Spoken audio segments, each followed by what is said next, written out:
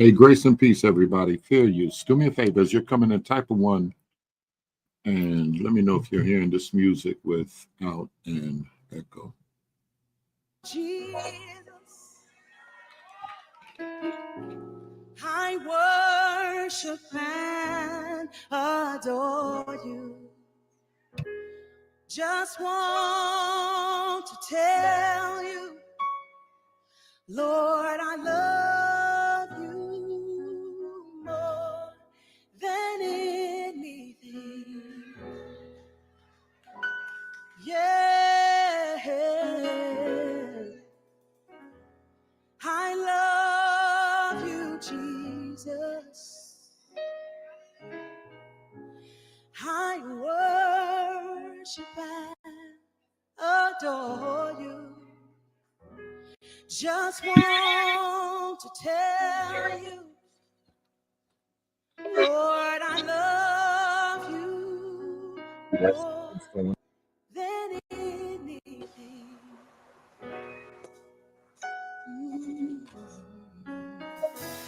I lift my hands in total adoration unto you. You reign on the throne, for you are God and God alone. Okay, can y'all hear that? I said the type of one. Maybe y'all didn't hear it live coming in. Can y'all hear? Can y'all hear that? Baker, you can hear me? And you can hear the music playing, right? Type of one. I'm trying to. Because of you, my clouds. All right, maybe I have one too many microphones. Okay. Is my voice going up this way? Is my voice getting louder right now? I just want to say that I love you more. And I'm way over the music right now, or is this just in my headphones? What I'm trying to figure out. And you hear the stumping on the computer.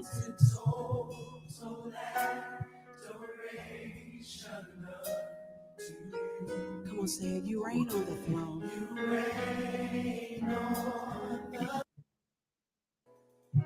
I'm starting the whole video. J Jack said both. Is my volume changing now? Is it going down and then now it's going up? It's really high.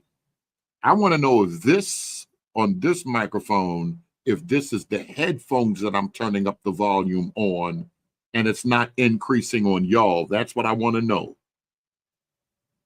He said, you're good. You're good. Is the volume changing at all? Is my voice changing at all? Like right now, I got the headphones. No, you just sound fine. Good. All right, because I have the headphones all the way down now.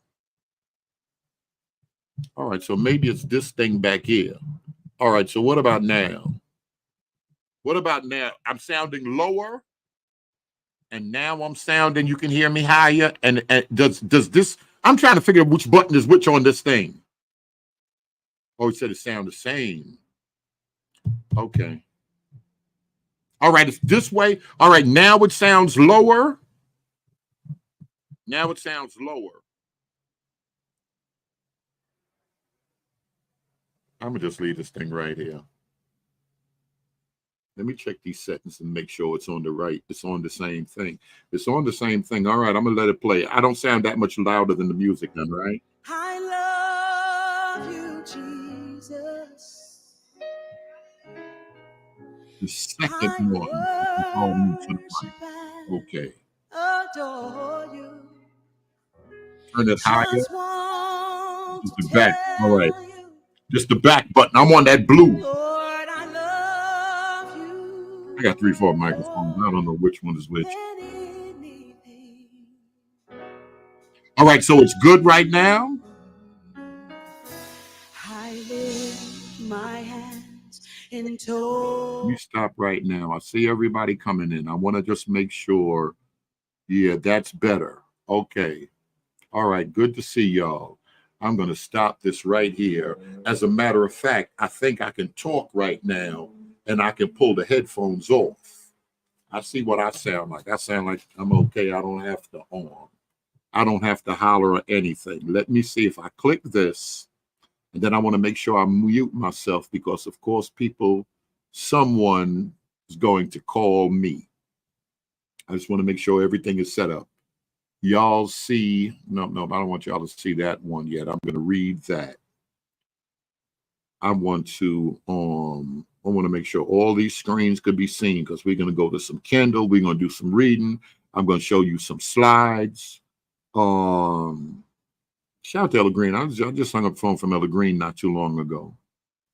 And he was asking, was there anybody in the community that, what did he say exactly? Was there anyone in the community? He mentioned a few people, Rev C, Dispensational Tim, I think Most Excellent, Pastor Mike, he mentioned first, has ever taken a course on the canon. If I'm understanding him correctly, that was the question that he asked me. This is just some testing stuff. Hopefully y'all can hear this. Let me stop that and play a little bit of this. Tell me that you hear me. My voice is still good. Jesus sent proclamations. You've been watching other channels and they've been telling you. And you hear the audio, and the audio is good. Jesus himself said your time is up, that your sentence is served, that he says your captivity is ended. All right, I don't have to holler. I don't want to holler on this one because it's going to be a lot of reading. Did they ever tell you that? A proclamation makes all the difference. A proclamation is a royal decree from the king. It comes with his signet. The Lord was talking to me about the signet. It is the specific ring upon the hand of the king bearing either his insignia, the creed of his house, special letters, or his initials. And you saw the king's seal upon it. You knew this man, this person means business. This is royal business. I am here on royal business. It does not matter that it is 2024. For me, we're back in BC or whatever. We're back there because I'm doing things exactly the way they did it back then. I don't play with these messages because these messages are sealed with the signet of the king. Okay, I hope Elder Green is seeing this right here. Elder Keith said, in most seminaries, church history is required, and it covers the canon. Seminary Code said, we don't have specific courses on the canon, but within the classes, we do spend some time on the canon. I'm going to call Elder Green and see if he heard that. I want to talk a little bit because I have some friends. I don't know. Let me see how much we're going to bring in. When y'all going to start canceling these false prophets? Let me start right there. Because I'm noticing that the false prophets can say stuff and y'all will never cancel them. Y'all energy strong to cancel everybody else, but y'all ain't canceling the false prophets. Listen to some of this. Spoke and he said, this is your last 4th of July in peace. And I paused and I thought about it because the Lord first said this. Is Red Letter in here? To me in. This is your last 4th of July in peace, your last Christmas, your last holidays. Throwing God sick of these pagan holidays. The end has come. The end is near. The end has come. You people are free. I'm going to tell you folk that if y'all don't know, because there are some people that don't really know, but there is a great shift that has taken place. I've seen early seeds of it, but it's another level. Maybe it's just because YouTube is on here. But I want to know when y'all going to start canceling these false prophets, because we're in the cancel culture and y'all want to cancel everything else, but y'all don't seem to want to cancel false prophets. Why is that? What do you do when you get a prophecy like this? Do you put it on the shelf? Do you automatically can it because you don't discern it in your spirit? What do you do, Red Letter? Where Terrence Jones at? July of 2021, again, the neighbors were doing what they do best early on. And the Lord said, America does not know that she is celebrating her last So some of you may remember that prophecy where God says that America is totally unaware of the future and the ending that he has for her, and she is celebrating her last 4th of July, her last Christmases, her last whatever kind of holidays we have here, last Labor Days, last Columbus Day, last Thanksgivings. The Lord said to me very clearly that this is a nation that is in her final throes of life. And imagine you are coming to the end of your life and you're still thinking that you're you're in your youth, you're in your 20s, you're in your early 30s, that kind of thing. Imagine you are coming to the end of life prescribed for you, and yet you think you still have so much more life ahead of you. So God was telling me all the way back in 2021, America is celebrating her last, and she does not know it.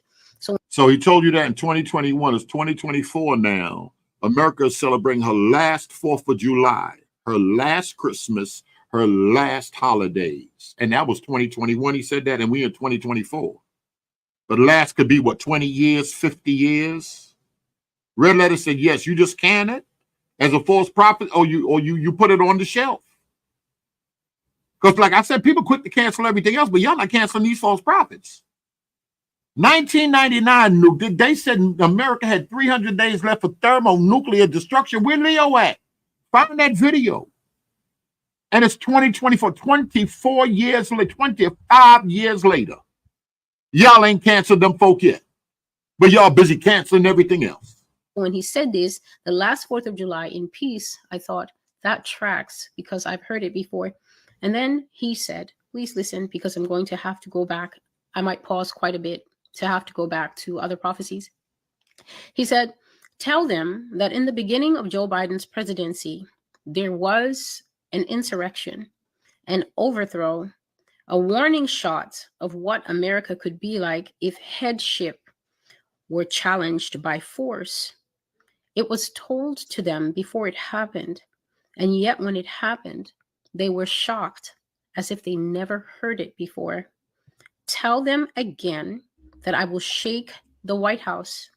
I will ripple up under it and send the plans and agendas into full emergency mode.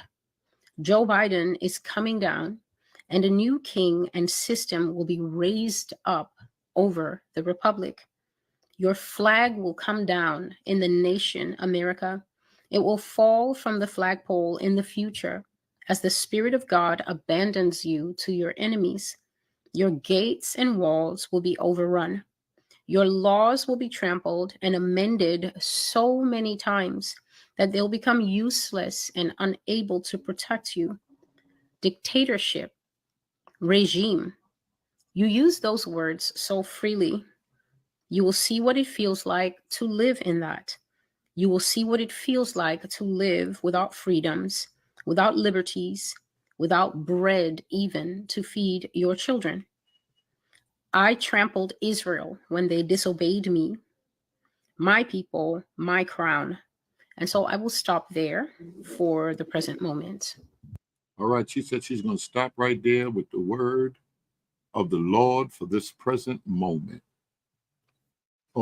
There's definitely a connection with colonialism, Christianity, and all these awakenings that's taking place. I'm going to do some reading. I'm going to do a good bit of reading. There's a bunch, not just the Hebrew awakening, there's a bunch of awakenings taking place. People are very leery about the government. We're seeing more and more videos reoccurring now. Because I was grown during 9/11, but we're seeing way more videos coming up and people speaking on 9/11, and you can't trust the government. You can't trust law enforcement. You can't trust the CIA. Now, people say, what do you mean there's a connection with colonialism and Christianity and these awakenings and also ancient heresies? We're going to see more and more of this. You can't get on the internet and discuss the Bible without discussing slavery and black-white relations, chattel slavery and things of that, and things of the sort. Y'all see, we had a big argument. Brothers start bringing some slavery up, and the Christians have slaves, but this is the hot thing on the internet now. The authority. Who's the authority? There's more brothers out here right now. They're questioning more of where the Bible came from than what the Bible actually said. And these things are problems. You can say what you want in the Black community. There's more people than Israelites talking about you can't trust Eurocentric Christianity. We have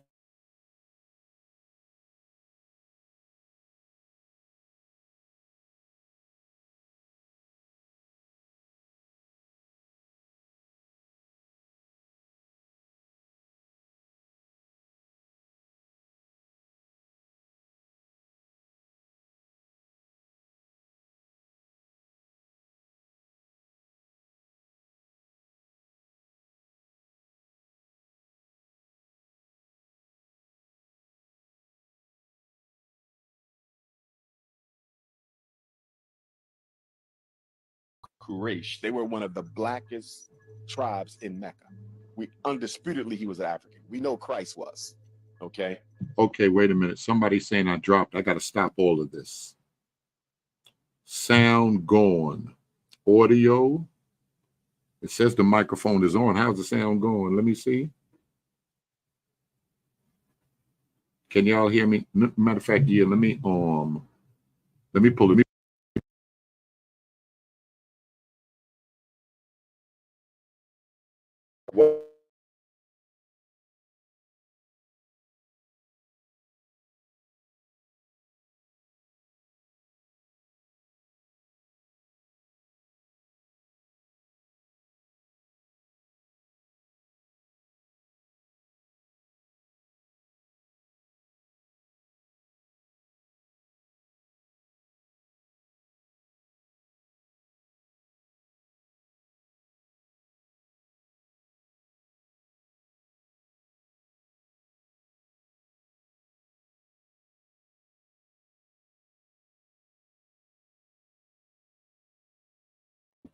Okay, now they're saying you're good. Now they're saying somebody's saying no sound. Oh boy, let me try this. Let me just try it. That the origins I wonder of if you can hear Islam, Christianity, the Hebrew I wonder faith, if you can hear this. nearly every religion, if it's ancient enough, it came out of African culture. We know that. Muhammad ibn Abdullah Keep talking, was a you black said. man. His mother One, was a two, three. Sudanese Arab. His father was from the tribe of Quraysh. They were one of the blackest tribes in Mecca. We undisputedly, he was African. We know Christ was. Okay. We know Moses was. He was taught in the ways of the Egyptians. Had to be blue, black, purple with a nappy head. Moses had to be. Leo, there's no getting around this stuff. I'm going to just some stuff I'm going to say, some people are going to be offended, but there's no getting around it. And we got more and more preachers, more and more bishops. They're not even claiming the awakening, but they claiming these folk lying. These folk been lying. We can't trust these folk. We can't trust these Gentiles. They are the Gentiles, and we can't trust the doctrines that they've given us. We can't trust the canon. Who picked the books of the canon? Can't trust nothing these folks said. And this is going to, it's calling for a new type of biblical discussion. Let's put it that way. Or some discussions that were taking place behind closed doors are coming out into the public right now. Let me just say it like that. The problem is, even though these religions originated in our culture, they were colonized by non-Africans for a period of time and given back to you. One of the things that happened in that colonization period, Elder Keith, if it wasn't for chattel slavery, Christianity would not have spread the way it spread. We wouldn't have so many Christians on the planet if it wasn't for chattel slavery. Many people in this country and abroad, I'm going to give y'all scripture, because they believe in the scattering. They believe in a lot of people in the Bible is living in Brazil, living in Jamaica, living in Brazil, Jamaica, living in Haiti, Trinidad and Tobago. And these are people of the book. This doctrine is spreading. And these people believe on the Lord, largely in Africa, they believe on the Lord because of the slave trade. It's just a false narrative that's being pushed. Because these religions were used as instruments of conquest, Was Christianity already growing and in the hundreds of millions before chattel slavery began?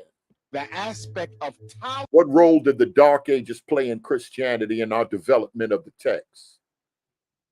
I heard Jabari say, "Oh well, if they had the text in the Dark Ages, if they had the text all these years, the Tamhu people, if they had the text all these years, how y'all know the text not messed around with, tampered with?"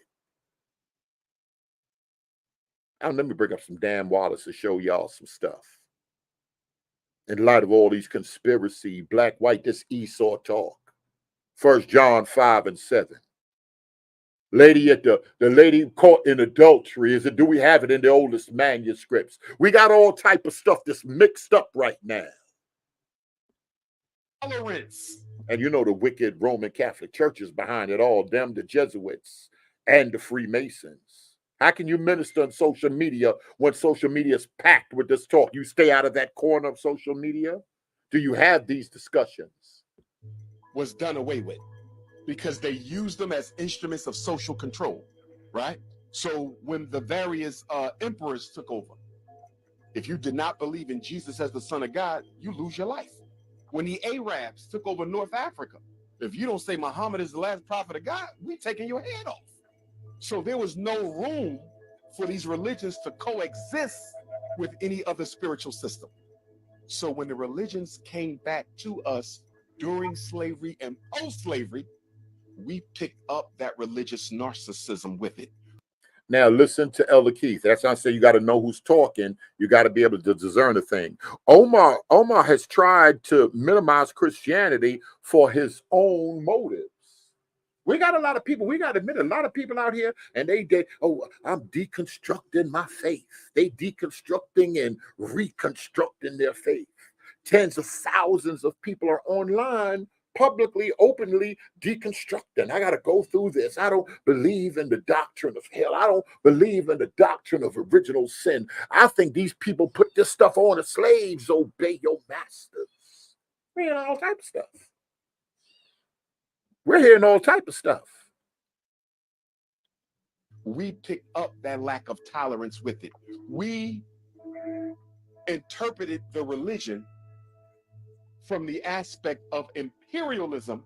We got to go back to African spirituality. What one spiritual system y'all had in the continent of Africa? I'm going to start banging this table. I'm going to start talking loud, but y'all be saying some stuff and people are eating it up without thinking. What one spiritual system y'all had that was so powerful that worked for you? That stopped warring tribes in Africa? Because you know a lot of y'all don't believe warring and slavery and murder and rape, and none of that came about until a certain pigment of people came on the scene. You know that's heavy on the internet also. The original sinners, the original wicked man. Iceman inheritance doctrine, I call it. As these non-Africans used it as a weapon of imperialism. That's why you have black people say, I'm going to be quiet. I can show you better than I can tell you. I'm going to just show you pastors. And you tell me, if you don't see their faith, if you don't see their faces, I'll just show you. What was that? Somebody posted in the back chat, the Israelite Baptist Church also. They look like regular church people. More and more Stephen Darby people are popping up. They got pulpits and keyboards and drummers, and it look like a regular church. But they're talking that talk of what some of y'all call that nonsense, them black Israelites on the corner talking about, what Dr. Bennett, John Henry Clark and them was talking about. If you're not saved, you ain't saved. Boy, you're going to go to hell. If you ain't saved, I can't be bothered with this. Is this a Christian organization? Right? Same thing in the Muslims, because I was raised Muslim. They just as religious and narcissistic. Because leave it to these people on the internet, Christianity did way more damage on this planet than any good she have ever done. Matter of fact, people say, tell you right now, take back the good, the so-called good that Christianity has done, and give people back their gold and their lands and their lives. You know what I mean? Are they Muslim, or is this a Muslim thing? Is this Islam? Because if this ain't dealing with the Quran, I'm not going to be bothered with it. All right, let me stop that right there. Let me stop that right there. I see the other emails. I'm not going to even go to that. He said the 3:20 mark. Hold on 1 second. Hold on one. Let me go back to this. Matter of fact, let me go fair use.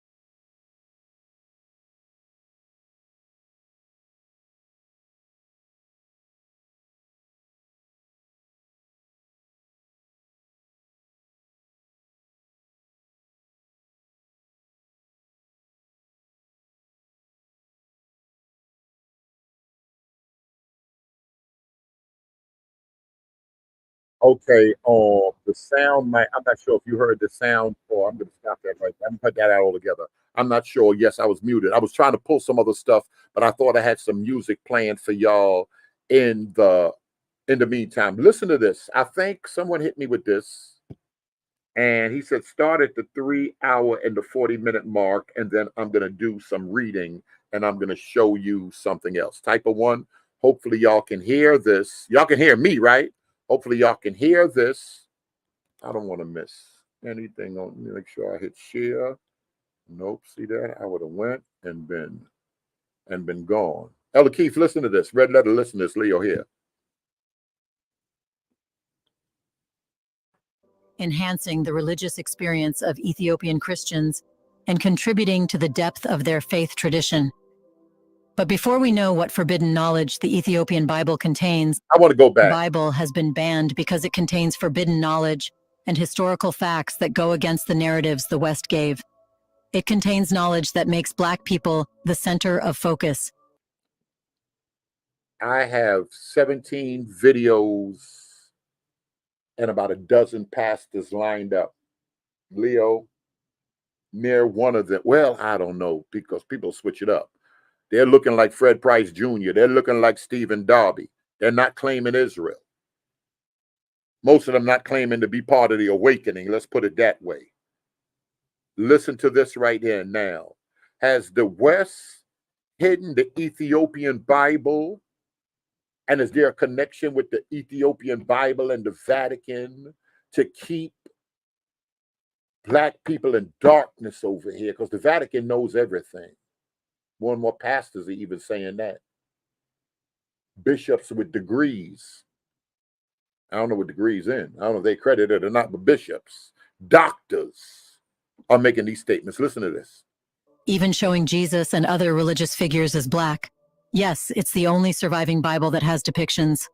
Being about 1400 years old and written even about 1000 years before the King James Version of the Bible the world reads, the Ethiopian Bible has the most sensitive and forbidden knowledge. But why has it been banned despite being a holy book by the West? Welcome to a new episode of Black Afric Diary, a channel where we talk about Black African history, culture, arts, and civilization. It's a place where you will see the real picture of Black Africa, its stories, and the events defining it. In this episode, we will tell you what hidden and uncensored knowledge the Ethiopian Bible has that scares the West. Let's get started.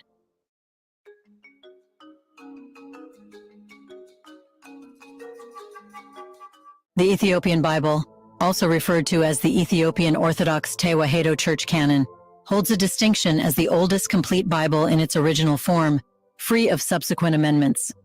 Spanning 81 to 88 books across both the Old and New Testaments, it sets itself apart from other Christian denominations by incorporating various texts absent from their canons. This raises the question of why the Ethiopian Bible includes more books than others. The distinctive historical Listen to this. Listen to, I want Elder Keith, are you people listening to this stuff? I think Ethiopians are keeping the Bible from the West. What make Reddy Bruce say that? Y'all don't know. I'm worried. historical, cultural, and theological context of the Ethiopian Orthodox Tewahedo Church provides the answer. Originating as early as the 1st century AD, when Christianity first arrived in Ethiopia, the Ethiopian Church developed independently from Western Christian traditions dominated by the Roman and Byzantine churches. This autonomy allowed the Ethiopian Church to shape its own theological interpretations and Listen to this. I got to read this stuff, y'all. I say I'm not going to even deal with them comments. I'll be so aggravated and got so much other stuff I'm dealing with in my life. Most Ivy League divinity schools have bigger libraries than the Vatican. I don't know why. Oh, no. Oh, boy, I'm going to get mad. I'm going to just leave this here. But all the rumors that the Vatican's hiding everything, the whites in the West are hiding everything. They was hiding Enoch from y'all. Everything is hidden because they want you to know that y'all are the most powerful people on the planet, and they are so afraid and they are so worried because of who you people are. Is it really a great conspiracy, or some people just didn't know? Because clearly we got grown folk running around here that don't know how to do research, that's doing a lot of teaching and don't know what a primary is. Where is this stuff coming from? What is this greater way? What is this great knowledge that we coming into, Sean? And what has been hidden and what wasn't hidden, what was just out there? But folk, when you think Dr. King knew that the book of Enoch existed, or Dr. King, who had a real, I believe he had a real degree, right? Had a real degree. Oh, you think he ain't know nothing about Enoch? I'm gonna show y'all why it's connected to the canon. I'm gonna read 4 or 5 books. We're gonna deal a little bit with this canon because the canon is a big thing. The canon is real important. They trying to control us. Who told us to read what books? And why I told y'all Freemasons been open to certain things, because that was a Freemason that brought y'all back that book of Enoch and brought it over here. They've been moving with an open canon. Lost books of the Bible, forgotten books of Eden. You can't tell most religious Freemasons. You can't tell them what to read and what not to read. So they moving with an open canon. If they pastors or not, if they've been to seminary or not. We got a lot of people out here in the Awakening, Alton. They moving with an open canon. Y'all scared about them people just dealing with the Apocrypha and not Nag Hammadi? These folk run around here with your waspy and everything. They got everything out here. But y'all gonna learn. But these things have to be discussed. They have to be discussed. But don't push it like it's some great conspiracy. Why don't the whole church have the same canon? These things are going to come up. Practices, independent of the criteria. I'm going back because y'all ain't answering what role Christianity and colonization played with our understanding and people's understanding of the Bible. The growth of Christianity. Were most people really forced into it, or you can't really be forced into anything. I don't care if it's a slave ship named Jesus. They was baptizing slaves in the dungeons before they put them on them ships. I don't care. You can't be, you got to be born into this thing, born of the Spirit into this thing. But all these things are connected. All these things are connected. The pastors, to get traction now, what they gonna do? Listen, say what you want. They're going to preach you can't trust these folk. It's downstairs in the Vatican. Applied by Roman and Byzantine authorities when compiling their Bibles. In contrast to Western traditions that selected books based on specific narratives and theological frameworks, the Ethiopian Church adopted a more inclusive approach. It included all books considered holy, reflecting a broader acceptance of ancient texts that were excluded or marginalized elsewhere. This autonomy. Abu, listen, where was Scary Abu at? Listen to this. Listen to this.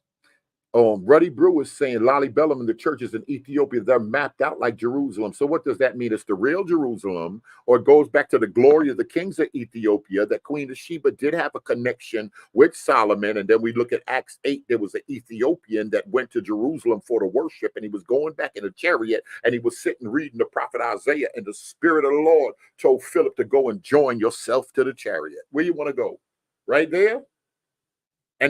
So what? There's more to this. Tell us what it is that God ain't laid out for us, that we can't find, that they hid. We're gonna get into the slave Bible. We're gonna get into the slave Bible. I'm telling y'all right now. Matter of fact, I'm gonna tell y'all what I'm gonna do for y'all, and I do it because some people look out, and I got some people to support. I'm gonna go live from somewhere in a few more days. And we're going to talk that talk. Oh, we talk it on the regular, but we're going to really talk that talk, especially if them glasses and that other camera work when I walk up in there. We're going to talk that talk. But talk about it, Ready, bro? Talk about it. What are they hiding? What we don't know. No, it's not he said, no, it's not the original Jerusalem. It's Ethiopia. Is there a pattern after? You know the whole story about the Ark of the Covenant and Solomon sleeping with the Queen of Sheba and sending the boy back, and she was pregnant and the boy had a ring. He made a replica, but the real Ark of the Covenant was taken, and 1,000 Levites went from Israel to Ethiopia. I told y'all in the early 90s, we were dealing with Graham Hancock and where that Ark of that Covenant was at in the glory of the kings of Ethiopia. But now the internet is out. Now y'all talking Illuminati talk. Now, they were Freemasons, and they were behind building and talking about certain things. That's why Bruce, as a Freemason, opened it up and brought it back. He believed in sharing knowledge. That's how come Freemasons were influential in the founding of this country. They didn't want the garbage and some of the religious nonsense that was going on in Europe over here in this country. Come on, Leo, then they want to get mad when you ask, where is he getting this from? They got to reinvent the history to give us this. So now somebody fooled y'all. Those are the wicked devil worshipers. Because they ain't want that religious nonsense in Europe. They ain't want it going on over here. So they try to situate the government in a way that they can't rule religion and government hand in hand. We're gonna talk, but they got to show and prove where they're getting it from. Autonomy resulted in a scripture canon that diverged significantly from that of European Christianity, including a wider range of sacred texts. Ethiopia's geographic isolation in the Horn of Africa has also played a crucial role in shaping its unique religious tradition. With limited interaction with other Christian communities for much of its history, the Ethiopian Church developed its religious practices autonomously. This isolation Let me ask you a question, Ruddy Brew. Who's closer to the church? Who's closer to the church in Lalibellum? Y'all, you and your tradition? Dr. Brown and them other people, who would you call a small hat people? Who's closer to their tradition? I tell you, I met them Ethiopian girls. They say, y'all not us. Who them Ethiopians think they are? They identify with you people in this room? Israel was dealing with that land and that people. They airlifted the folk, the wicked ones y'all talking about. Y'all stories not adding up. I'm sorry. Stories ain't adding up. Y'all can't just tell me anything. But I see it's working on the internet, and y'all keep going because it is working on pastors. That's how I'm wondering what spirit's leading these people, or the Most High and his truth has come to bring a sword. Of course, wickedness, plenty of it, was done, like Dr. Vince Bantu would say, under the watch or the banner of Christianity. Elder Keith, I hope y'all, what Van Harris said, let me look for I want all the elders. I want all the elders. ensured the Ethiopian Church could independently select its scriptures without external influences, unlike the selective processes observed in Europe. The inclusion of additional books in the Ethiopian Bible reflects the diverse theological perspectives and cultural insights cherished by the Ethiopian Orthodox Tewahedo Church. These texts offer alternative interpretations of Christian beliefs, rituals, and spirituality, enhancing the religious experience of Ethiopian Christians and contributing to the depth of their faith tradition. But before we know what forbidden knowledge the Ethiopian Bible contains, let's first know why it has untempered information. It's a fact acknowledged by even the Vatican City that the Ethiopian Bible stands as the oldest and most complete written Bible in its original form, untouched by later amendments. It's because the Ethiopian Orthodox Tewahedo Church traces its roots to the Apostolic Age and maintains a distinctive biblical canon known as the Kebra Nagast, or Glory of Kings. Fact. This canon includes not only the standard Old and New Testament books recognized by most Christian denominations, but also additional texts, such as the Book of Enoch and Jubilees, alongside traditional Jewish writings. Ethiopia's Christian heritage dates back to the 4th century CE, when King Ezana officially adopted Christianity. And then Alton, you can say what you want, Alton, but I'm looking for y'all. I'll be looking to see who's going to put that work. If somebody got to lay heavy in the Jubilees, this is what they've been hiding. This is the truth right here. What is Jubilees? What are some of these other books, including the Apocrypha? Elder Tim, Pastor Mike, I see he hit the back. Oh, boy, I'm going to just leave it alone. He said the youngins, the elders versus the youngins. You say what you want, dispensational Tim. Oh, Father God, please help me not to even think about that head bopping up and down on Joe Biden's. I hate these people. I gotta focus, fair use. He challenged y'all. Come on and bring it out. What doctrine is in the Apocrypha? As the state religion. The geographical and cultural isolation of Ethiopia allowed its church to develop its canon independently of Western influences, preserving texts that might have been overlooked or excluded elsewhere. Thank you, Abu. In contrast, the King James Version, KJV, of the Bible, commissioned in 1604 and published in 1611 under King James I of England, aimed to unify and provide an authoritative English translation. Drawing primarily from Greek and Hebrew manuscripts available at the time, including the Masoretic text and the Textus Receptus, It reflected the culmination of English biblical translations. Y'all see what my man put down here, because the way they make it sound in the video, you know that book, The Glory of the Kings of Ethiopia, to give the legend, to give the story, that ain't part of the canon. It's a lot of confusion. It's a lot of confusion. But people are so bent on black people, white people, and the wickedness of the West and what they trying to hide from us that they're just running and starting channels and saying stuff, and they really want to give you that AI voice because y'all know how that white bottle do. You know that's that good energy, so they giving y'all all of this stuff, and they just grabbing and running something from Putin, and they just making stuff up. One thing they do know, they understand the power of lore. I'm gonna still read from them early Masonic documents, the Regus and that Cook manuscript, so y'all can see Nimrod and the Tower of Babel. Lore is important. American blacks have established the lore. But don't worry, it existed because them other folk got a whole lore in England with the Queen and them. What that chair she was sitting in with Princess Diana and all, that chair they talking about belonged to David and all them folk over there sitting down in that chair. That's lore, y'all. Dating back to the 14th century, critics argue that these manuscripts, while significant for their time, do not represent the oldest or most accurate renditions of the original biblical texts due to the limitations of early 17th century textual criticism and manuscript availability. Supporters of the Ethiopian Bible's authenticity emphasize its insulation from Western theological developments as a safeguard of an ancient textual tradition. The inclusion of books like Enoch and Jubilees, absent from many Western canons, suggests an early Christian acceptance of texts that were later. Is Enoch part of the Apocrypha? Is Jubilee part of the Apocrypha? Excluded or marginalized in other traditions. The KJV predominantly draws from Byzantine and Western manuscript traditions. Is Thomas part of the Apocrypha? While the Ethiopian Bible incorporates a broader spectrum of textual sources. These differences contribute to varying interpretations among different biblical translations. But how was the Ethiopian Bible preserved? During the early centuries of Christianity, diverse manuscripts and versions of biblical texts circulated across different regions, each reflecting unique theology. Where's Sean get this from right here? That's a new one on me. The archive indexed are not public and are only accessible to scholars once they are 75 years old. Where that come from, Abu? Where can we find that at, Sean? So Abu and them could look that up and do something with that. You got to be 75 years old, and everything ain't for everybody. I know certainly there's some rare stuff in there because you know they got more than books. Certainly, what's going on, fam? Certainly, there's some rare stuff in there, and they're just not gonna let people just come in there and just get the grab and then handle it and they're taking pictures and doing certain things. What's coming from Red Letter?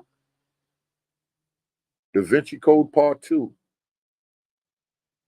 I don't know how y'all gonna deal with people on the internet and we can't separate Hollywood and people are starting to believe Marvel Comics and the Da Vinci Code and connecting that with the Vatican and the movie Geist and Omar Johnson and Young Pharaoh and the nonsense Politenum. I don't know how on top of this, some people are really, really hurt. Some of y'all never even seen Cotton, but y'all are so hurt behind slavery. All of this stuff mixed up in a stew together. Taylor, what's good? All of this stuff in a stew in one pot mixed up together. Now, don't make me go call my people and bring my people out here, because I'm gonna talk about some stuff when we start dealing with the canon. And I was going through my emails and stuff, and I'm listening to my man hit me with something, and I'm playing it, and he was saying something about it's going to begin to be a free-for-all with the canon or whatever. And my people was like, yeah, that's how it is. You got, the spirit will tell you one thing and the spirit will tell another person one thing. I said, what? And the spirit just telling everybody you got to go with your own leading of what the spirit is telling you. And he ain't telling us all the same thing. And y'all think Abu the problem? Boy, listen, I'm going to let this video play. Matter of fact, let me bring these folk out here. I'm messing around and get the bishop and them. I'm messing around and I feel like, boy, I'm telling y'all right now, I'm so aggravated with some of this stuff I'm hearing. I feel like letting y'all hear some real stuff from their mouth. Go up in the office so y'all can hear, because they fear they teaching y'all. Matter of fact, I'm going to stop this video in 10 minutes. I'm going to read something. And I might start getting some passes on the three. We'll let them start talking to y'all. Now, they going to think they just talking to regular good Bible believers. They don't know what type of crowd this is, but I'm going to let them talk and then y'all tell me. Theological emphases and textual tradition. In fact, I'm gonna let them talk, y'all. If I let some of these, if I let some of these bishops, some of these pastors talk, y'all gonna appreciate the elders and them youngins I got up in here. Keep playing games. I'll let y'all hear something. It's too much good footage. I can't let Deacon and them get that. I can't let them get a hold of that. But I ain't gonna lie, I feel like letting it go. Y'all don't respect what we do over here, but y'all gonna learn to put some respect on it. The Byzantine Empire, centered in Constantinople, played a central role in standardizing and spreading biblical texts within the Eastern Orthodox Church. This process involves selecting certain manuscripts as authoritative and establishing textual norms aligned with Byzantine theological perspectives. Byzantine influence on biblical standardization was particularly profound in the Greek-speaking Eastern Christian world. Scholars and theologians dedicated themselves to preserving and transmitting biblical texts, leading to the predominance of manuscripts like the Byzantine text type in New Testament studies. These manuscripts laid the groundwork for subsequent translations and interpretations both within and beyond the Byzantine Empire. However, these versions of Bibles had collectively excluded other nations and records that were distant from white Europeans. These Bibles excluded other nations. When Europe started forming the canon and forming the Bible, they were just thinking about themselves and not thinking about other races of people or branches of the church. How does that history work? Where are the key for them at? How does that history work? Listen to what Rome say. The open canon is a gateway to ecumenicalism and one world religion. I don't know about that, but I'm gonna tell y'all what that open. I'm gonna tell y'all what with these levels of interpretation with that canon, y'all gonna get this esoteric doctrine. Y'all making Annie Bassett. I'm not gonna lie. Now y'all might feel some type of way. Blavatsky, Bassett, and some of them occultists. I got the level. I look at them different than I look at them dudes in GMS. I'll keep it a buck. I'll keep it a buck. Stuff that they saying, stuff that folks said 100 years ago, it is coming to pass. It is coming to pass. Y'all run around talking about thermo. Y'all prophecies is fake. At least them other false prophets that's occultists, they prophesy and the things are coming to pass. Now, that don't mean that they're prophesying by the power of the Most High God. But at least what they're prophesying, they're tapped in with a spirit, they're tapped in with an agenda, they're tapped in with something that's moving forward that we see in this country today. The occult history of America, the secret destiny of America. Y'all playing, y'all think it's one thing, but it's something different.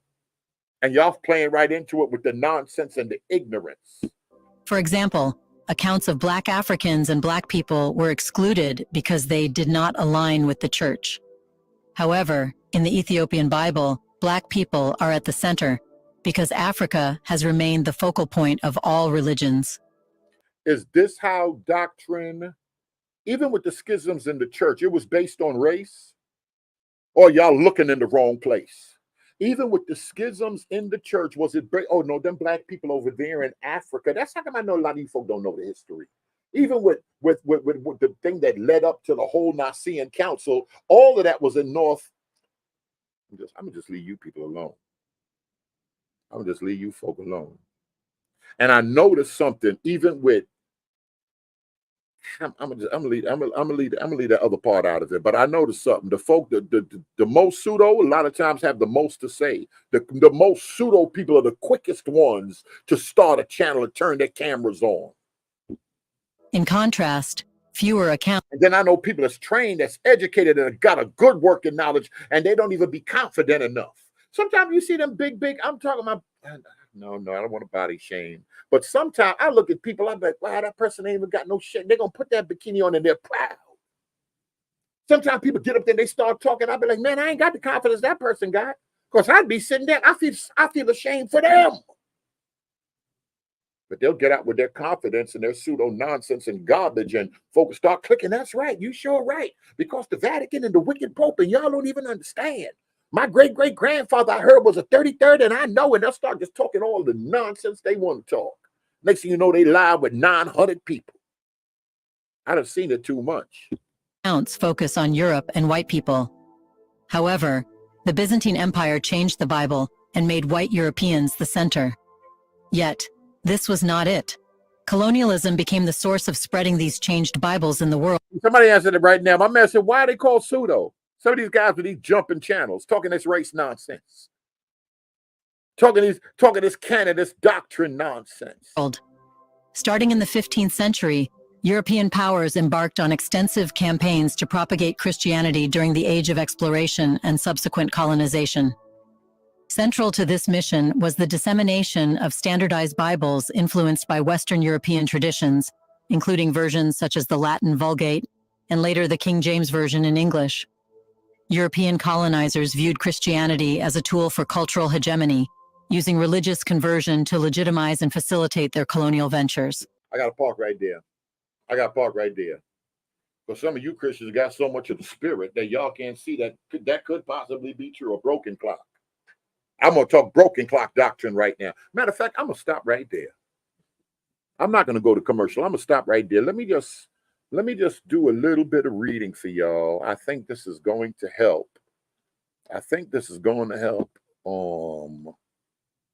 And then we'll see.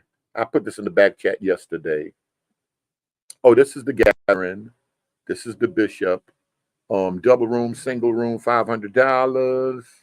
Price is going to increase. Bishop, apostolic, kingdom light, apostolic movements. There's movements taking place. There's many awakenings going on at the same time. Listen to some of this. Type of one. Hopefully, matter of fact, I need to look on my phone. I don't want to waste all this reading I got to do up here by myself. I don't want to waste any. Type of one if y'all can hear that. I mean, not hear that. If y'all can hear me and this thing is going right. Wait, nope. I want to make sure I could see this. I'm using my phone as a monitor. All right, I'm gonna stop that for a second. Let me, what we got here? Schisms were based on ideologies and philosophies. Listen to this right here. I'm going to read this to y'all. The plot thickened, and those prophetic, prolific, professional scholars and practitioners, the doctors, are still stirring the proverbial plot of religious miseducation and possible deception. I gotta see this thing on the monitor. I want to watch the comments at the same time. Leo, listen to this. I want you to listen to this really good. Red letter, I want you to listen to this. I want you to listen to this really, really good. Who are emulating in our deepest embedded Christian practices and beliefs? The Western Grecians, Latin Jesus, or the Hebrew Aramaic Yeshua? There's a separating that Western Jesus, that wicked J. J didn't even exist. So most of the time, if you see the name Jesus, it comes with oppression. Most of the time you see the name Jesus, it comes with a white Jesus on the wall in your church, and it comes to colonize your mind. Throw it away, the name Jesus. He spoke Aramaic. Call him Yeshua. He will not answer your prayers. The other girl had a video. She said, there's no power in the name of Jesus. Be like Jesus. Huh? Which one? There used to be a show back in the days, and they said, with a real person, please stand up. They saying it's a fake Jesus out here. Type of one if y'all believe that. If there is African or Hebrew blood in our veins, but we have been embracing and worshiping a Europeanized Jesus who is diametrically opposed to who we are, it may be producing a spiritual and autoimmune disease wherein we attack our own. Uh-oh, Leo, you're gonna get out of here checking other doctrines, correcting other doctrines. If it come from a black person, shut your filthy microphone. Standing up in the name of apologetics and all this garbage that come from the other people. I'm adding that in. I gotta read for y'all. Let's just drive, and let me just go back to reading. And in the name and the spirit of Western Romanized Jesus, we condemn, fight, bite, and devour one another. Now, the Bible do talk about biting and devouring one another, but does it talk about it in the sense of we should accept false doctrines? Or does it talk about it in a different manner? You see, people have used the Bible to get you out the Bible. Let me tell you, I'm gonna get the women to the side and tell them some stuff. I have seen G in the street is one thing, but I have seen more brothers getting more draws. Oh Lord, let me just read this. Just be careful, sisters, because a brother quoting Bible don't mean nothing. Be careful. Be careful. People talking about, oh, he'll put some pills and he'll put something in your drink. Boy, when they get to putting some Bible on you, ain't nothing like no Bible coming from a man. Let me just tell y'all that right there. Be careful, because he quoting Bible, that don't mean everything. Oh, I'm gonna marry him. He came to church. So what? Jesus, there was an unclean spirit in the church. When Jesus walked in the temple, there was a man that been had a spirit that was in there. Stop playing yourself. Why am I going in this direction? Let me just, I'm going off.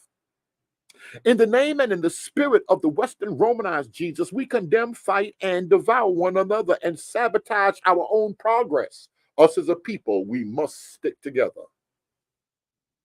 It is attached to Jesus or Yeshua. We can pattern ourselves after something that has been deceptively restructured.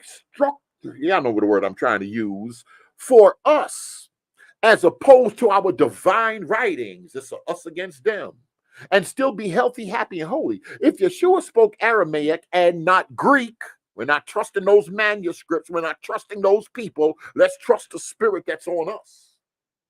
All this hermeneutic and eisegesis. Let's take off this Western mindset. Take this thing off. It belongs to those people. Seminary, all that higher thought, that belongs to those people.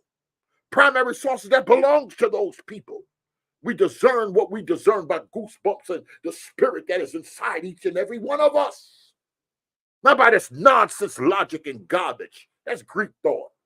Get rid of those folk and get rid of their thinking. So we got a movement of believers. A lot of them are what we, and it's so funny, because a lot of them are what we would call Greeks when they went to college, but that's a whole different thing. That's like some people want to call them gatekeepers. Let me just keep reading before I start going off somewhere else.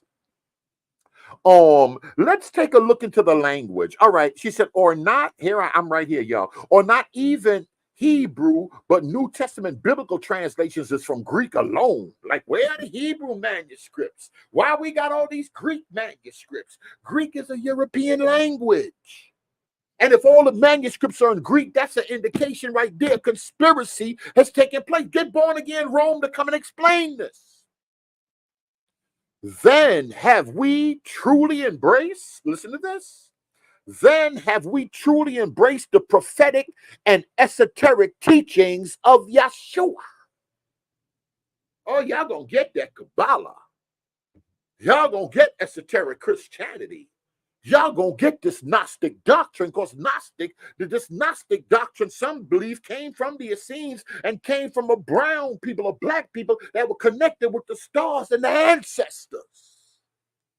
Literally read no scripture, take it out of context and let it drop in our spirit, but y'all have made context a gatekeeper that we can't receive the higher knowledge. Have we ingested something else that makes us dysfunctional? Of course, the true teachings of Jesus, y'all got to say, you can't put new wine. I'm going to give y'all Bible. I'm going to show y'all. I said the game is to be sold. I'm tired. I'm not going to be giving this up to y'all, because y'all want to be bamboozled. Paul said, who is hood? Y'all want the hoodwinking. That's what y'all want. Y'all want to be tied up, blindfolded, and spanked. That's what y'all want. So y'all chase after this. So spank me, spank me. Let's take a look into the language. Hey, look at this right here. Let's take a look into the language and culture of Yeshua. Is it the same as the whitewashed version we've been forced to accept? Now, be careful now, because remember, Lisa Fields and Jerome Gay got a book on whitewashing, or don't Jim in context. Didn't he talk about whitewashing or European images and how those things are wrong? Be careful now. Oh, that's why y'all mad at Lisa Fields and Bantu and them blowing. Because folk out here questioning your colonized Christianity. That's what they're saying. That's what they're saying. Forget that Jesus, let's leave Jesus alone. Because y'all, when we talk about Jesus, we can't even talk on the Bible. We got to talk on slavery and the sinful nature of them other people. We can't even deal with the true message of the Bible, that all of our righteousness. Let me leave that alone. I got to go deal with. Let me just get back into this book and this occult teaching. And I'm not just putting that with awakening and black power, because we see with Kelly and them, we see the occult teaching in Europe, when John D and them. But remember, when they started looking into the crystal ball and communicating with the spirits or with the angels, Kelly, what the other dude wanted to back up. He was like, He said, what they're communicating with us is in direct contrast to the book. Those angels are giving us messages that's contradicting the book. They say, Jesus, he regular, he all right, we know who he is. He ain't nobody important. But we're all Christ. What message did he really come to teach us? We running around jumping up and down and praying and worshiping the man when we're all Christ. Let me keep going, though. Let me keep going. This ain't where this is going. I'll be doing too much at one time. All right, tonight the doctors are in. These are the doctors with degrees. We will examine some of these teachings based on the language Aramaic. Now, there are no Aramaic manuscripts. We have the Peshitta, the 4th century paraphrases of some stuff. But they're saying that this thing was hidden, the true message is hidden, or it was lost in translation. We will, look at this here. Somebody go get most excellent. We will also determine if those teachers if they're rooted in traditional African spirituality. That's the root of the doctrine. African spirituality. You got to go back to the original man. We got to take it back to Nimrod, and we got to take it back to Enoch. We got to take it back to Adam. It got to come from Africa. Now, wait a minute. Geographically, if so much stuff took place in Africa, and what was Lewis, Mary, Leakey, and them talking about? Lucy and all them out of Africa. Adam and Eve, the garden coming up out of Africa, or the Middle East, wherever you want to call it. If you want to talk about the Euphrates, that's still the land of the darker people. If it don't come from a people that look like me, that's why my melon count is so high. Darker skin, so I can catch the spirit quicker. We were people of the sun. Then people get out there, they need suntan lotion. Somebody had to focus it. They say, the Egyptians had the earliest form of suntan. Oh boy, I'm gonna leave this alone. Let me try to stay on track. These people not even claiming, they're not even claiming what some of you folk claiming and the people that we beefing with, but we got to go back. In these next few episodes, we will delve into both the language and culture of Aramaic, and as we examine the Lord's Prayer. Y'all don't know there's even hints in the Lord's Prayer. Who know what these are? If you read it in Aramaic. Woo! This conspiracy gonna take you to the Christ.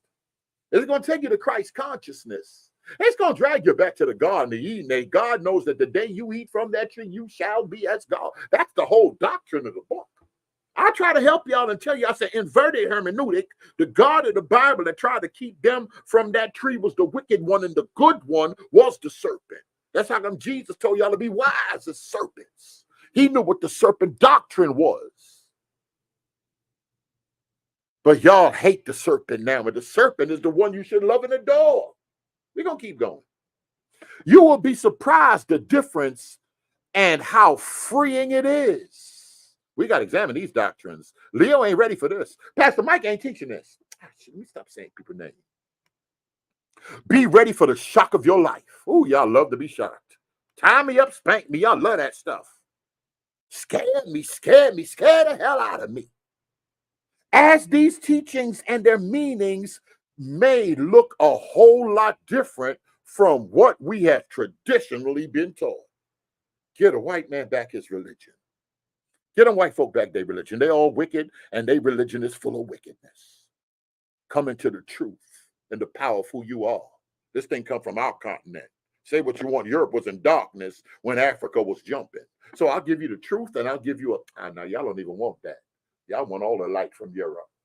Then when I come here, I say civilization ain't beginning in Europe. You're thinking it's the Afrocentric thing, so you don't know what truth to receive and what to shun. Truth is truth. Somebody said, "Oh, truth is." Never mind. I'm just gonna read. I'm gonna read and shut my mouth because these folk, they doing it. So let's take this one into the examination room with the doctors, and that's their two names right here tonight. The doctors are in. Look at this. Liberation, hashtag African spirituality. Where Leo at? Leo, you don't want this. Born again Rome, you don't want this. Jesus, the bread of life, hashtag Black Jesus, hashtag somebody need. I'm finna let y'all hear this right here. I ain't thinking about y'all. Y'all finna hear this. 12 degrees. Like it or not, y'all gonna examine it. Y'all better not hate. And if you hate, let me go back here for a minute. I can stop this right now. Let me go back for a minute. And if you hate, you ain't got the spirit of truth.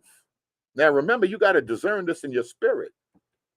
Put this European garbage down about context. Let's read it and put this garbage down. Wasn't no book around. Gutenberg and then that was game when they started promoting that book. That's propaganda. How we were on this planet for thousands of years without a book. Matter of fact, I need to go. If I wasn't so tired, I'd go do some more reading right now. I'd go do some more reading when we start, because Jesus said out of his own mouth, it is written. The scriptures cannot be broken, but they want to give y'all something else. Oh, maybe that's translated in Greek, so that don't really mean that. Nah, let me just let the Holy One speak. I'm gonna be quiet. I ain't ready. Let the Holy One speak. Y'all want to be spanked. But I'm very scriptural. The gates of hell will not prevail. Amen. Thank you, Jesus. Glory to God. I know. Wait a minute. Somebody I see mute. anointed someone with the gift of air conditioning. It is hot.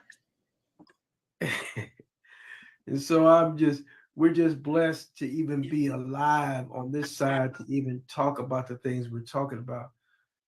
And brothers and sisters, we have a lot to talk about. And it just appears that the evolution of this topic regarding the Aramaic teachings of Jesus, the linguistic implications for... I wish y'all would go study that Lord's Prayer in Aramaic. Y'all busy worshiping Jesus, but y'all don't even know what's inside of you. Y'all don't even know what's inside. I feel the Spirit. Greater is He. I wish I had an organist right now. I feel like preaching. And then when the nonsense, y'all like the nonsense. Y'all like the nonsense, but I believe it's established in a way where the nonsense draws the greater offering. That bothers me. But it is what it is. It is what it is.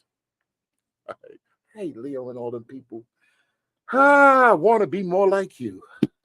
And the crux of it, how it applies to people of the African diaspora, especially in terms of liberation. You know, as much as I read Jesus, as much as I read the Gospels, it's clearly that Jesus was a revolutionary and that his impetus was all about liberation. What in the world? Everybody been saying that. Now, I'm not going to get here and beat down Crone and them and Black liberation theology and all of that other stuff, but when they say Jesus, what kind of liberation? I'm saying, Pastor Mike, and they don't like coming on when I start talking. When I talk this talk, Pastor Mike be like, oh boy, here he go. Here he go. Was Jesus a liberator? If so, what kind was he? Jason Brown? Get Fervent Charity and them on here. What kind was he? That's the only question. To free y'all from them blue-eyed folk? Huh? What kind was he? This what he said, what kind of liberator was he? He want to get y'all and bring y'all out. He said, I come to seek and save. That which was, and boy, you got some people out here, they done took that thing and they done took it every which way but the way it's supposed to go. Who was lost? I know the rich saying Adam all died, but y'all don't understand, because when they had us and they were raping our women and they were lynching us, he was lynched like how we were lynched. That's how come I know the Bible is our book. Let me let it play. Oh, are we preaching today? I'm confused. Go to heaven. Yeah. Jesus never preached anything about. And she's sipping that thing. Y'all remember last time that dude came on here talking about Wayne State University, and he stopped and took a sip of that? We ain't seen him since then. Them folk ain't dropped no documentary since then, too, because he said something was in the working. I'm going to be quiet. I ain't going to tell y'all what I really think. I can take off some stuff I needed to. I'm not finna say it. I ain't finna say it. Mess around with you folk. I go into heaven. He talked about something. Right, so you can go to him. That's what we. I'll just say this: you got to listen to what folks say, as well as what's not being said. See that. Yeah. And grace and a prosperity message. Yeah, that's what we preaching. Yeah, where do we align that with the message and the teachings of Jesus? I don't see it. It's something that we have committed. Watch this. Scriptural adultery. Amen. Ooh. Scriptural adultery. Type of one. Oh, that's us. See that people running their name. You see the young. We have committed scriptural adultery. And what we learn in our theological training centers is called eisegesis. We read into the text what we want it. We create our own narrative. Reading into the text what we want it. Scriptural adultery. Apostle, it's too early in this broadcast for you to be acting black. I done died to death. Yeah. Well, that's what we're doing. You know, we're out here, you know, I mean, we just making a mess of it. A hot mess at that. A hot mess. And all because, and here's the kicker. The kicker is we were delivered a dogma that did not have our best interest in mind. I'm not saying that Jesus didn't. I'm saying y'all were delivered a dogma. People talking about y'all in the dogma. I'll show y'all the video with the other guy talking about that's Christian dogma. We were delivered a dogma. Well, Ella Keith, what's dogma? We've been delivered a dogma. Listen. Because remember, I said when we dealing with this colonialism and Christianity, and what people are talking about, Eurocentric thought, Western Christianity, Eurocentric Christianity, slaves obey your masters. They beat Christianity into you. Now that's bringing rise back to ancient heresies that we already dealt with. Before Blumenbach and them invented the skin color doctrine and all this nonsense, we just got a few 400-500 years ago. All the heresies, the gates are flooded open. Kruger book. I got to read from Kruger. Let me go make some coffee. I'm going to do me some reading today. I got to do some reading. Enough is enough of this. Playing around and folk up throwing here, arguing and crying and want to hug. We got to get down to what's really happening. And that the teachings that have been passed down have been in a framework to where it does not benefit people of the African diaspora. In fact, in many cases, we've had to have people to even talk about blacks in the Bible. Well, let me tell you, it's not nothing new to talk about blacks in the Bible when all the people in the Bible at that time were of the same hue that I got, or the same hue as my sister has. They were all black. Everybody said they were all black. The Old Testament, New Testament, everybody from Genesis to Revelation, they were all black. Matter of fact, let me park right there. Let me park right there for a minute. Y'all believe that? Go ahead and type in one.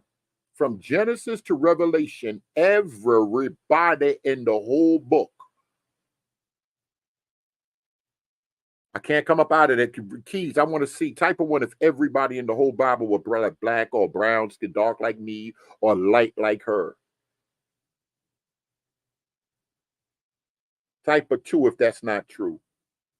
Remember, the Bible was written over a 1,600-year period on 3 continents. Mac, y'all, what's good? You sent me the video. Now I just seen that too. Thank you. At least Mac y'all coming here like he crazy, but at least he be talking good. Sometimes. Oh, Ruddy Brew even said, "Wow, okay, all right, I gotta ease up on Ruddy Brew. All right, because y'all be scaring me a little bit. I didn't expect to see all these twos, even from Unlimited Keys 66.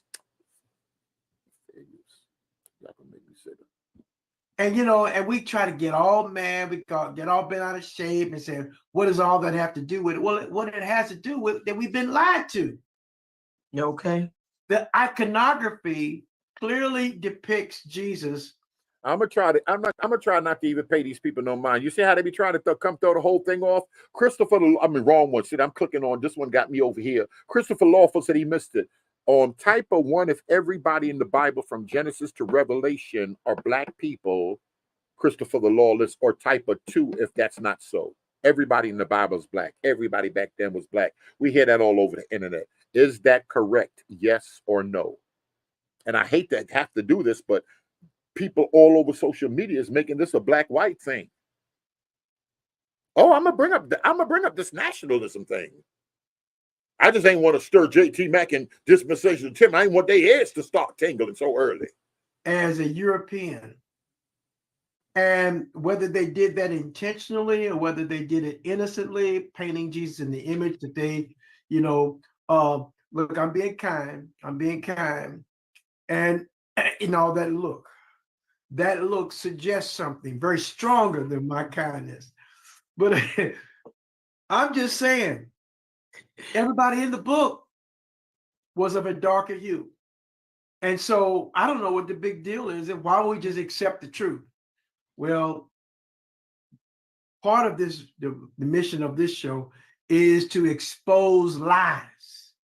We took about 6 months last year, and we talked about the big lie. The big lie. And we would just turn it over every kind of lie that we could actually find out. And look, the pathway to truth is to question and to ask questions and to think critically. Okay. Get the blinders off and look at it for what it really is. Mm-hmm. Even if it's painful. Bruce can't help himself. Bruce, my friend. Bruce, my wondrous apostolic friend. Boy, it's always that one friend. Y'all notice that it's always that one friend. I said type of 1 or 2. He put 1.5. And he got some big, long explanation. At the end of the explanation, he's going to talk about the wicked people in the Vatican. Leo trying to play dumb. Do me a favor, everybody. Elder CJ, let's park here. Taylor, let's park here and help Leo. Meaning he's trying to play dumb right now. Again, what is Aramaic Christianity and where can I read about it? Maybe Kobe can help you. What's Aramaic Christianity? What is an Aramaic New Testament and how the doctrine differs from the wicked Greek manuscripts that we have? They're not wicked, but they just attempt to hide who we are. That's why they allowed it to be in the Greek language, and that's them folk language. That's how languages work. But we've heard people say things could be lost in translation. And hard to digest. Paul said, even the Apostle Paul said, I got things that I want to tell you, but it's too strong for you. If we're just going to talk about Paul, talk about what Paul said there. Some of the truth that's been passed on to us is just to keep us in alignment with empire. Oh, don't get me started. It's to keep us in alignment with the status quo of the dominant class, even in religious circles, And so that is something that we've got to get our minds wrapped around. Well, to do that, we have to unravel some things. And this unraveling takes time. This unraveling takes repetition. This unraveling requires us to look at what Jesus said linguistically in his own language, in his own culture, not through the eyes of an English writer, not through the eyes of a German theologian or a German scholar, not through the eyes of any European-oriented individual, but what did Jesus say to the people he was sent to in his own language? And how do those teachings benefit those from the African diaspora? Those are my opening remarks. All right, Leo, that's fair. That's fair. I'm going to ask Leo, is this Hebrew roots teaching? Are they just saying we have to acknowledge that Europeans were not dominant players in the biblical text and they shouldn't be right now? What's being relayed here? What's really being relayed here? I don't know if you people that don't see skin color and all that stuff, that nonsense y'all be talking about. I don't know if y'all are good to be in the company right now and having discussions. Some people say ultimately it should be like that. I know him no more after the flesh. Now we're wrestling with a people that's claiming to be Bible believers and leaders in the church. Leaders in the church that say, no, we got to understand this thing a little differently. What was lost in translation? There's nothing wrong with none of these questions. There's nothing wrong with none of these questions.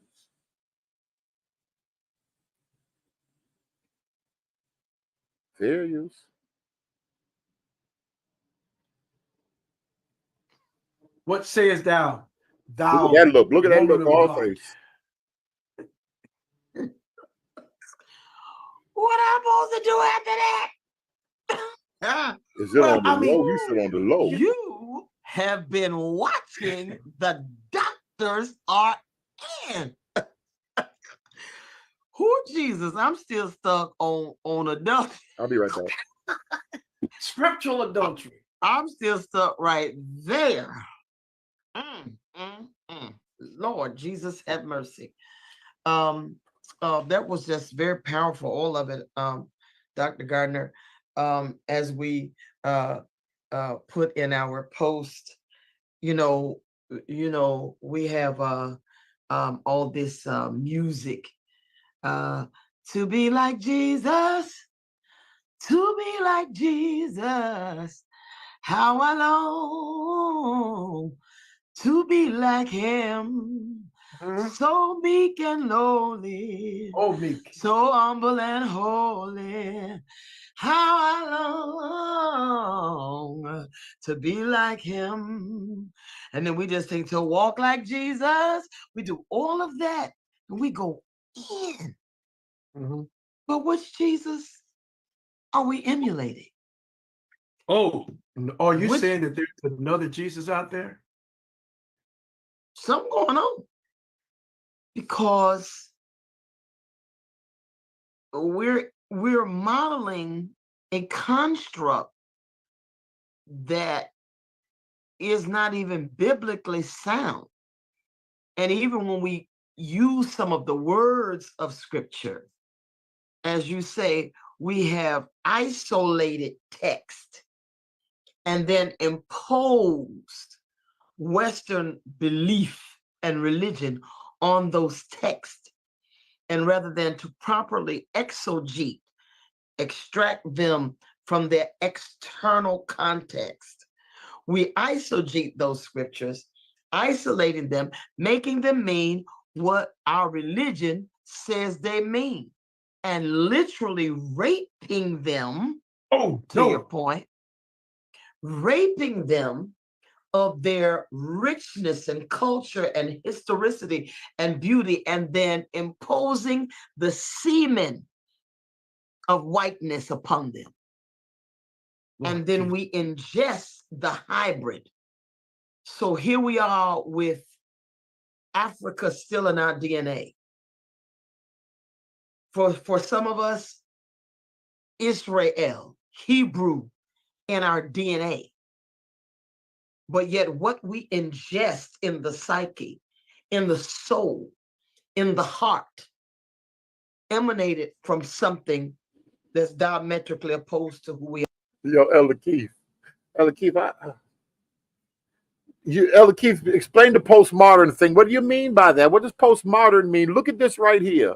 I know they're doctors and got mad degrees, but has anyone heard them cite anything yet?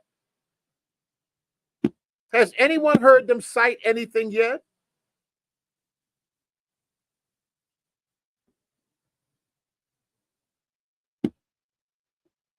Yeah.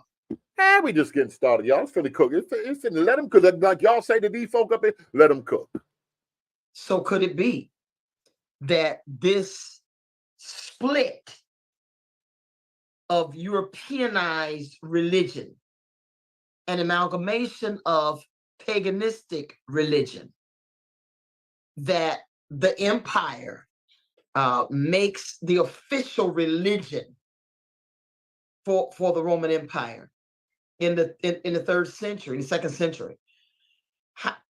Could it be?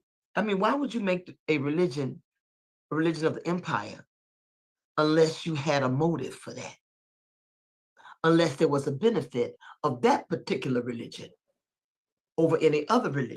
Elder Keith, can you at least, Abu, can you at least, Covey, can you at least, Leo, can you at least say Christianity should not have mixed with the government? Can y'all at least say that? Or y'all can't even say that? Your colonized minds can't even say that. Now, y'all notice how I just said that? I'm glad. What's that other one in here? Y'all notice how I said that? That's how you shame them, Elder CJ. You'll get in front of people and you say your colonized minds to make them. That's a form of manipulation. I hate to be telling y'all everything. I hate to be telling y'all everything, but I feel in the way I feel pressed to say it. You can manipulate people, especially in front of the crowd, with peer pressure. For some, they could be thinking in their minds, what difference does that make? Or if it's a true belief from Christ, it's going to spread regardless, or that's a blessing that God actually allowed that to happen. But once I start talking your colonized mind, oh, you got to bow, you got to come to one side. And of course, it's my side. That's how the manipulation goes. Such as Judaism or anything else that was yeah. So you got this split between this Jesus that is constructed for us, as you talked about, the icons, the pictures. If you put God in and Google God, not Jesus, God. Just Google God. Just Google God. He said, "Oh, listen, hold on. Let me stop this right here." You should get nothing. He said, wait a minute. Before Bruce Slim come up here and start talking. As a matter of historical fact, it was the Baptists who wanted the separation between church and state. Seminary Code said, can't say that. Isaiah said, the government, sick of playing with y'all, shall be upon his shoulder. What the Bible say about the heart of the king? But wait, no, I can't. No. We got to manipulate it. Oh, this one talking about, that's right. Now let me find out. We got organists, and everybody got an organist. Every church got an organist. Spirit. He's a spirit. You should get nothing. But nature, galaxies, whatever. But you should not be getting no icons and pictures of no white Jewish Jesus.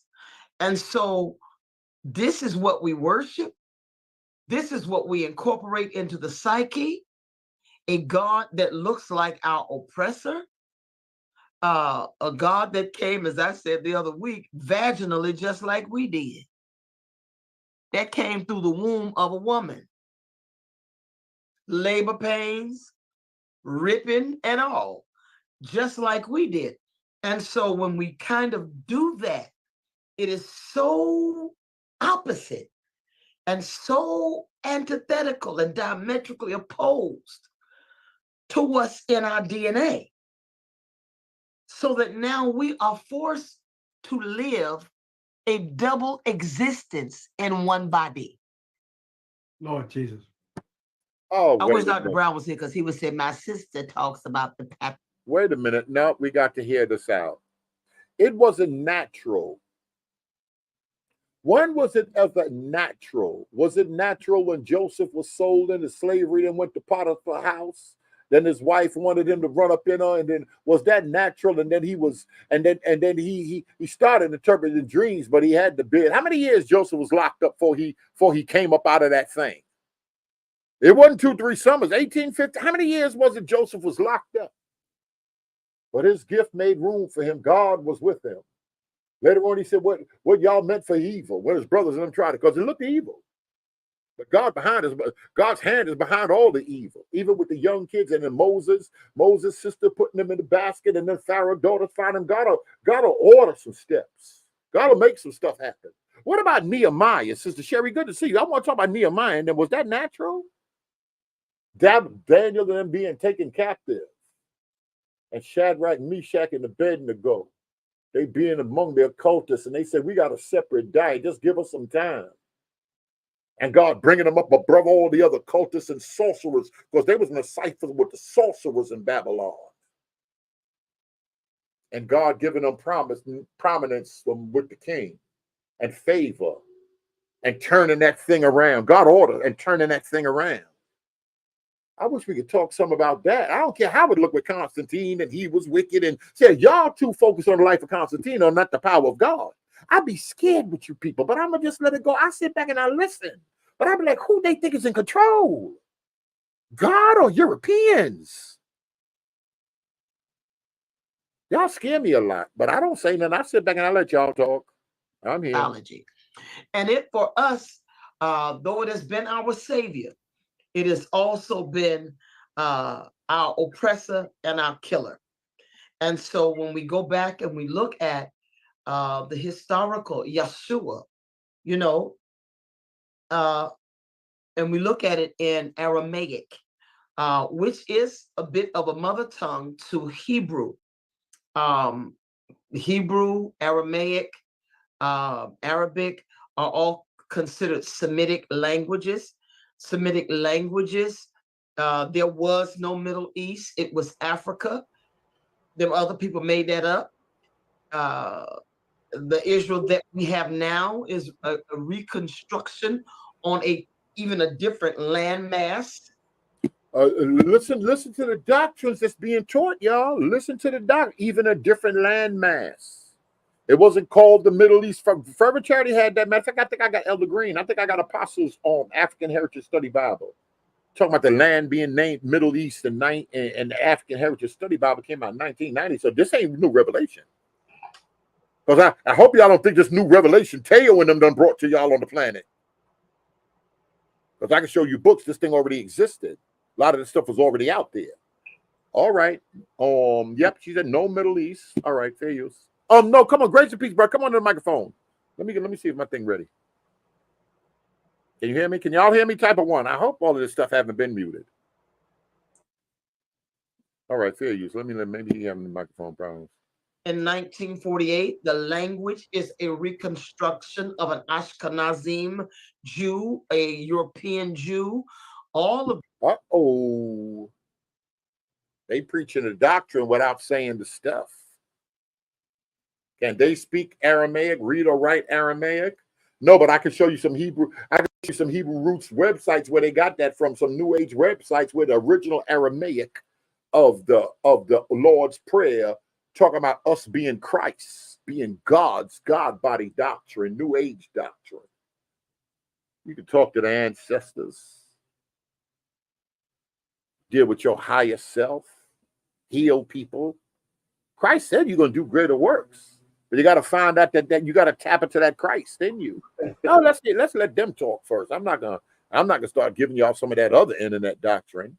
That the language, all of it is a reconstruction that came about with the United Nations. It's an agreement to make a land and a people, but they're not the same land. All right, so they don't, and you got to be careful because they'll cancel you like Candace Owens. So you got to find a different way to preach it. Don't call yourself a Black Hebrew Israelite, but you got to find a different way to get this truth out. Of course, they'll shut your channel down. They'll demonetize you. Honestly, said that's the spirit of Lilith. And y'all know one of the earliest feminists that are leading, that was 60 years ago, Annie Besant. Leader in the feminist movement, but y'all don't know about that because y'all just like their cult side. Y'all don't know these things are all connected together. Y'all can't accept that. Y'all don't know that it's a spirit at work. Doctrines. I ain't gonna tell y'all what the Bible is because y'all gonna be offended. You can't just say that, but the Bible, somebody out here teaching doctrines of devil. A doctrine is a teaching. What happened? Something wrong with your microphone? Let me see. No, I wanted to see if something was wrong with your microphone. I see you just put a message in the back. I'm here. No, all right, come to the microphone. Let me see if I can get that on. She insinuated the United Nations. Yes. Did she insinuate that the United Nations had something to do with the forming of modern Hebrew? Yes. It seems like she did say that. And the nation of Israel and all that, when Israel doing what they want, they ain't paying United Nations no mind. United Nations done condemned Israel more than any other. Never mind. Don't talk about, listen to this one. Listen to this one. Look at this. Hey, yo, look. Go ahead, brother. Go. All right, go ahead, brother. Go. I'm getting ready. I'm going to text Bruce some bad words. I can't believe this. He said, Covey, are you catching a whiff of honorary? No. Go to the website. I thought go to the website. Some people went to the website. No. I think she's a psychologist. Yeah, I went to the website for Dr. Gardner. Real Israel. And what? Tell me what you saw. You on your laptop? Pull it up. What you saw? What happened? Hey, what it is what I found interesting, Brother Brand, is the influences in reference to the interfaith.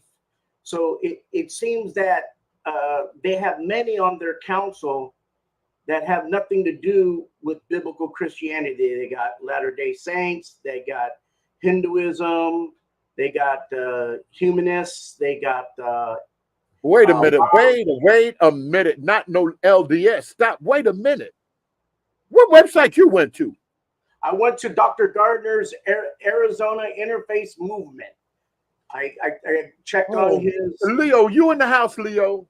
Are you on a desktop? This is what I'm talking. All right, y'all. I got. Tell me the website again. The website for Dr. Stephen Garner is Arizona Interfaith Movement. Okay. If you check him out, he comes up in that context. And he's there. There's a picture of the gentleman there. It goes through. It gives all his. Show us the same people before I get off this page. Can you show us the same people? I'm looking at Dr. Stephen Gardner right now. In the. Oh, that's what I just asked you. Was you on a desktop? Yes, sir. Yes, sir. I'm sorry. Oh, well, pull it up then. I will not do that. Oh my goodness. I ain't got no help. I remember Pastor Burns. Shout out to Kojic. Shout out to Open Door Church of God in Christ. I ain't got no help. I'm a little new to this. Right, no, you try to somebody put it inside the thing. You got to hit share. You don't see no microphone start, setting, stop, screen, present. You don't see all that stuff at the bottom of the screen? Lord, you done muted itself. Let me keep going. Let me try to figure out how I can go find this thing. I got to do everything. Lord, give me strength. I just added it in for you. You got it? I typed it in your private chat. Oh, he's typing it in for me. Oh, thanks for the help. Berean, why they have little mother. Isn't this the same nonsense when I had Leo and Dunamis on? And I think Brand Goldmine, somebody said, yo, we can't have them two. Didn't them two email and they call the office and it was a beauty parlor? It wasn't them same two that was on? Oh man, it's too hot out here for this. Because I know somebody want to call that number. Oh boy. It's so hard. Y'all just don't want to accept the prophets. Y'all don't want to accept the prophetic. You've been carnal so long. You've been in colonized Eurocentric Christianity so long. Y'all are just fighting what y'all hear. And fair use. Like however you want to pronounce that. That the real that is in Africa. Okay. And so when we begin to examine this Jesus, in all of his softness, in his meekness, in his feminine characteristics physically, the blonde hair, the blue eyes, the dark hair, the brown eyes, they'll make a difference. When we begin to look at that, and that is the object now of worship, and we call that Christianity, it has absolutely nothing to do with what we do have recorded, at least in the Gospels, about the ministry and the teachings of Yeshua. They're two different people. They're not the same people. As we discussed earlier today, Dr. Okay, Gardner. hold on a minute. Thank you, Rome. I see it coming together all at once. Hold on a minute. Lord, don't let me read no nonsense now. All right, let me take this off the screen. Let me take this off the screen. Oh, no, you don't know how to make it bigger. I got to try to. You don't know how to make it bigger, do you? No, go back. What's the other page? Go back one page. Okay, hold on a minute. All right, let me see. You know you're muted, right? Let me see. I'm trying to see something. Yes, I do. Oh, okay. Hold on. All right, go ahead. No, go. All right, can you make that bigger? Scroll up. Read that right there. What's those words right underneath that? Arizona interfaith movement. What does interfaith mean? Now, hold on. We slow over here. What does interfaith mean, Jason Brown? It says interfaith movement. Go ahead, read it all. Arizona interfaith movement. Our mission is to build bridges of understanding, respect, and support among diverse peoples of faith through education, dialogue, and service, and implementation of the Golden Rule. Okay, y'all. All right. The Golden Rule.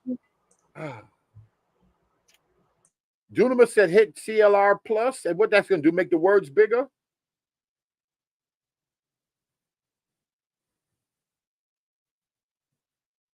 Hey, yo, do me a favor. Do me a favor, 81.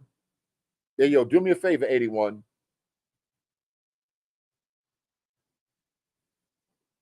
He reading it? Let me go try to hold on. Let me try to situate this guy. I want everybody to see this thing. He said zoom in. He said that means zoom in. When you hit the control.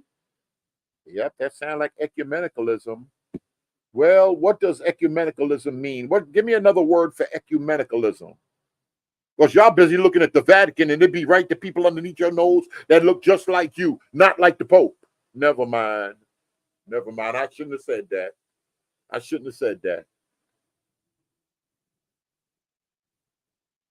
Hold on. Let me try to see, because I want them to see this, because they'll start thinking folk on here lying. They'll start thinking folk on here lying. I gotta grab me some. Hold on a second. No, I didn't take that out. Let me keep going here for a minute. I gotta take care of some stuff, y'all. And we only 14 minutes in. And we have repeated. I repeated it for 25 years at least. That I'm called to preach the gospel of Jesus Christ. That's the call of my life. I'm called to the body of Christ. All this talk, because we use all of these terms interchangeably, and that's that. And if we do study, we are using European scholars who must keep the empire in place. Okay? Thank God for some European scholars now who saying a whole lot of it is bull. And they're doing research.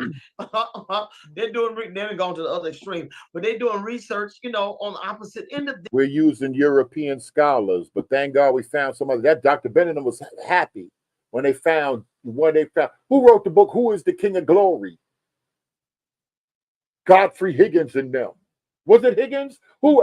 Kersey Graves and them. When we found Gerald Massey, Ruins of Empire. Who wrote that book, Leo? Well, we found that. Let's just listen, though, because it can't be 14 minutes in, and we 2 hours deep in this. And they have as much proof as these people over here. A lot of it's commentary, my comments from my scholarship, not from history. Okay. But as you said something that I thought was very key, even as we were talking today, about this gospel of Jesus Christ.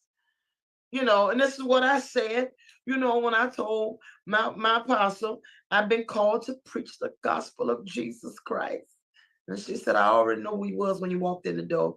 All right. She ain't saying about no gospel of Jesus Christ. She said, I already know who he was when he walked in the door.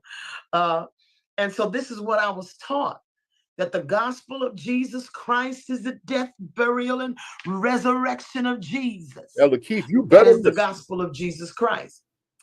Well, that ain't what Jesus said. At least not according to the synoptic gospels, which is Matthew, Mark, and Luke. Yochanan or John is a much later gospel, perhaps 20 or 30 years, that is written as an apologetic because.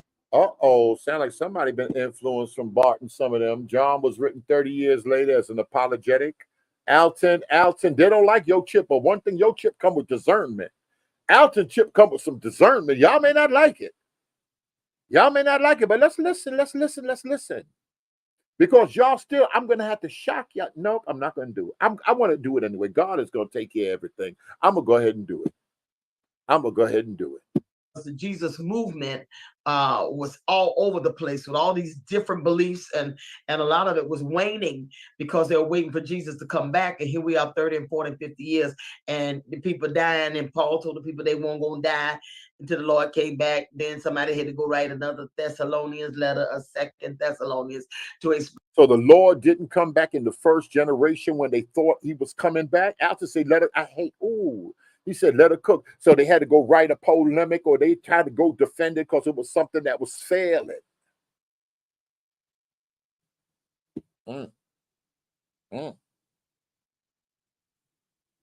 Explain why all them people died and Jesus didn't come back. All right. So you had all of this going on. It's the same controversy.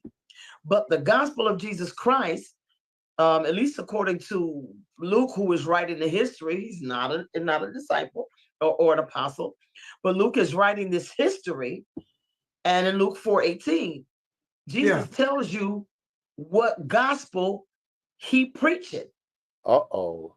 He tell you what gospel he's preaching. Okay, now watch. The church ain't preaching. Well, let me be quiet. I'm gonna leave this for y'all to deal with right here, because y'all them folk that need to deal with this. He has studied the Torah. He has studied the Nabim. He has studied the prophets. And he says, according to Isaiah 61, the Spirit of the Lord is upon me. He's anointed me to preach the gospel to the poor. The gospel to the poor ain't the death, burial, and resurrection of Jesus Christ.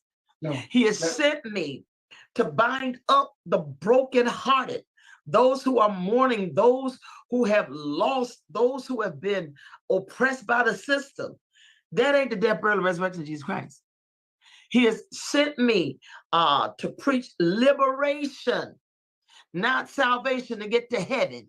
Liberation. And he has sent me to set the captives free. Those who are in dungeons psychologically, those who are in Roman dungeons, internally, externally. He has sent me to do that.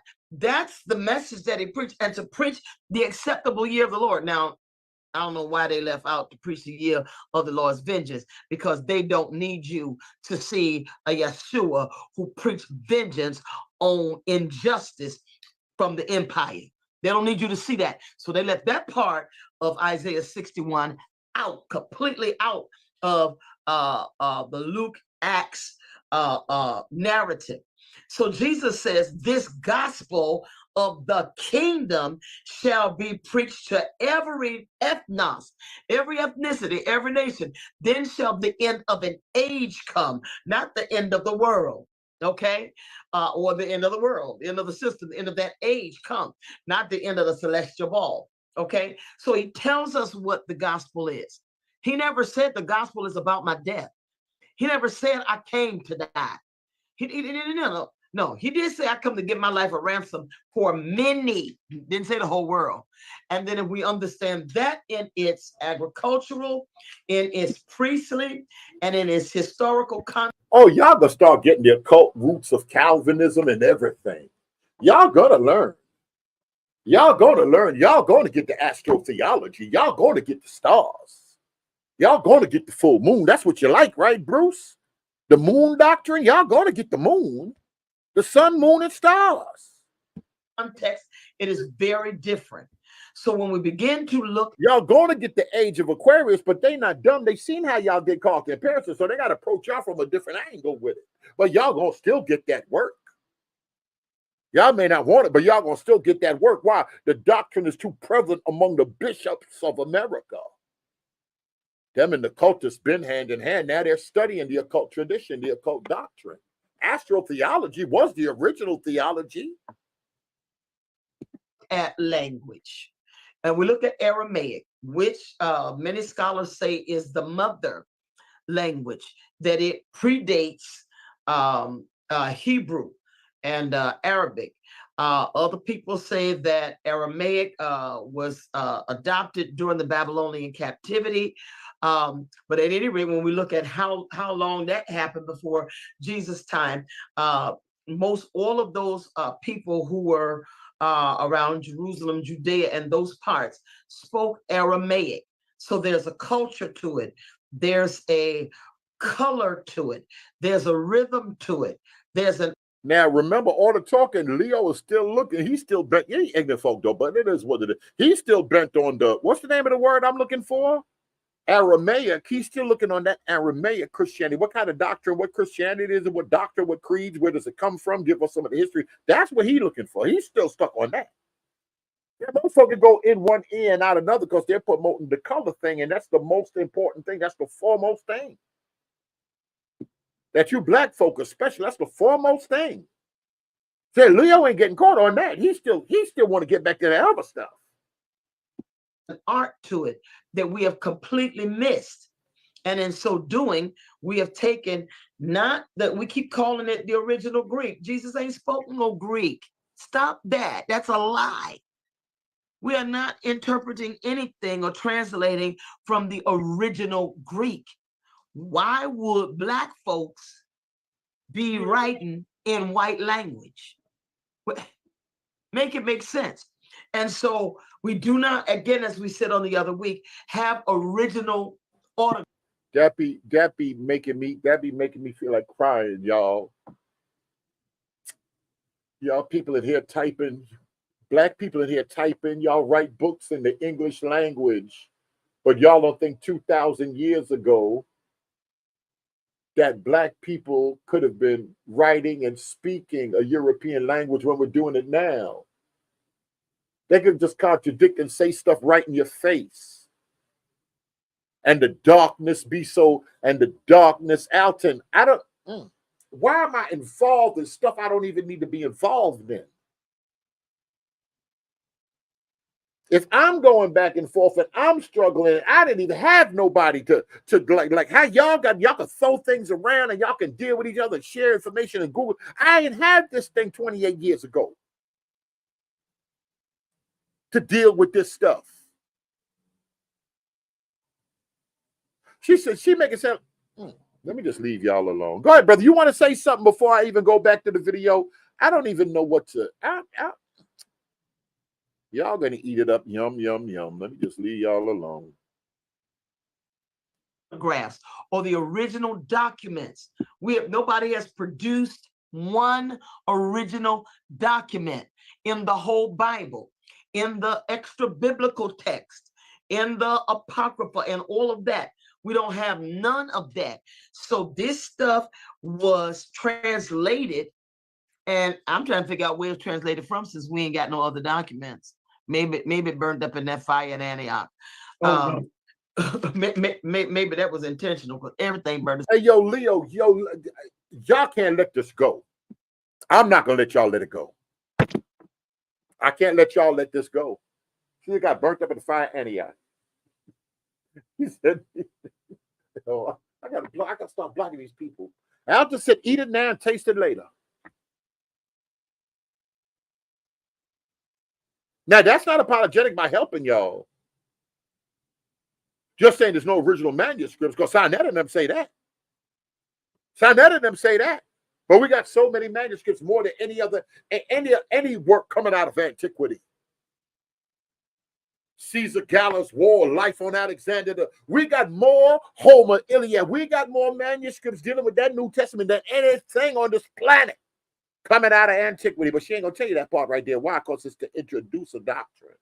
When you want to pimp a girl, you'll pick her up and pour the stuff. Well, I don't know about pimping, but I'm telling y'all, you got to tear them down and build them up. That's what y'all finna get right now, the old tear down, build up doctrine. What we do with remodeling and construction, you got to get a dumpster and tear some stuff up. Then the Home Depot truck gonna pull up. Then you remodel and you make it what you want to make it after tearing it down. Dudes is playing mind games with chicks, tear them down.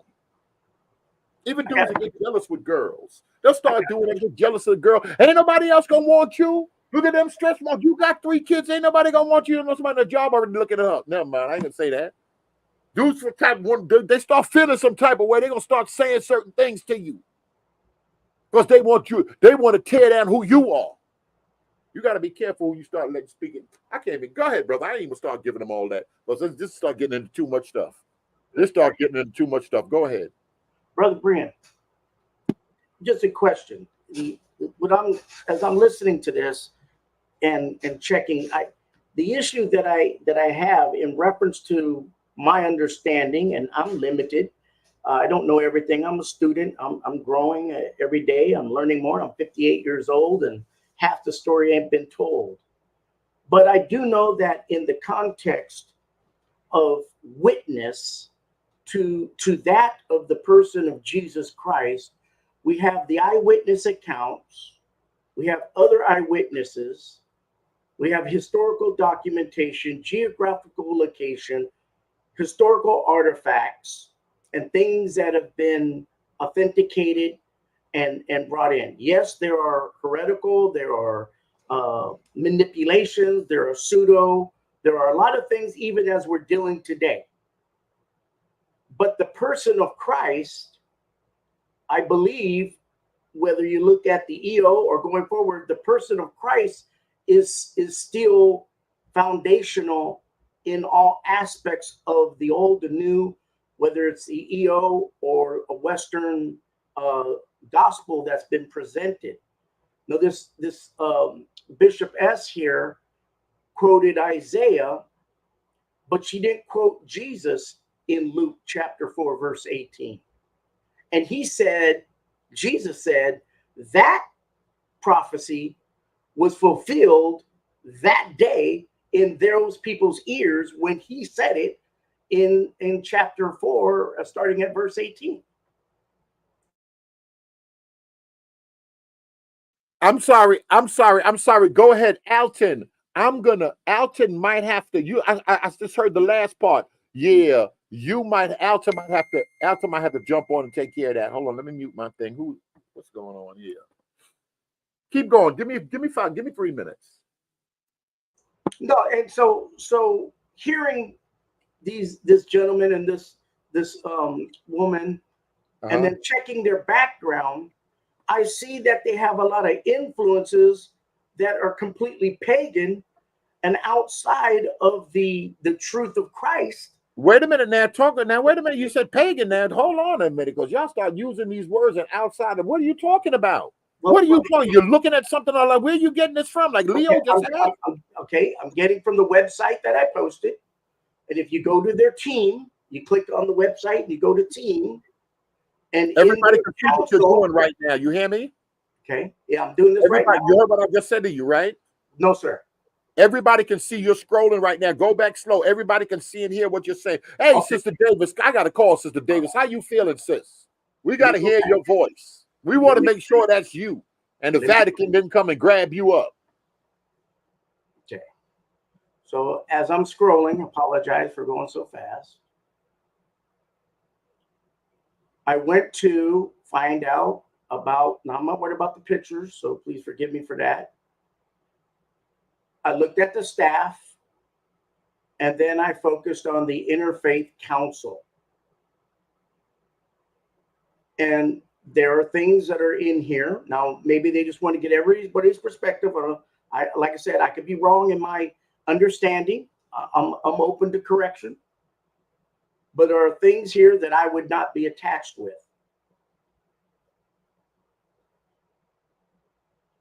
Just some things here that I would not be attached with. Just saying. And if Christ isn't supreme as a minister of the gospel, I could not be a part of that. I'm just saying I couldn't. I would hear what they have to say, but I could not in good conscience be a part of that. Just saying.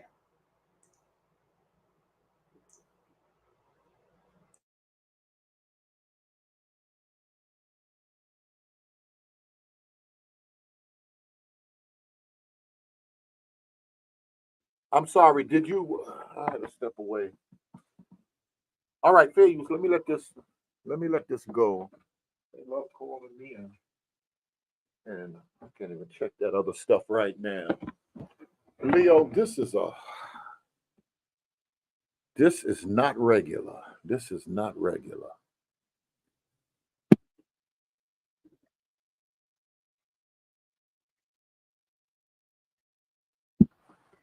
The original language. Aramaic is the original language. Aramaic can be written and grafted in Hebrew, but it has its own lettering system. And so if any of you have studied Hebrew. All right, Leo, we could be coming, hopefully we're coming up to it right now. Why the Aramaic is important, why it wasn't, why did they give it to us in Greek? Let's just see what's what.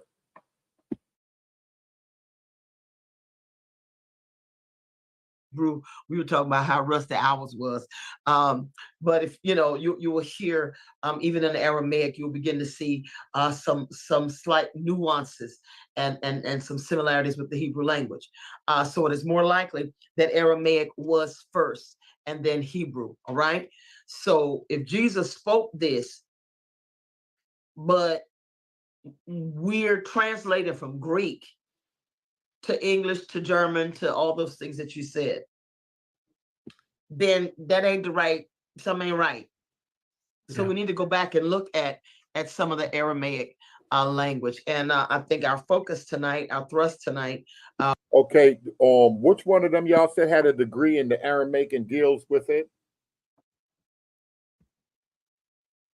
We promised them we're going to give them a little bit of the Lord's Prayer.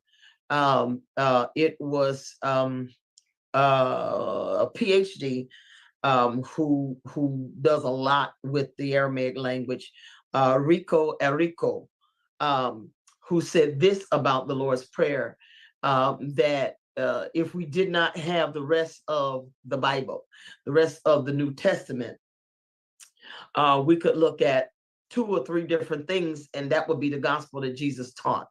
We could look at this Lord's Prayer. This is his gospel. This is how he taught his apostles. What's in it shows you every principle that he believed in. What's in it showed you what was important and what it was that he was trying to do. It showed you how he saw the divine breath, the divine maker. It showed this whole tribal collective. It showed a whole lot different. So he says that, and we could look. We did some of the Beatitudes, which they were not called in earlier. All right, I'm coming. The Lord's Prayer in Aramaic is different. It gives us a depth. That people took it to Germany and all that stuff had been translated, and all of that stuff ain't right. We got to pull from the Lord's Prayer in Aramaic.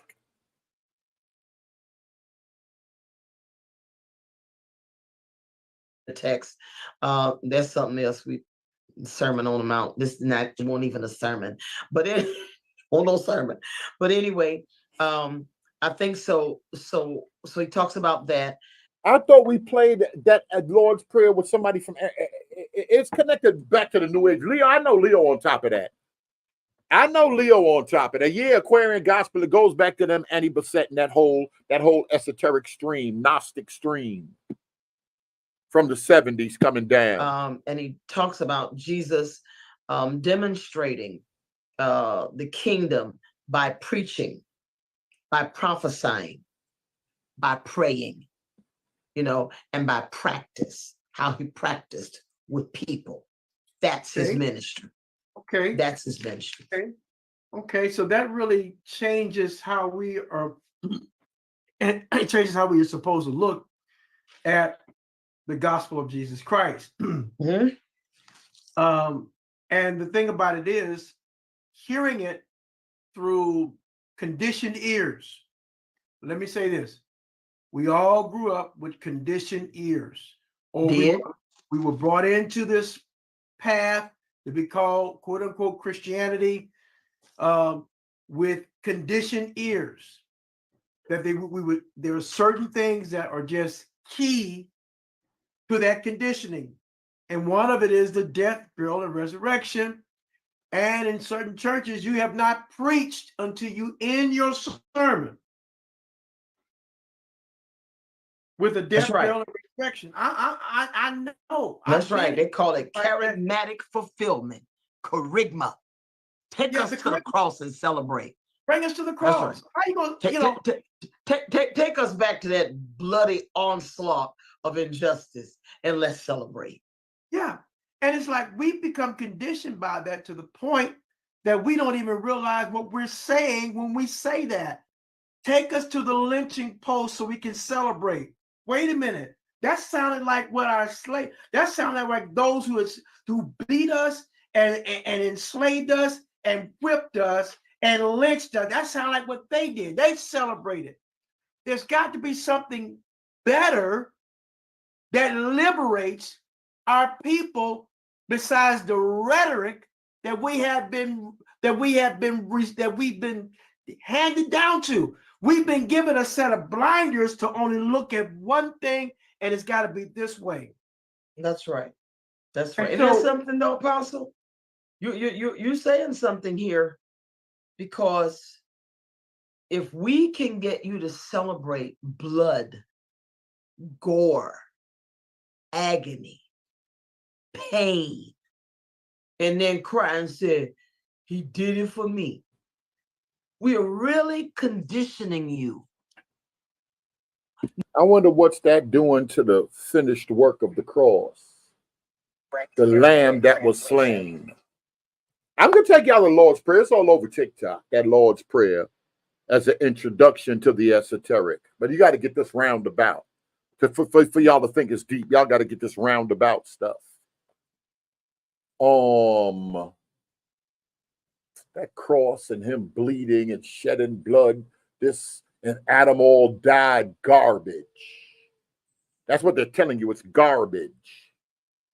I like what my man, somebody said he's cheap. They cheapening the cross, diminishing the, hey, come on. At least I got somebody in here. They want to say, why you going to be on here all them hours with that stuff? It ain't worth it. At least we got somebody in here that's going to speak up. We got somebody here with discerning ears. They hear something like, this ain't what we received. But in the name of brokenness of black people, we got to change the message to make them feel better, to uplift them with the book. We're going to give them law, like the Greeks and the squares. We're going to give them law. I like them old folk. I don't care what y'all say. I love the youngins and everything, but grandmama and them and their ignorance, because God was with them. They had a joint a long time ago. I was Rev seeing it. No, them Baptists. Let me call Elder Keith. Where my jack at, Ruth? Let me call Elder Keith. Something called the old rugged cross. That old ignorant, old uneducated folk used to sing that. On a hill far away. Get Jason Brown so I can talk to the bishop. Where Bishop Excellent at? Stood an old rugged cross. Not to even be affected when we lynch you again, when we put our knee on your neck again. Oh, no.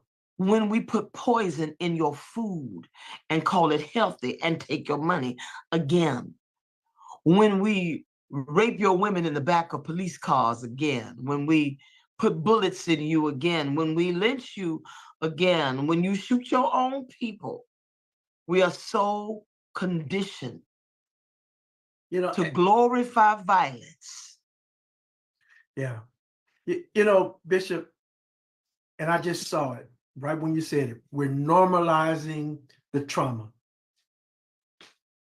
And so thereby, if I normalize the trauma, I don't look to get out of it. It's a part of my orientation. It's a part of me. I become one with it. So I don't really know that I'm even bound because I've normalized my trauma. I don't even know I'm in pain because I've normalized my trauma. I mean, it's a way of life, And so, this is the way I came up. I've normalized it. But, we have an obligation as truth tellers. And I'm speaking to, those who who say they have a calling on their life to tell the whole truth. And in telling the truth, you're going to make some people uncomfortable. And when you start looking at the linguistics of what was being said, culturally sound, compared to what we're being taught and what we've accepted, there's a disconnect. In fact, it's a dissonance. It's a theological dissonance between what we've been, what we have accepted as the norm of the gospel compared to what I see Jesus talking about. You just quoted Luke 4:18, and ain't nothing in that passage that even merely or slightly suggests that he's anointed that you can go to heaven. It's not there. It ain't nothing in there to say, I'm anointed to preach to you my death, burial, and resurrection. He told you what the Spirit of the Lord was upon him for, and what the gospel and the good news was for, and what that miracle anointing of justice was for. The cross ain't the right message. That ain't the saving message. Bruce, like this? You love this, Bruce? He told you. And so he is always preaching about the gospel. Again, he does it prophetically. He does it by parables. He does it by preaching. He does it by prayer. He does it by principle. And he does it by practice. But all we are is believers. See, just believe the story. Repeat the prayer. And you're different. And if you die today, Jesus gonna take you to heaven. So listen to Sean. Listen to Sean, everybody. Listen to Sean. Hear, O Israel. Hear, O Israel. This part of the awakening from slumber, Berean TV, is going to be messy, but it's required. Y'all got to hear the true message that's being preached. Worried about some bloody cross and all that garbage. Sean said, this is the spirit that he come in. This is the spirit of the awakening. Alton, what your chip, you can download that? What your chip got to say about that right there? This is the true message right here. Let me call Elder Green now. Elder Green got to come clean this nonsense up. Elder Green got to come clean this nonsense up. Now, I'm going to stop it. I'm going to stop that foolishness. Because all Israel ain't saying this. True Israel ain't saying this. But this is not indicating. I got to find grandmom and them singing that old rugged cross. I know how to clear these heretics up out of here. I know how to pray. This kind coming down. Prayer and fasting gonna do this, but we gonna do some teaching. Oh, we gonna talk. We ain't got no problem talking. What Alton said? They ain't tell us who we was.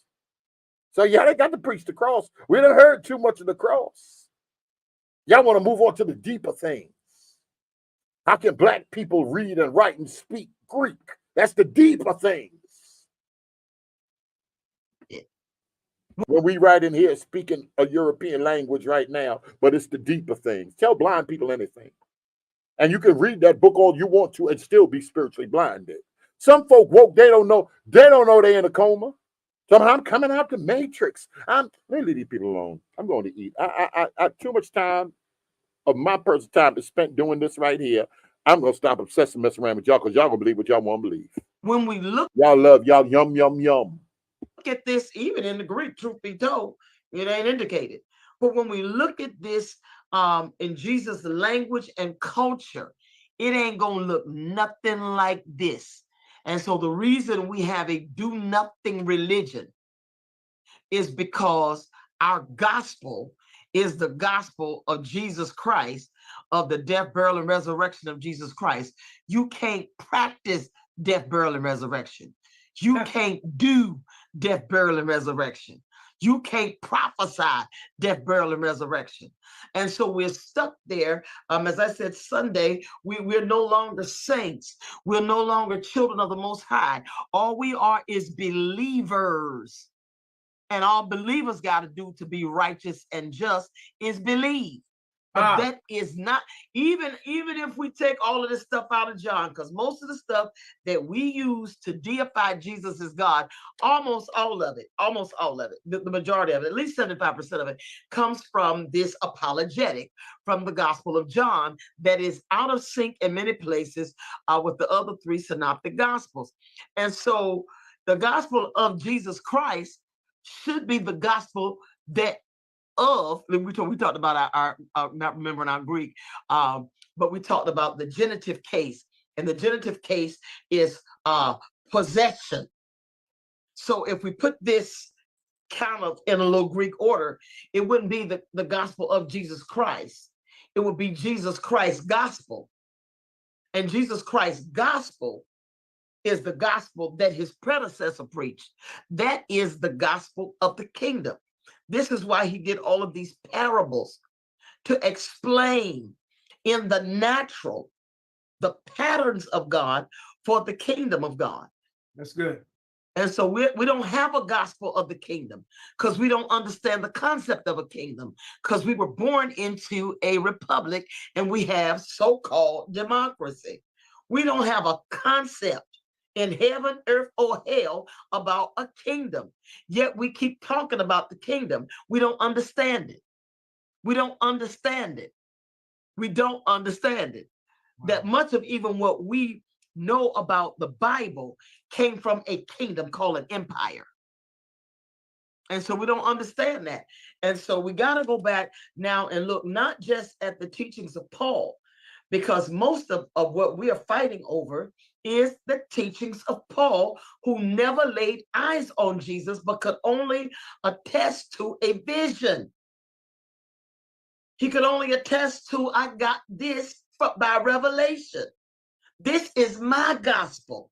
If anybody else comes preaching any other gospel other than my gospel, let him be accursed, anathema. But Jesus said, this gospel that I'm preaching must be preached to every ethnicity. You got to go to every ethnos, particularly where Israel is scattered. And you've got to give them the good news about our source, about the kingdom. Return them to themselves. Return these prodigals to themselves and to their father, their Abba. That's it. So this other stuff ain't even sitting here.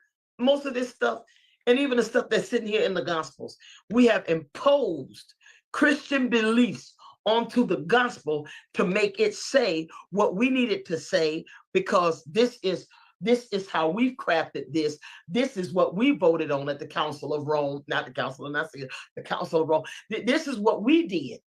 And this is what we say is going to be gospel. And this is what we're going to use to develop a universal institution, a universal church. The concept of a universal church, it came out of Catholicism, okay? And we're going to use this to spread empire all over the world and to colonize melanated people and to take and rape their resources so that the empire is the greatest kingdom on earth. Okay, we need to understand that. It is when we return to the esoteric, if you will. Some people have a problem with that. They threw darts at us for that. But these teachings of Jesus as an Essenic, and Jew is a relatively new word, but as an Essene, and we go back to this Aramaic language, it's going to surprise you and shock you that it doesn't look anything like. There it is. It's this thing. Don't y'all worry about a physical man dying on the cross. White man fooled you to believe and get obsessed with dying and thinking you dying for Jesus. That was just to set up for slavery. The Essenes, this is the esoteric doctrine. This is occult Christianity. This is Gnosticism. Y'all need the higher levels, the higher dimensions of this. This is introduction to white magic. About time y'all, at least y'all finally accepting it. Y'all had to get all of that other stuff out the way, that he died on the cross garbage. Get that garbage out your mind. You got to suffer, use the power inside of yourselves. English, and in many cases, not even like Greek. That's fascinating. Those who've been watching this for a while, if you know that there's a theme that we've thread right through this, that's one thing I learned in my theological institution is that, you keep striking through the same point over and over again in order to get the point to resonate with people. And that is, obviously the kingdom that we understand conceptually is not the kingdom that Jesus was literally or figuratively, allegorically, mystically, esoterically talking about. All the above. It was not that. So we when we think of a throne where you got someone with a mitre and a crown on their head and his big seat. Even some of our churches got those same things set up there. Where do you think you got that from? You got that from Rome. That's right. All your garments came from England and Rome. Your cathedrals. Yeah. Broken. And because of Rome. Leo. Because we have understood kingdom to look like that. Now imagine growing. I want to pass the mic Elder Green got one of them big fish hats. We know Elder Green got a stick, but them bishops got long sticks with what they call that, the crook, with the hook over the top of that thing. I'm gonna let them talk. I'm here for the comments. Year after year, your thoughts of kingdom was looking like that. Then all of a sudden, someone tells you what the real kingdom of God looks like. There's going to be an intellectual conflict going on. The first thing you're going to do is reject it, and we're going to label it as heretical. Huh? That's the cognitive dissidence, Louis. Even Jesus was wise enough to tell us a parable about somebody that of new and old wine. And he said that no man that has been drinking old wine immediately desires new. He didn't say that he would not change his taste. But the first initial reaction is that, oh no, this is not what I'm used to. Yes. This is not what I'm used to. I mean, Leo, look at what Leo's worried about. He said, if anybody dropped any sources on these claims, I want y'all, Leo, just go run down that Aramaic and the scholar that gave them that Aramaic Lord's Prayer. I'm gonna bring up that black lady. Matter of fact, let me see if I can find her right now. Where's she at? I don't want my thing to start. That's them. All right. Let me see. Matter of fact, let me set that up right now. Give me 5 minutes. I'm gonna set that up. I'm gonna set that Aramaic Lord's Prayer up and see what we got spreading all over social media. Some of us practice that. Oh, this is, you go to a place they call a soul food restaurant. Oh man, this ain't no soul food. This ain't what I'm used to. And so it is with the gospel. And so with certain things that we are gonna, initial reaction is to kick it back because it doesn't sound like the conditioning that has been, instead of the faith that was once delivered, the conditioning that was once delivered to the people. It doesn't sound the same. If you follow on to know the truth, if you are a truth seeker, and if we embrace just one of the P's, that's in Jesus' gospel, and that's called prayer, I guarantee you your eyes are going to be open in such a way that you're going to see things that have been there all along, but because the blinders have been on, yes, you got comfortable with what was between the two blinders. But once they come off, you get a peripheral view of what Jesus was saying. Now watch this. Okay. One of the things that Jesus used was parables. Mm-hmm. You said something, and I've got to say this, then we're going to get right to we're going to get into some examples. Mm-hmm. The parable of the prodigal, Jesus was being a prophet, and he was describing, y'all have left your father.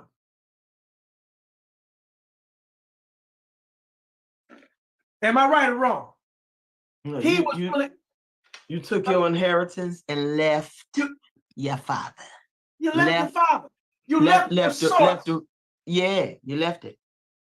You left, and you went on. And then you left your space. You left your space in the business empty, without any accountability, without putting anything in place. You just left it. Had no assessment. You just booked up. Yeah. And so he was really telling them, this is your condition. You are like this prodigal. Israel was a prodigal.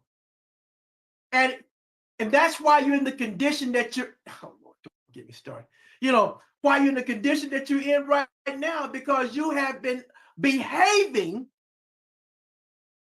as a prodigal. Might I suggest, Bishop, that Israel here, biggest spenders in America, largest consumers in America, think you don't need to be at home with your own kind, assimilated into American westernized culture. American Israelites, Black folks, you are prodigal. We're prodigal. And if it's anything that our desire for our audience is to, first of all, you can't get free until you know you're bound. You can't find your way back to the Father until you, first of all, realize that we have behaved as a prodigal. That's correct. That's correct. And so part of this impetus between the doctors are in is to pull the curtain, to expose our prodigality. My. And tell you to come to yourself. Return to your people. Return to the God of your ancestors. And so return to the law of our Elohim. Look at that. Return. That's the constant thing. Return. We did a whole year. We went through teachings where we were talking about, we went and looked at, principles that were in Africa. And we talked about African spirituality, and we talked about how our spirituality has been so whitenized that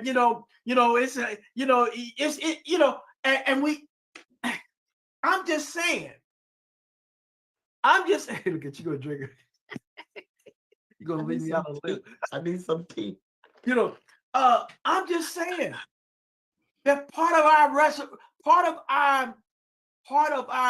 restoration. Mm-hmm. See, return also results in restoration. Come on. Huh? Return results in restoration. If I have not returned and I'm talking about restoration, then wait a minute now. Restoration doesn't look like this stuff over here. It looked like something that I used to have. Mm-hmm. See, that's what the word restore means, to get back what was once yours. I remember the song where you say, it would take back what the devil took from me. Well, wait a minute. This ain't what the devil took. This is what you left. You just got up and went. Because why? Tinseltown, prosperity gospel, whatever you want to say. It looked brighter over there. And then you get over there and get broke. Huh? And you come to yourself. Let me stop this for a minute. Israel, you got to return to yourself. Tell me if y'all can see this and y'all can hear this.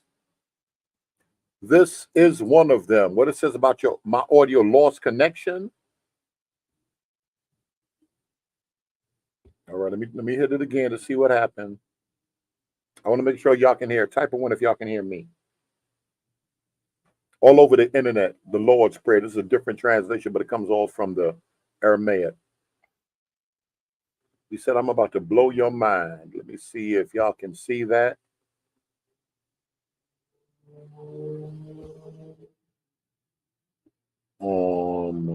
Let me see. Do me a favor, type one if y'all can hear this. Type of one if y'all can hear. I want to make sure y'all can see it and y'all can hear it.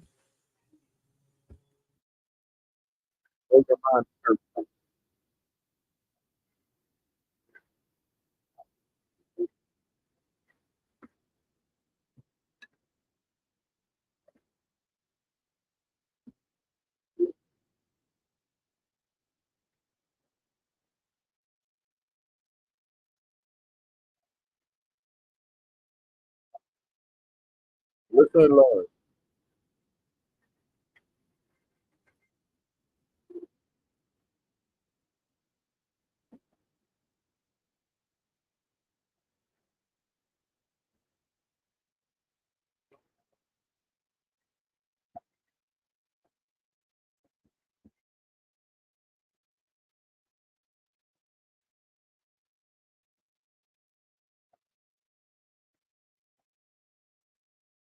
Wait, it's not, you don't hear no sound?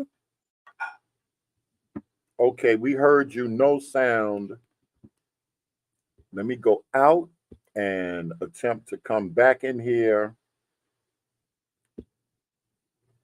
Tell me when y'all hear it. I got it. Well, no matter what I have to do so y'all can hear Your this. mind spiritually. What about now? Listen to this. So if you don't know what this is the Lord's Prayer. This is the most beautiful prayer on earth. Pause and read if you haven't. So what you may not know is that He said, pause and read it. Let me know I'm stopping. I know y'all 18, y'all still no sound. I'm waiting. Y'all are behind me. All right, one. So walk in the light. All of y'all can hear it right now. Okay, I'm going to start it over and make sure y'all hear it. He's telling you it's the original Lord's Prayer. It came from that translation. It was translated. Blow your mind spiritually. Connected to the Hermetic principles. Listen to this. So if you don't know what this is the Lord's Prayer. This is the most beautiful prayer on earth. Pause and read if you haven't. So what you may not know is that translation actually comes from two other translations. So the original prayer in ancient Aramaic was actually translated. That's the original prayer right there. You see what it says? A translation of Our Father directly from Aramaic. O cosmic birther of all radiance and vibration, soften the ground of our being and carve out a space within us where your presence can abide. That's part of it right there. Translated into Greek and then Latin and then into English as we know it. So this is the original Lord's Prayer. And that's it right And I'm there. going to show you some crazy things. We're going to connect the dots here, so pay attention. You see here it talks. Wait a minute. Let me see where he's gone. The original Lord. All right, he said that's the original Lord's Prayer. I'm going to continue to read it. Hopefully y'all can hear me. Fill us with your creativity that we may be empowered to bear the fruit of your mission. Let each of our actions bear fruit in accordance with our desires. Endow us with the wisdom to produce and share what each being needs to grow and flourish. Untie the tangled threads of destiny that bind us as we release others from the entanglement of past mistakes. Do not let us be seduced by that which that should divert us from our true purpose, but illuminate our opportunities of the present moment. For you are the ground and the first and the fruitful vision, birth, power, and fulfillment, as all is gathered and made whole once again. Lord's Prayer. And I'm going to show you some crazy things. We're going to connect the dots here, so pay attention. You see here it talks about vibration. Let each of our actions bear fruit in accordance with our desire. What does this go along with? Well, these are the 7 Hermetic principles. And if you haven't seen my Universal Laws playlist, check it out. But we see vibration and cause and effect. When you understand those, you can create your reality.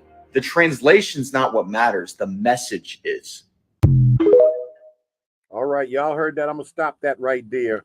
And the crazy thing is, what these people do, that he want to connect it to the Hermetic principles and all of that stuff. This stuff is all what we call Western esoteric tradition with the occult tradition.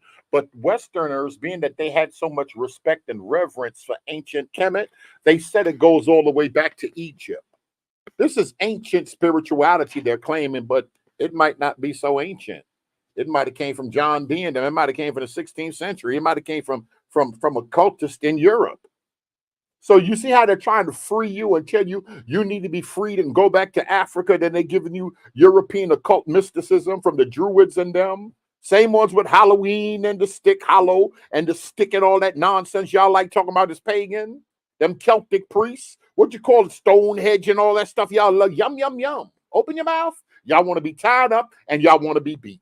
Y'all want to be beat in the head with false doctrine. And Paul said, that's like y'all say what y'all want, boy. Give me, I'm finna say, give me Jay and them. You give me somebody without no paperwork. Because you got paperwork, people with paperwork that's occultists. That's recognized in the Lord's church. Bishops consecrated. Y'all keep playing games if y'all want to. And great is the deception. I'm not saying that, hey, listen, I don't want y'all, don't be mad at everybody that's talking about the awakening. Y'all just don't want the truth because you just love the Europeans so much. So I'm just, y'all can have it. Y'all can have it. Y'all, yum, yum, yum, yum. Eat it all up. I don't want to be the hater. And so there's an epiphany awaiting all of us, that there's an epiphany awaiting all of us that are just so sick and tired. Let me say it like this: sick and tired of being sick and tired. And that means I got to realize, as a people, as a collective, we are prodigal. Yep. We don't know we Israel. Because we I mean, you know, we do. And if you look at it real quick, and then we're going to flip back. You started this. If you look at it. Now, that still don't have anything to do with the Israel question. But if this is the message that's attached to Israel, deal with the occult, throw away the core doctrines and belief. Oh, throw it all away. Okay. Because y'all going to bring back rituals. Y'all going to bring back that sacrificial system. I see it in your eyes when you talk about that red heifer. Y'all obsessed with it. Y'all want the sacrificial system to come back. Y'all will sit all day instead of coming to prayer for 15 minutes. Let's wake up y'all early in the morning and pray, and encourage each other to play some worship songs. No, y'all will sit down all day. Tell me about the showbread, and y'all will get mystified. Then you got a big bunion on your head. That's the back of a loaf of wheat bread. You got it on your head there. That's how the high priest. I'm a high priest, and you start naming yourself Aaron. They still calling Jeffrey at work. Then you start naming yourself Aaron and making crazy videos. I'm the new high priest of the order of the highest of the bread people. Y'all like yum, yum, yum. Y'all like it. This is what y'all want. It's okay. Showbread doctrine. Types and shadows. Going around the mountain. It's okay. We take all of our substance and we take it to strange folks. We'll take it and make the Asians rich. We'll take it and make the Hispanics rich. We done took it and made the white man rich. And the money won't even stay in our community. You see how it's mixed like this? Nah, this is too deep for y'all. Because that is true. Broken clock, that's true right there. The money don't stay in the community.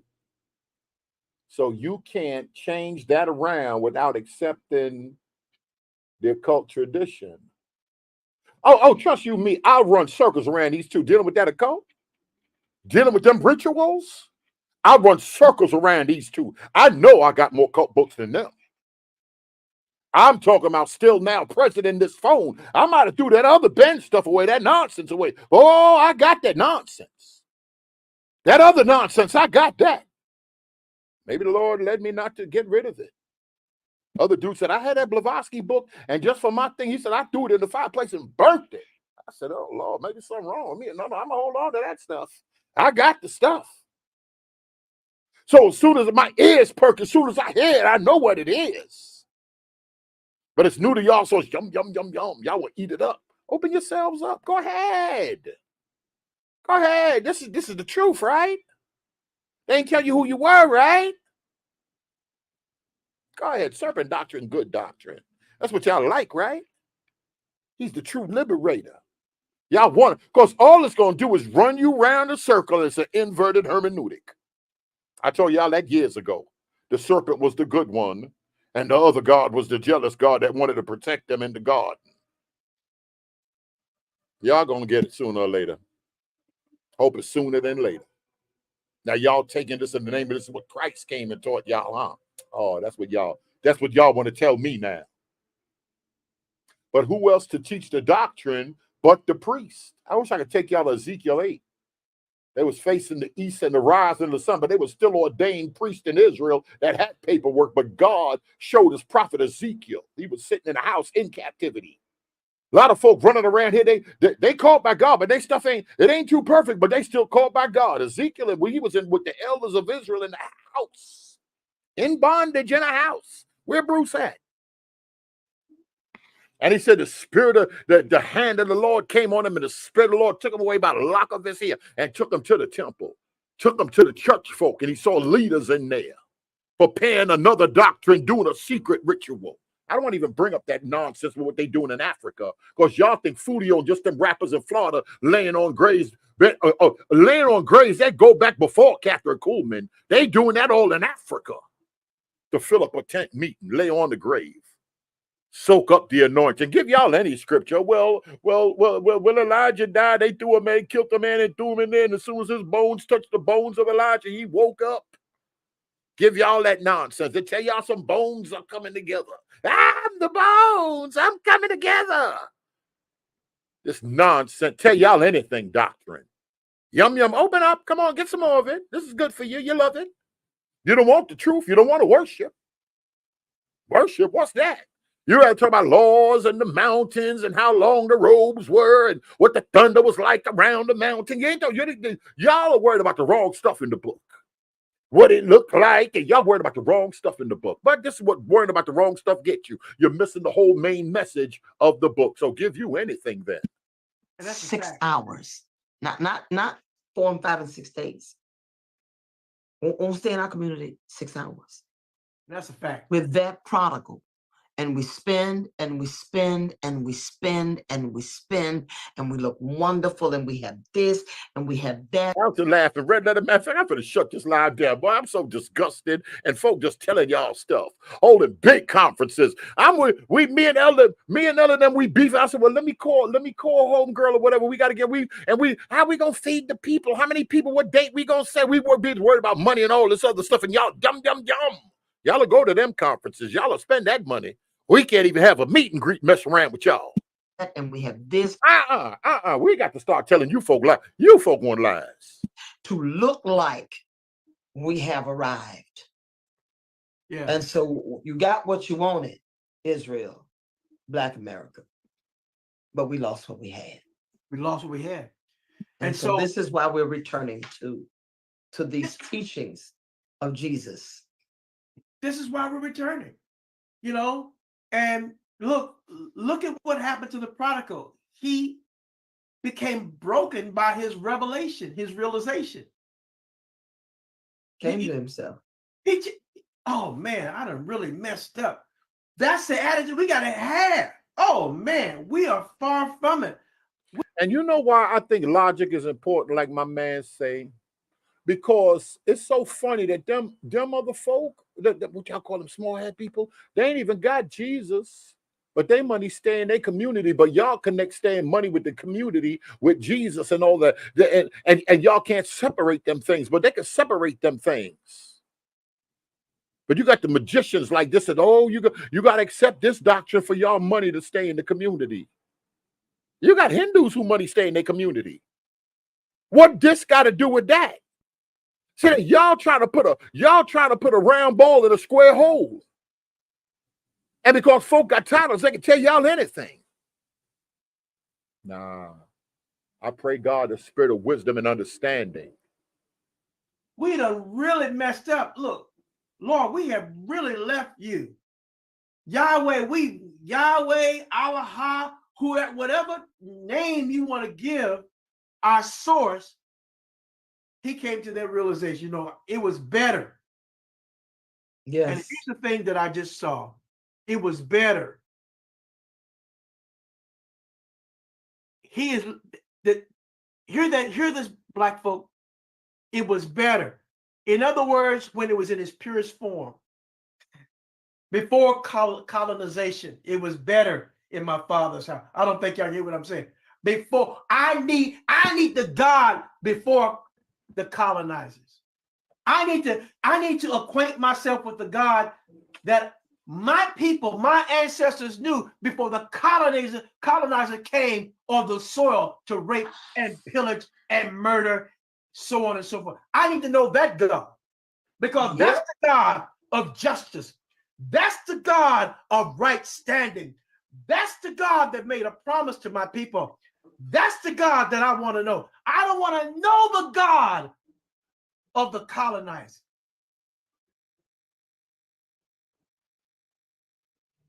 I want to know the God that existed before there was anything called colonization.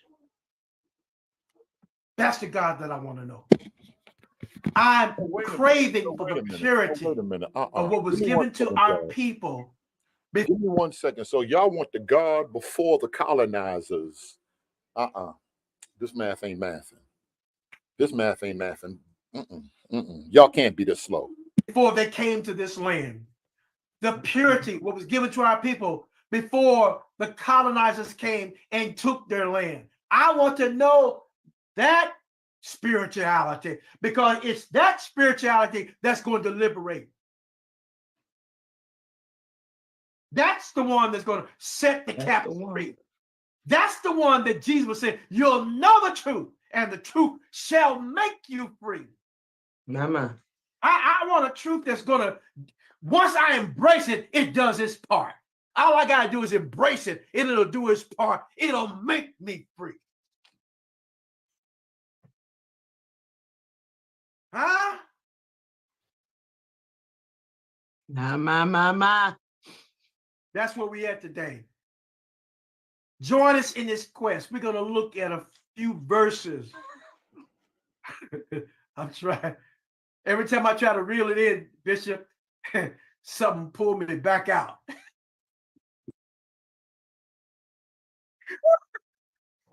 That's it. I want to know the God. I want to know the God of that. Yeah. The God of that. God of that. Because the God of this still has my people at the bottom of the totem pole, medically, educationally, economically, psychologically, wherever my people have been scattered all over the world, even in Africa. Now African prophets are raising up saying Africa must return. Africa must return. Africa must return. This is what happens after colonization and assimilation. And when we have this collective mindset, we're going to have a mass exodus, and there'll be a new Red Sea we'll cross. Huh? You talking about that cross this new Red Sea.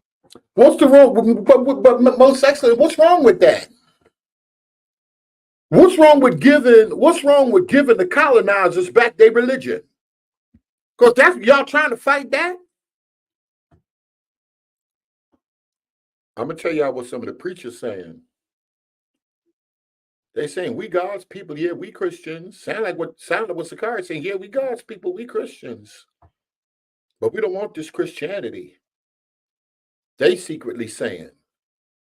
Oh, they see these videos, so they think I'm Black Power. They're gonna talk in front of me. They secretly saying we're gonna get these white folk back. They want Christianity to fall.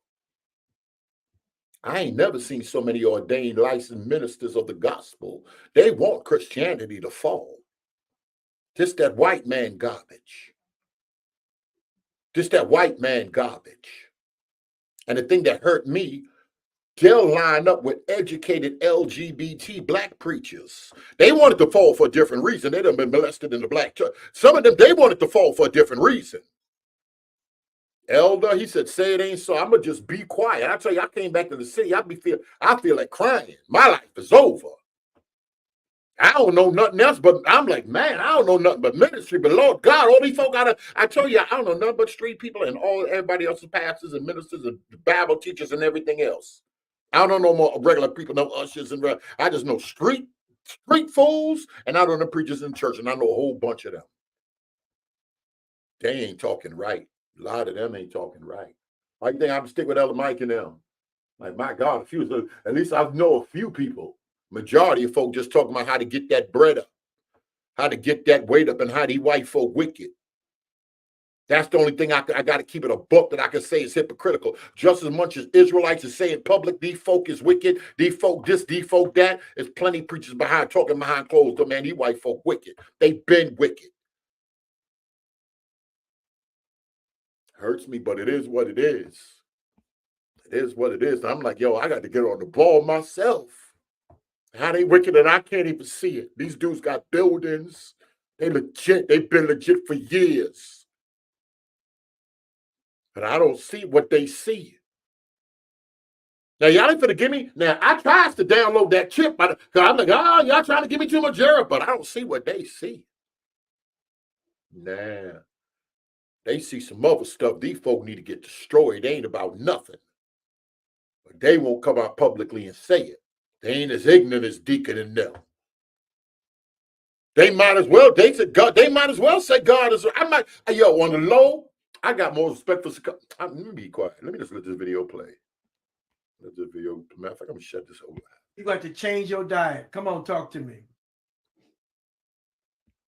You can't want capitalism and Christ at the same time. My You're gonna pray for the onions and the leeks. Huh? My God. That part. You can't have Christ and capitalism at the same time because capitalism is not the kingdom of God. And our understanding of capitalism, our understanding of the kingdom of God has been framed in capitalistic rubric and construction. And that's what it is. It's completely antithetical to the kingdom. See? And this is what Jesus was telling his disciples. Look, it shall not be so among you. Yet we went craving for the onions and leeks of capitalism. We wanted the stuff that we had in the hog pen of frugality.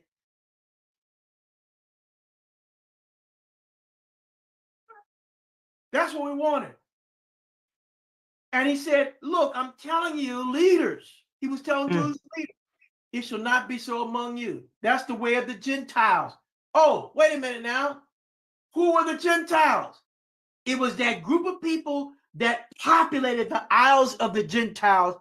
Go look it up on a map. Go do your own research and you'll find out. The Isles of Gentile. That one, Matt don't want to deal with that. Ella Keith don't want to. Yo, Matt Ricks, I'm finna get you. You finna get up out of here right now. You finna get up out of here right now.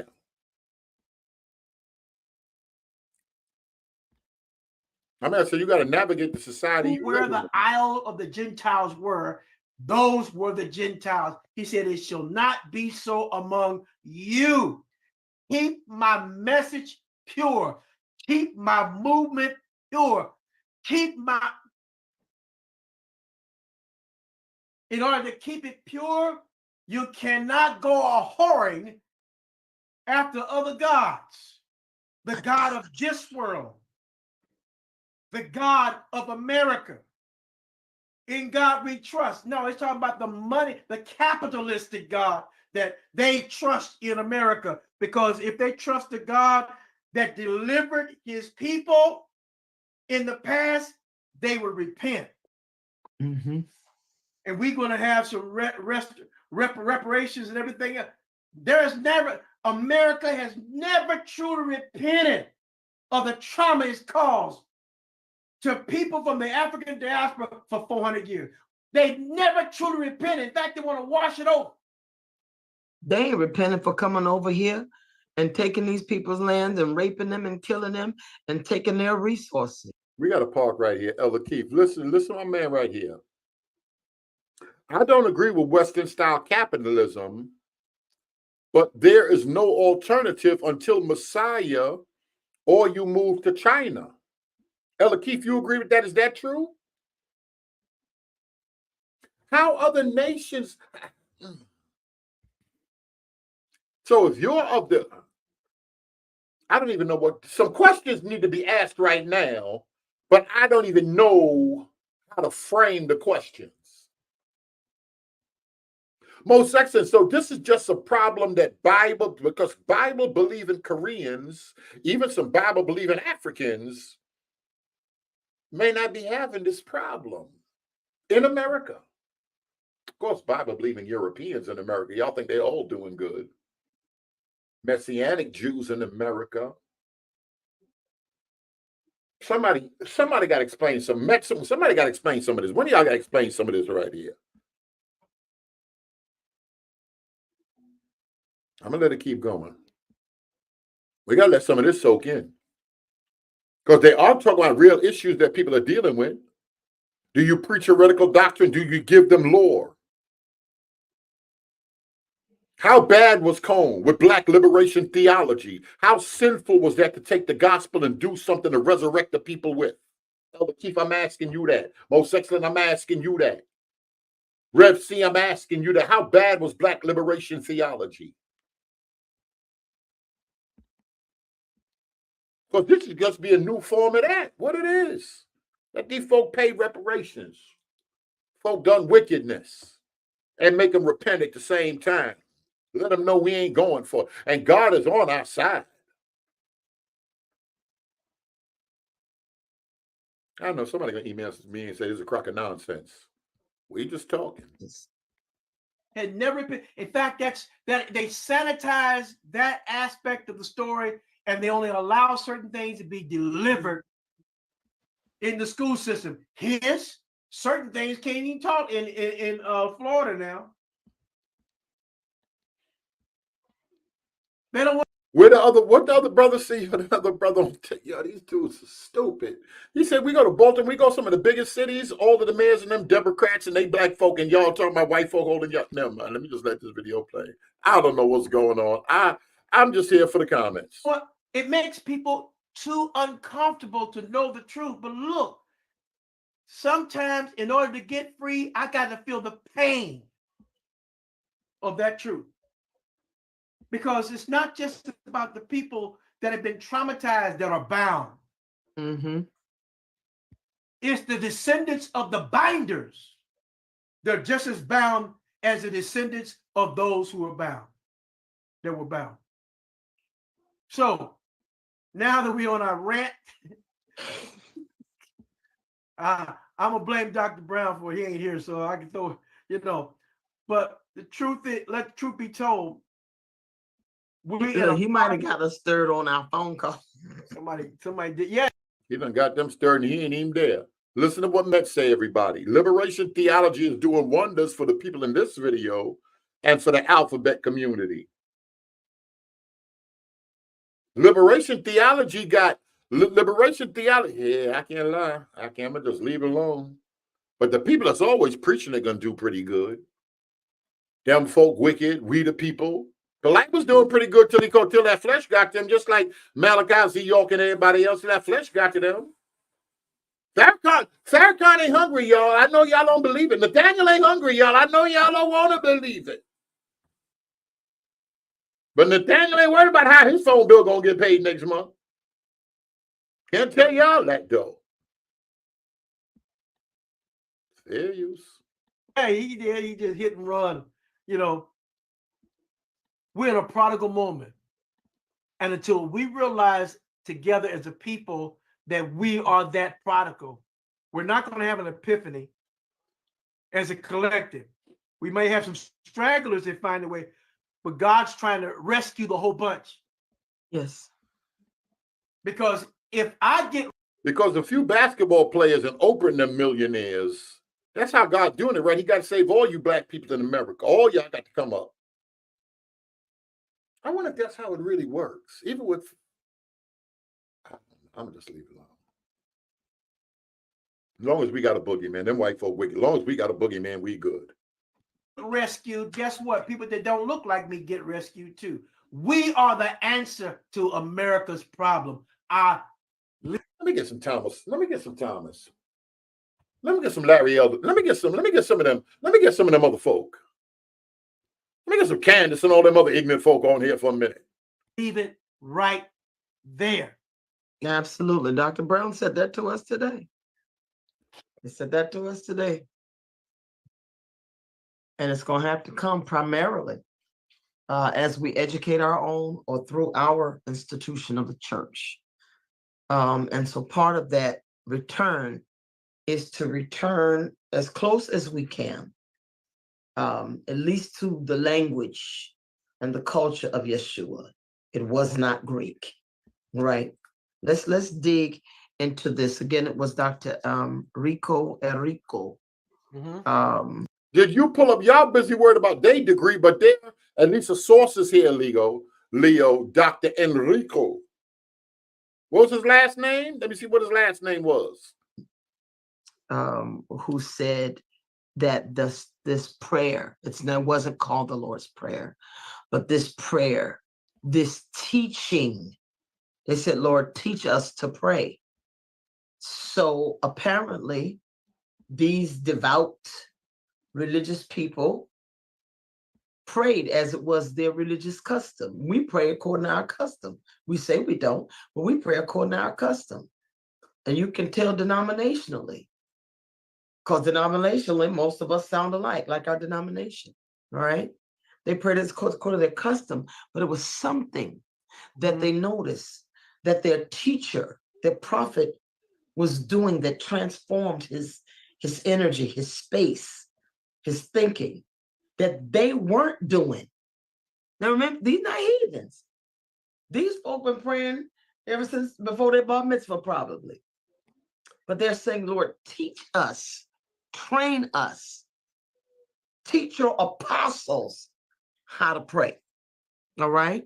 And so it is this particular scholar who says that this prayer is actually the gospel of Jesus Christ. Wow. Gospel in the Greek, euangelion, from which we get evangelism. That's kind of what we think the gospel is. But in Aramaic, the gospel means the joyful hope. Joyful hope. The expectation. I hope y'all pulling that up. The message that returns us to our alaha, ruha, to our breath, to our source. That's the gospel. It means the joyful hope, not evangelizing and proselytizing, but the message, a joyful hope and expectation that we will be returned to our origin. All right.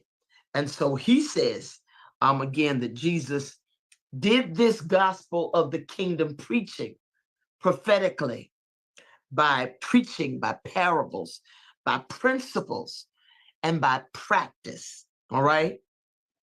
That's what we got to return to. Prophetic preaching, parables, allegories, story. For us, it's story. Have we been allegorizing the text? Ain't that what TD? How Jakes and them been preaching? Noel and them been preaching. All right. Principles and practice. Believers believe. Doers and transform people practice principles. Live prophetically. And we always got a story. So let's jump into this a little bit. This same author says that each phrase is really an attunement, alignment, getting back in tune and harmony with nature. So we know that our Father, Some people pronounce this Awun. Some pronounce it Abun, where you kind of, like doing a little kiss. Abun or Awun, Dwashmeya. Oh, yeah, that's going to be a minute. Now we got to go lay into the Our Father. Is Our Father in Aramaic so much more powerful and so different doctrinally that we've been messing up, trusting in Greek manuscripts? Or you can see Shamaya or Shamayim, which is Hebrew for the heavens. And so we start doing this, Our Father. Okay, we just Our Father. We need to understand that in the Aramaic, this is not a male deity. Let's start right there. God is not a man. In fact, they didn't even say God. They didn't use that term God, right? But this is not a male deity. This is also, I remember when I was pastor, one of my deacons said, isn't it funny though, Pastor, that nobody else referred to God as Father until Jesus came? And kind of biblically, we don't see it a lot, but there are traces of it in the Old Testament, that in more ancient times they did. They referred to God as both mother and father. All right, the parent. And Beyonce gave y'all that mother, father, God of prayer? Uh-oh. Oh, my people into some of this. Oh, this is big talk here. Let's just let them talk. Let them talk. The source. So this Our Father is not a male deity. It is not masculine at all. So Jesus didn't really speak to God. Jesus spoke to God as source, as spirit being, creative, active force of the universe. Because we can't even trust those Greek words. They speak the Greek, so we're one language removed anyway. So Greek, did Jesus preach the divine feminine? And European colonizers attempt to lie about it? Oh, it is not. The truth be told, is more feminine than it is masculine. It is not masculine at all. So this is not a male, but this is a term. Avun, Dwashmeya. It is a term of endearment. It is a term of closeness.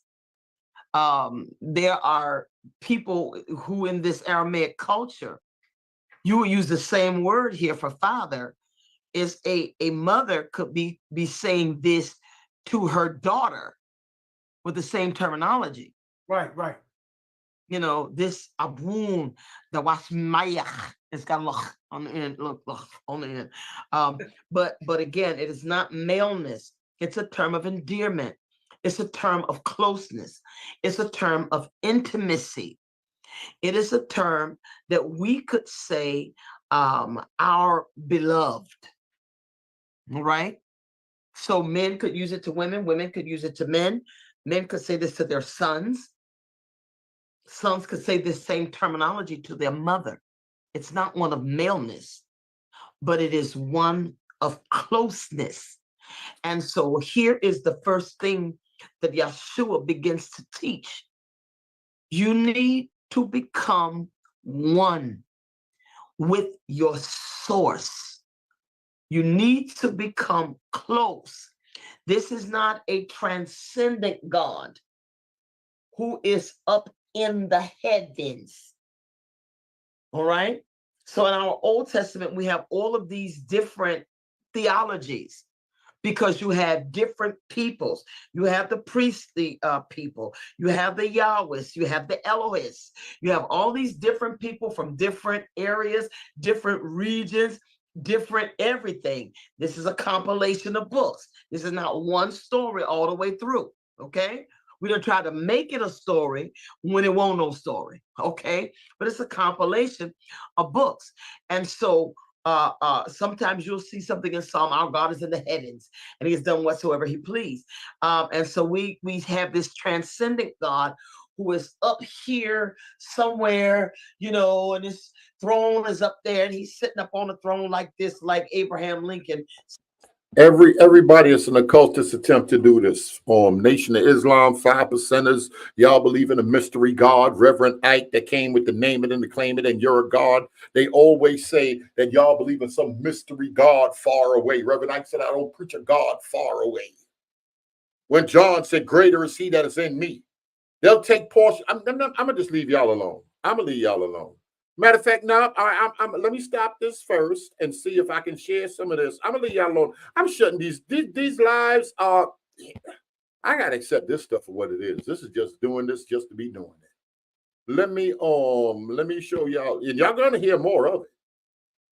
Tell me y'all hear this. The direct translation of the Lord's Prayer from Aramaic into English, and I just thought everyone needs to hear this. The Lord's Prayer that most people are familiar with is the translation from Aramaic to Greek to Latin and then into English. But this is the direct translation that archaeologists uncovered on a scroll from 1892. O cosmic archaeologist on a scroll from 1892. She ain't citing nothing really, but she thinks she's citing it. I want y'all to hear this good. Hear this good. And you're going to hear more of it. Maybe you've heard it first here on Berean TV. I came across the direct translation of the Lord's Prayer from Aramaic into English, and I just thought everyone needs to hear this. The Lord's Prayer that most people are familiar with is the translation from Aramaic to Greek to Latin and then into English. Oh, Father God. But this is the direct translation that archaeologists uncovered on a scroll from 1892. O cosmic birther of all radiance and vibration, soften the ground of our being and carve out within us a space where your presence can abide. Fill us with your creativity so that we may be empowered to bear the fruit of your mission. Let each of our actions bear fruit in accordance to our desire. Endow us with the wisdom to produce and share what each being needs to grow and flourish. Untie the tangled threads of destiny that binds us as we release others from the entanglement of past mistakes. Do not let us be seduced by that which will divert us from our true purpose, but illuminate the opportunities of the present moment. For you are the ground and the fruitful vision, the birth, the power, and fulfillment, as all is gathered and made whole once again. And so it is. So mote it be. All right, let me stop that and going back to this other high depth and this deep truth. Church ain't been teaching y'all about it, at least now that God's raising up the new teachers. Sitting on that big chair, that icon, that bust that we have, the statue of Abraham Lincoln. We kind of see God like that. But Jesus is annihilating this in the midst of Roman and Grecian culture, Western culture that seek to bring God down to their level. He is saying this is not some transcendent God. This is not some God that's in this or stuck in this. This is this is the God, the source, the breath. This is the Allah. This is the God that's in everything. And so this is not about maleness. This is not about gender. This is not about masculinity and authority. He is saying the first thing that he is teaching is learn to be close to our source. And our source is pure love, is pure abundance, is pure joy, is pure splendor. All right. And so this is very, very different. When we look at Duwas Meya or Mayach, or if we were doing the Hebrew, we would say the Shamayim, the heavens. But it actually doesn't mean heavens up here. No. It doesn't mean some abode of God up here. Right. It means in the Aramaic, apostle, it means our beloved, our breath, our source, who is everywhere. That's what mea means. It means everywhere, not some mystical heavens up here. That is everywhere throughout the universe. And even as we look at Abun, another derivative of that is Baba. And we know that's African because we talk about it today. Danny Bell Hall. Oh, say Baba. Oh, say Baba. All right. Yes, this intimate Baba or source or parent or dada. You know, it's very intimate. And so it doesn't mean daddy or papa like that. We think, we get deep when we say daddy God, that's my daddy. All of that is maleness. All of that is masculinity. All of that is reducing God to genitals. Because genitals and no womb. Because the difference between male and female in any species is in the reproductive organs and in the absence or presence of a womb. And so this means father, not as in father something, but the source of all things. Again, it does not mean daddy. It does not mean papa. And we get the same baba and all of that in Africa. And consequently or subsequently, the real Israel ain't in the Middle East. Oh, no. It's in Africa. Uh-oh. It's in Africa. Uh-oh. Let me pause right there for a minute. Alton and Tanaya, Alton want to call them folk and be upset because the prophet's trying to bring out the true map. The real Israel. Y'all, I'm going to stop telling y'all got to do something. You've mentioned one scholar, and I want to compare his commentary. I want to talk about Neil Douglas Klotz and how he breaks down the same thing you said. You can see the similarities between that scholar and this scholar here, where father is Abun. And he said, although usually translated father, Abun, this is more like parenting. Mm-hmm. If God is a verb, then each word that refers to the divine is as much a process as a being. So also, quote unquote, becoming. This is not obscure mysticism. It is simply the way the ancient Semitic languages express what people perceive as a human reality, surrounded and infused by the divine, reflected through nature. That's it. From the seen to the unseen and everything in between, all was moving and was shaking. Okay. And this is not just a being. It's not some some separate being. It's always moving and in process. All of it. I know we did study process theology in seminary, and people say that's from hell. That's from hell. No, it ain't. That's from Aramaic. That this concept of parenting, the universe is still being parented, not as but as in bringing it into rightness, bringing all things into maturity, bringing all things to function in its own capacity as it was created. And so this is not just some dude. We really see God as a super dude. He's a super dude. Ha! Yeah. But it's a process. This is all things in process.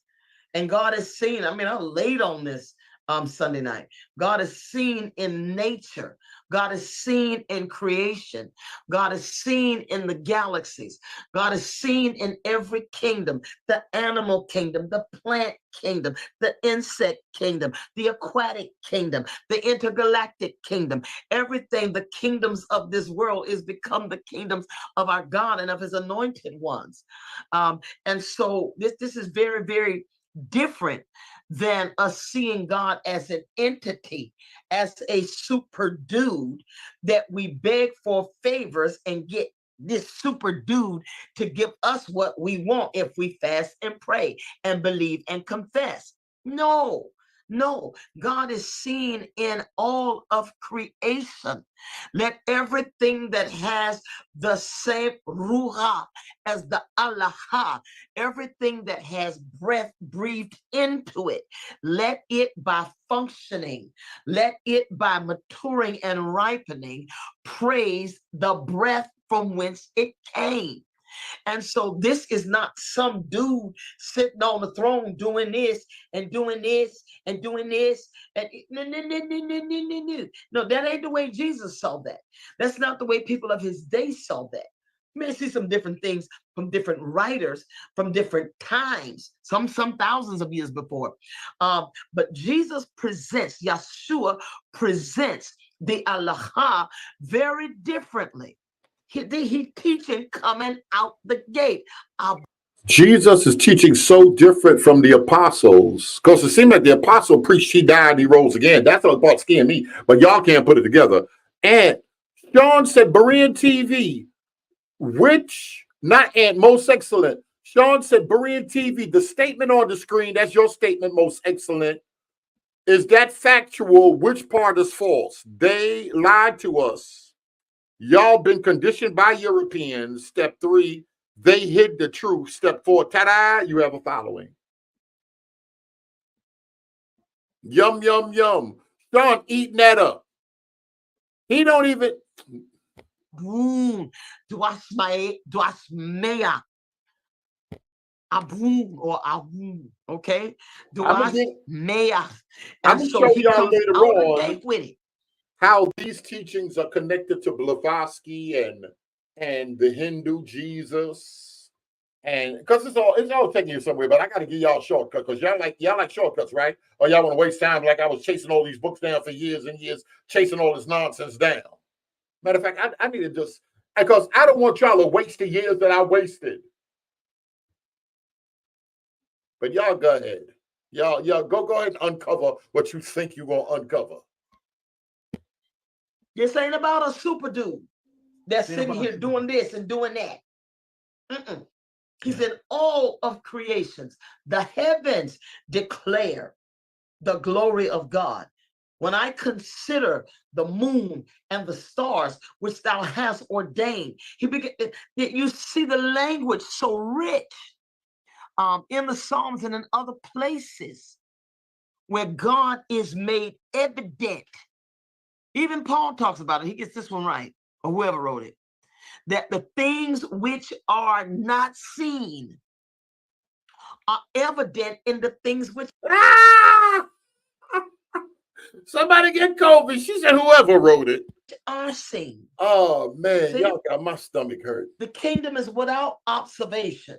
Yeah. It's both without and within, because it all came from the same breath, the same genius. And so that's very different than our Father.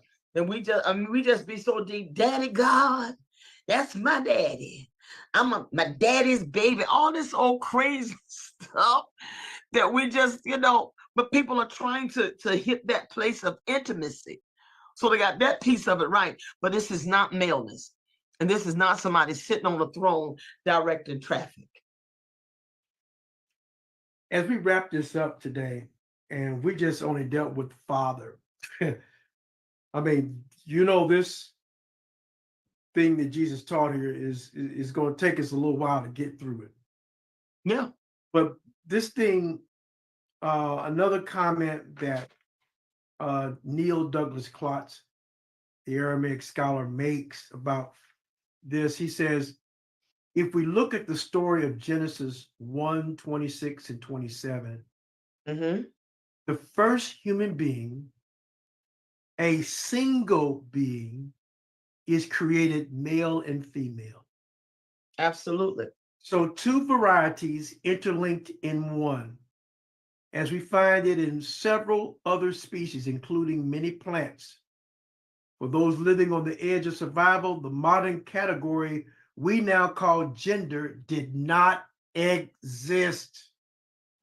Yes, two polarities existed, but rather than being separate, they were felt as united within the shared field of the human soul.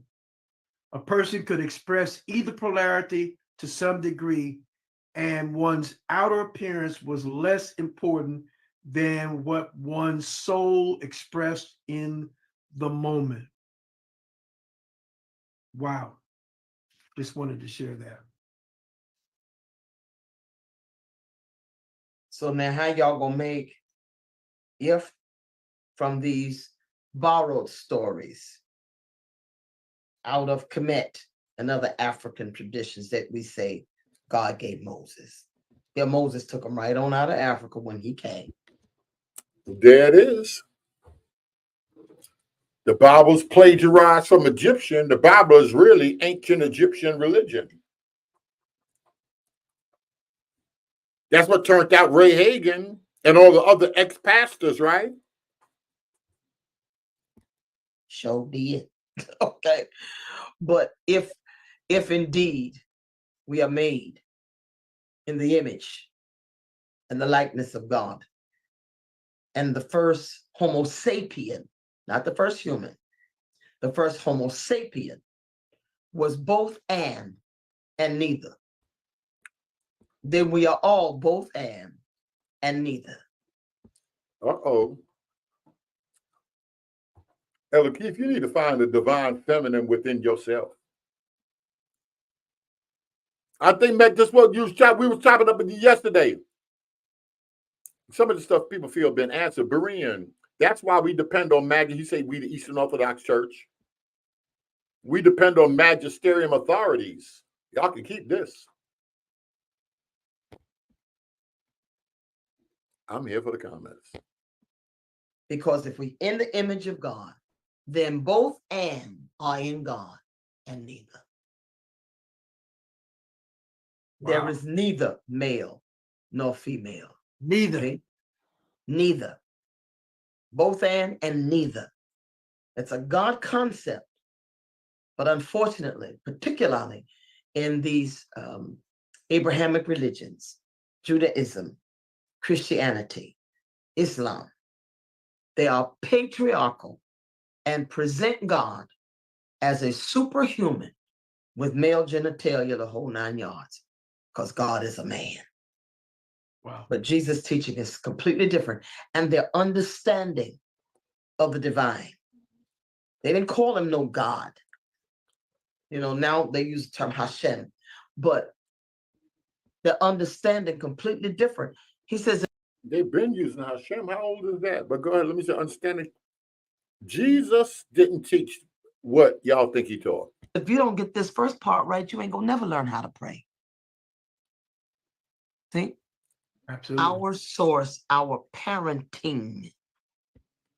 So you don't even know how to pray if you call him God. Oh, great eternal force.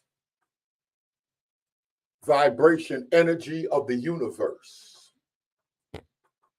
Our beloved. I wonder if they had masculine names for deity all over the continent of Africa. This term of endearment, this one of endearment. Not who is in heaven, but who is everywhere. Who's everywhere. And throughout the universe. Yeah. You have been watching The Doctors Are In. We trust that you have. This is why I don't like Ant right here. I'm going to stop that right. This is why I don't like Ant right here. All the talk we've been talking. It definitely touches on what I've been attempting to tease out. She's establishing her own canon. utilizing liberal scholars and jet-setting, y'all know how I'm pronouncing it, any form of orthodoxy, claiming it's all the authorial intent. Then look what, Met, they don't hear you though. Let me go back to this. I might do some reading. Y'all got me. Once y'all start getting me aggravated, but no. Matter of fact, yeah, I had some slides. I said I was gonna pull up and deal with some of these books, but boy, I get aggravated quick. Let me just at least go back to this. I'll at least get y'all that.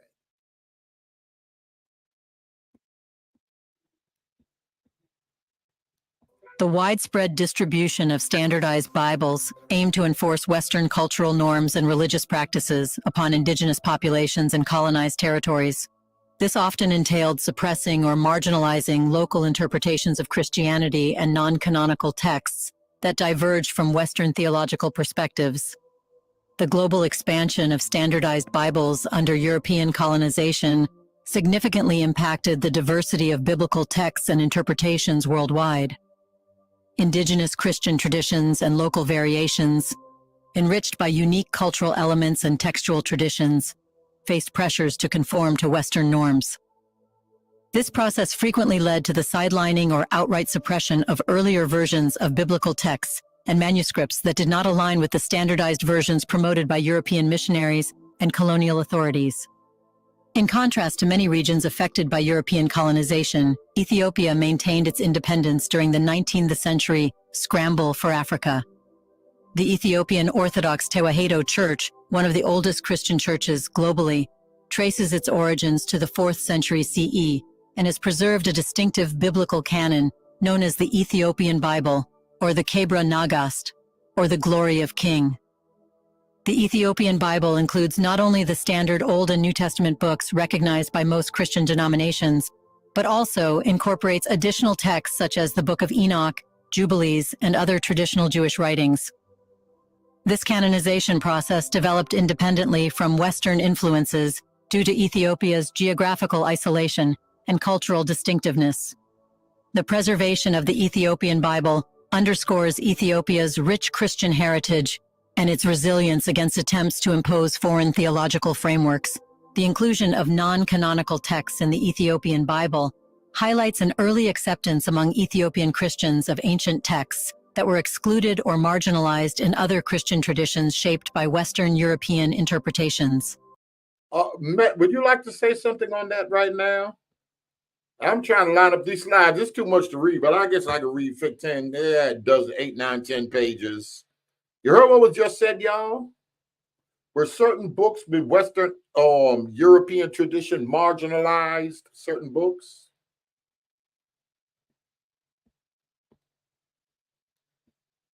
No, matter of fact, this is where they're going to start. I can tell this is where they're going to start beefing. Now, let's understand what prohibited elements the Ethiopian Bible contains. The Ethiopian Bible holds a treasury of texts that distinguish it from other Christian canons worldwide. Among its most distinctive contents is the Book of Enoch, attributed to the biblical figure Enoch himself. This ancient text offers a unique perspective, detailed descriptions of angelic beings, and profound teachings on cosmology and eschatology. Okay, that is a little different, because I was getting ready to ask y'all now, how does the Ethiopian church, the Eastern Orthodox Church, and the Roman Catholic Church all view the Book of Enoch? On the same level as 1st and 2nd Maccabees? Subjects largely absent from the widely recognized biblical texts. The Book of Enoch is notable for its exploration of celestial kingdoms, providing insights into the hierarchy of angels and divine judgment. It introduces readers to a cosmological worldview that includes multiple heavenly realms, presenting interpretations of Genesis that diverge significantly from mainstream Christian beliefs. Moreover, the text integrates enigmatic knowledge of astrology and angelology, reflecting influences from various non-canonical traditions and ancient Jewish mysticism. Before we continue further, tell us, are you enjoying the video? If yes, please like and share the video, and subscribe to our channel to watch more videos on Black Africa. Let's continue now. Okay. Central to the Ethiopian Bible is Enoch himself, portrayed as a righteous figure from Ethiopia. According to Ethiopian scripture, Enoch enjoyed a profound spiritual connection with God, receiving divine visions that revealed details about the celestial realms. He meticulously recorded these revelations within the pages of the book attributed to him, ensuring their preservation for generations to come. Throughout the Book of Enoch, readers encounter Enoch's extensive interactions with heavenly beings. These include dialogues with prominent archangels like Gabriel and Michael, as well as encounters with the Watchers, a group of fallen angels. Through these divine encounters, Enoch receives revelations about the creation of the universe, the complexities of cosmic design, and the ultimate fate awaiting humanity. However, because Enoch was a Black African, the Europeans did not feel it important to include his book in their version of the Bible. The absence of the Book of Enoch from European Christian traditions can be attributed to the challenges. Y'all not gonna let y'all just gonna let that go right there? And Chipperoo, Alton, you gonna let that go right there? Enoch was a Black African. That's why they didn't want that book.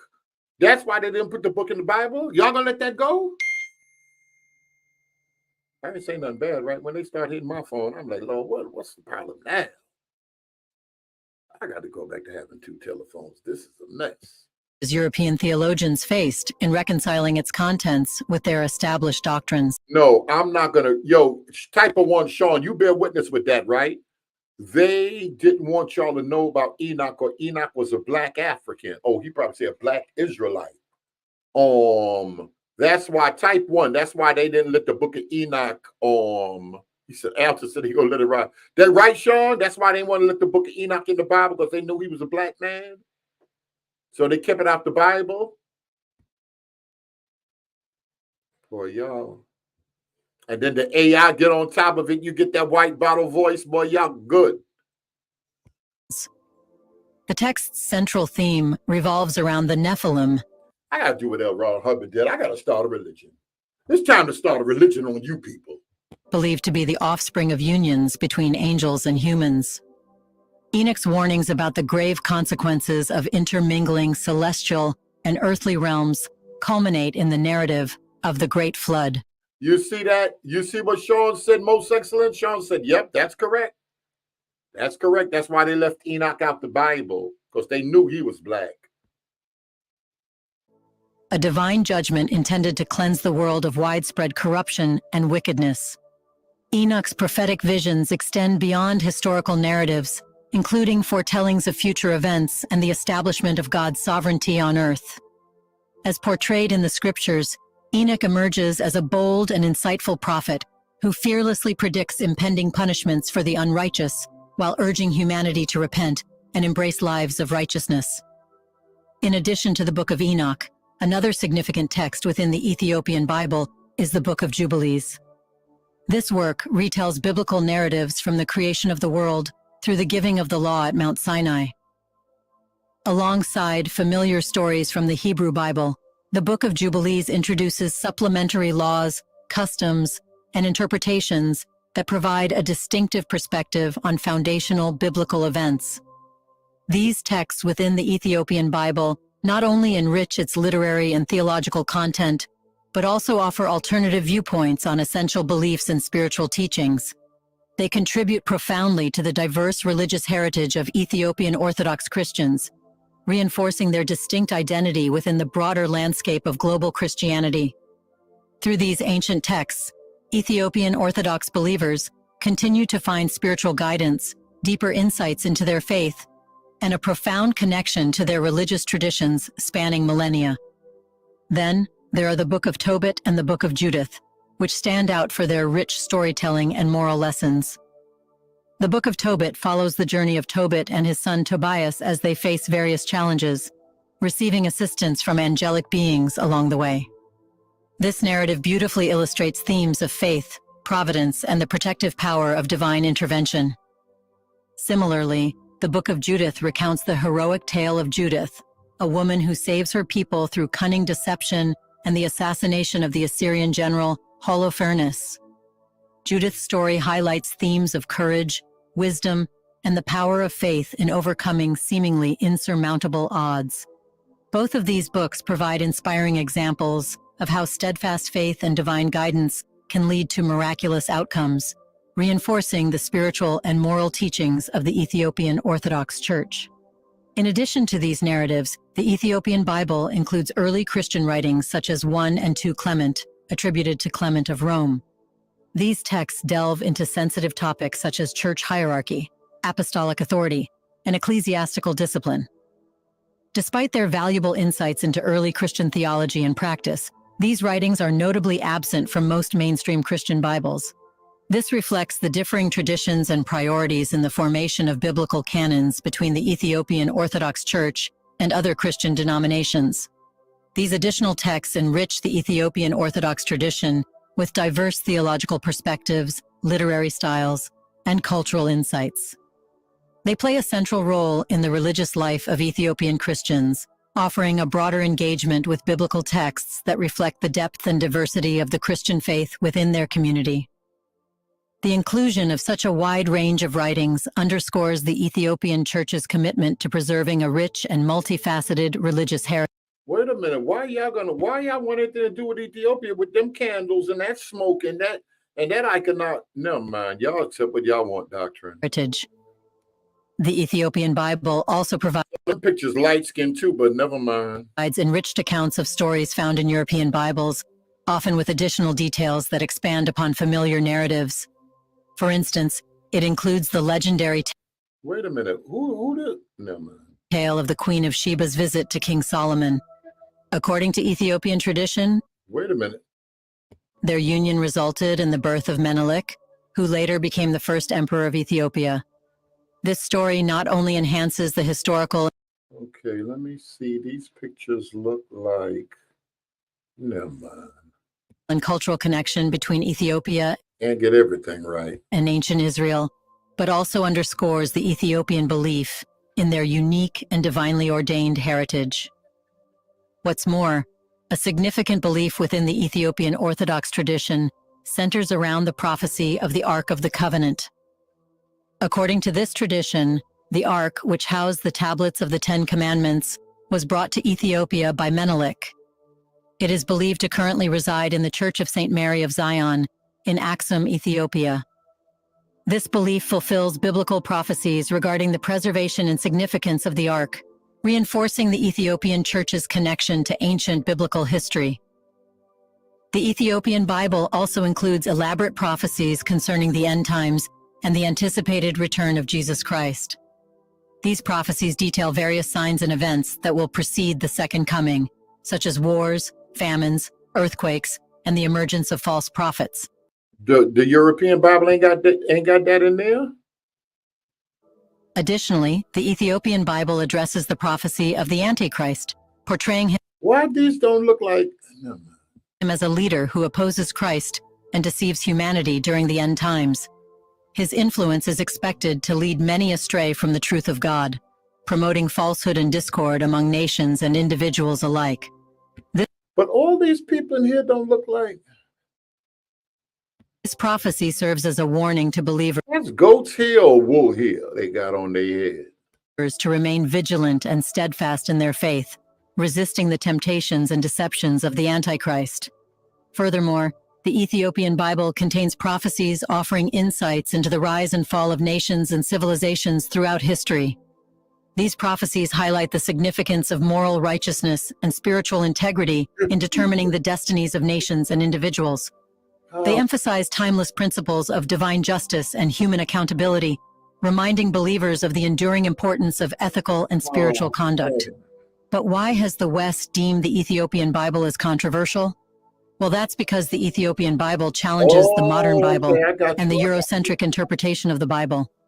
This divergence becomes especially pronounced with the inclusion of forbidden teachings that challenge orthodox interpretations and offer unique insights into religious history and theology. One aspect of the Ethiopian Bible is its alternative interpretations of biblical stories. These interpretations often provide new perspectives on familiar narratives like those of Adam and Eve, Noah's Ark, and the Exodus, offering a deeper understanding of their significance within the broader context of religious history. For example, the story of Adam and Eve is commonly seen as a cautionary tale of disobedience and the fall from grace. However, the Ethiopian Bible adds layers of meaning, portraying Adam and Eve not just as sinners, but as beings endowed with divine wisdom and potential. Their expulsion from the Garden of Eden is framed not as punishment for disobedience, but as a necessary step toward enlightenment and spiritual growth. This interpretation challenges traditional notions of original sin and underscores humanity's inherent goodness. Similarly, the story of Noah's Ark gains new dimensions in the Ethiopian Bible. While the flood narrative is often depicted as divine punishment for human wickedness, the Ethiopian tradition emphasizes Noah's righteousness and the covenant between God and humanity. This reinterpretation highlights themes of mercy, forgiveness. Wait a minute, what type of all-inclusive garbage is this? That's what that sign of that rainbow was, a covenant between God and humanity. God ain't made no covenant with humanity, did he? Thought God only made covenant with Israel. Wait a minute, we gotta see there's certain stuff that they be saying, I don't be letting y'all slide with. Did God ever make a covenant with somebody outside of being an Israelite? I can't let that go. I gotta get some more. And God's enduring faithfulness. Let me go back to the screen and see something. Did God ever make a covenant outside of any? Only people he made a covenant with were Israelites, correct? Type of one.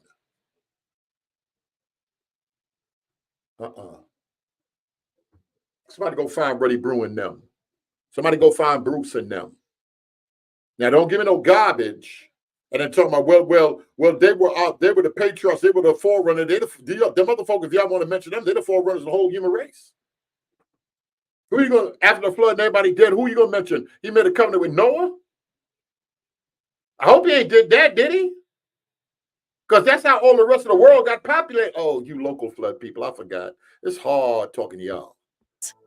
Beyond these biblical narratives, the Ethiopian Bible includes teachings on unorthodox religious practices and esoteric wisdom that mainstream Christianity often considers taboo. These teachings cover various subjects, including mystical interpretations of scripture. The esoteric. I tell y'all were going to have to deal with it a little sooner or later. Y'all tried to get around Philo from Alexandria. Y'all tried to get around him, but somebody else had mystical interpretation, including the Western esoteric tradition locked in with the Bible. What about that Kabbalistic? Y'all, oh, I forgot. Y'all don't want Kabbalah. That comes from the fake people, right? Real Israelites didn't have Kabbalah, right? Abu said, what was the question? Did God ever make a covenant with anybody else? Only Israelites, correct? That what the question was, Abu. See if they answer that Kabbalah question.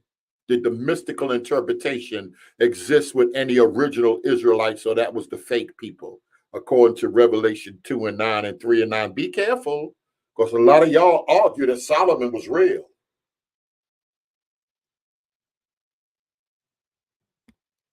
Spiritual practices like meditation and prayer, and the pursuit of divine knowledge. Central to these teachings is the belief in... Does the Bible introduce you to meditation? Meditate day and night? What's the difference between that biblical meditation and transcendental Never mind. This is all just talk. In the inherent divinity of all creation and the potential for spiritual enlightenment. The Ethiopian church teaches that everything is divine, or now they slide you like Blavatsky's plan was to slide you to India. Jesus went to India to the ascended masters, the tall blonde-haired ones now. Everything is divine. God is in the cockroach. He's in the computer. He's in the mouse. God's in the faucet. He's in the carburetor. He's in the gas station. God's everywhere, and he's in everything. I wonder if Moses taught that. Or he missed that part coming from the Egyptians, that God is in everything. But I thought you said the eyes of the Lord are everywhere. Walk to and fro the earth, he sees everything. David said, if I made my bed in the grave, thou art there. What's the difference between God being omnipresent and pantheism? Where are the Bible people at in here? Y'all can't just keep going and not answer no questions. Solomon had a ring. Come on, was Solomon an original Israelite? Through inner transformation. The Ethiopian Bible provides additional knowledge that other Bibles lack. This expanded understanding broadens Christianity's reach beyond Europe extending its influence to Africa and the entire world. It represents a shift away from Eurocentrism, which views Europe as the center of everything, including religion. Recognizing the Ethiopian Bible challenges this Eurocentric perspective and promotes a more inclusive understanding of Christianity. Does Europeans, such as the Vatican, Messianic Jews, believing Jews, do they recognize the Ethiopian Bible, or the planet's been hiding it, including Israel? They probably leaders. They've been attempting to hide the depth of this Bible. And even without the 88, 81 books that y'all may have on the other side of the planet, was there an occult tradition? Even if you want to say during the Inquisition, was there an occult tradition that came from the Middle East, that came from the Levant? Was there a cult tradition that was deep with Francis Bacon in them, that was deep in Europe? Or Europe ain't know nothing about the occult tradition? A lot of questions got to be asked. Y'all got a narrative, but y'all narrative ain't lining up, because doctrines don't work like that. Spiritual warfare don't work the way y'all. This nonsense y'all giving me, I don't want none of it. For many centuries, the European Church held supreme authority. Allowing the Ethiopian Bible to be taught and read could have undermined that authority. Faced with this threat, the Church had two options. And then what was Martin Luther when he was going to reform? Who did he want to go and talk to? Never mind. This ain't making no sense. I'm just going to go with what y'all tell me. Accept the Ethiopian Bible and relinquish some control, or ban it and maintain power. So that's what it came down to.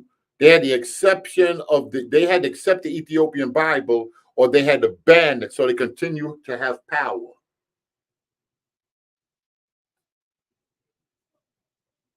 I hate it. Oh man, I gotta get rid of that. Unsurprisingly, the Church chose to ban it, continuing to hold on to its influence.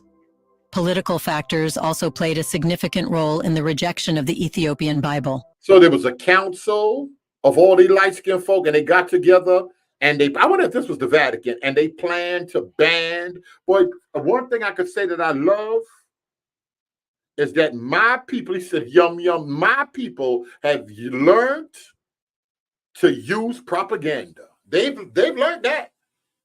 Ooh, y'all using propaganda like y'all ain't never to, especially now with the internet and AI and all of that. I thought Noble Drew Ali and them had y'all. I thought Elijah Muhammad had y'all with that mothership and the tribe of Shabazz. No. It's another level of propaganda out here now. I wonder where this was, downstairs in the Vatican. They all got together and had a council. All the councils are recorded. Which one was this? What's that last Vatican Council? This the last Vatican Council right here, where the Europeans got together and said we're gonna ban the Ethiopian Bible and promote the King James Bible, Tyndale or one of them.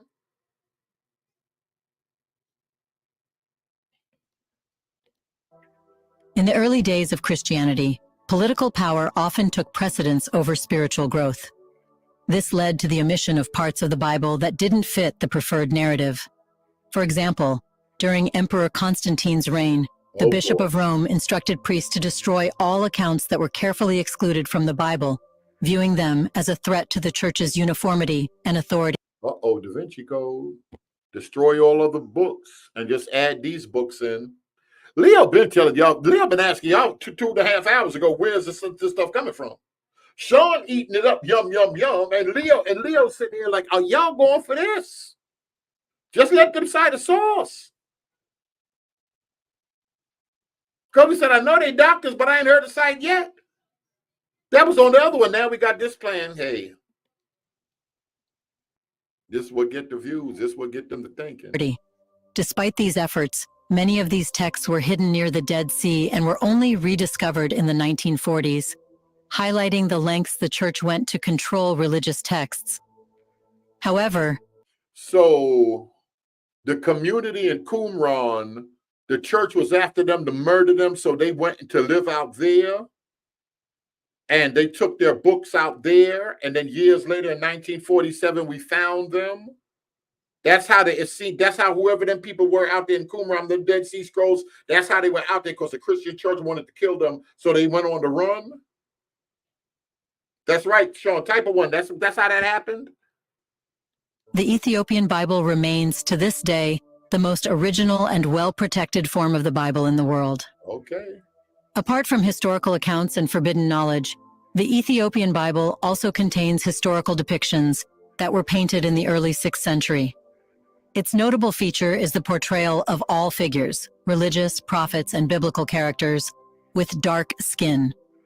This distinctive artistic choice is deeply rooted in the cultural and historical context of the All them folk ain't have dark skin, but if this is the part of the video where they'll start giving y'all dark skin, you could tell y'all anything. We already know that. The Ethiopian Orthodox Tewahedo Church, which has meticulously preserved and developed its religious texts over the centuries.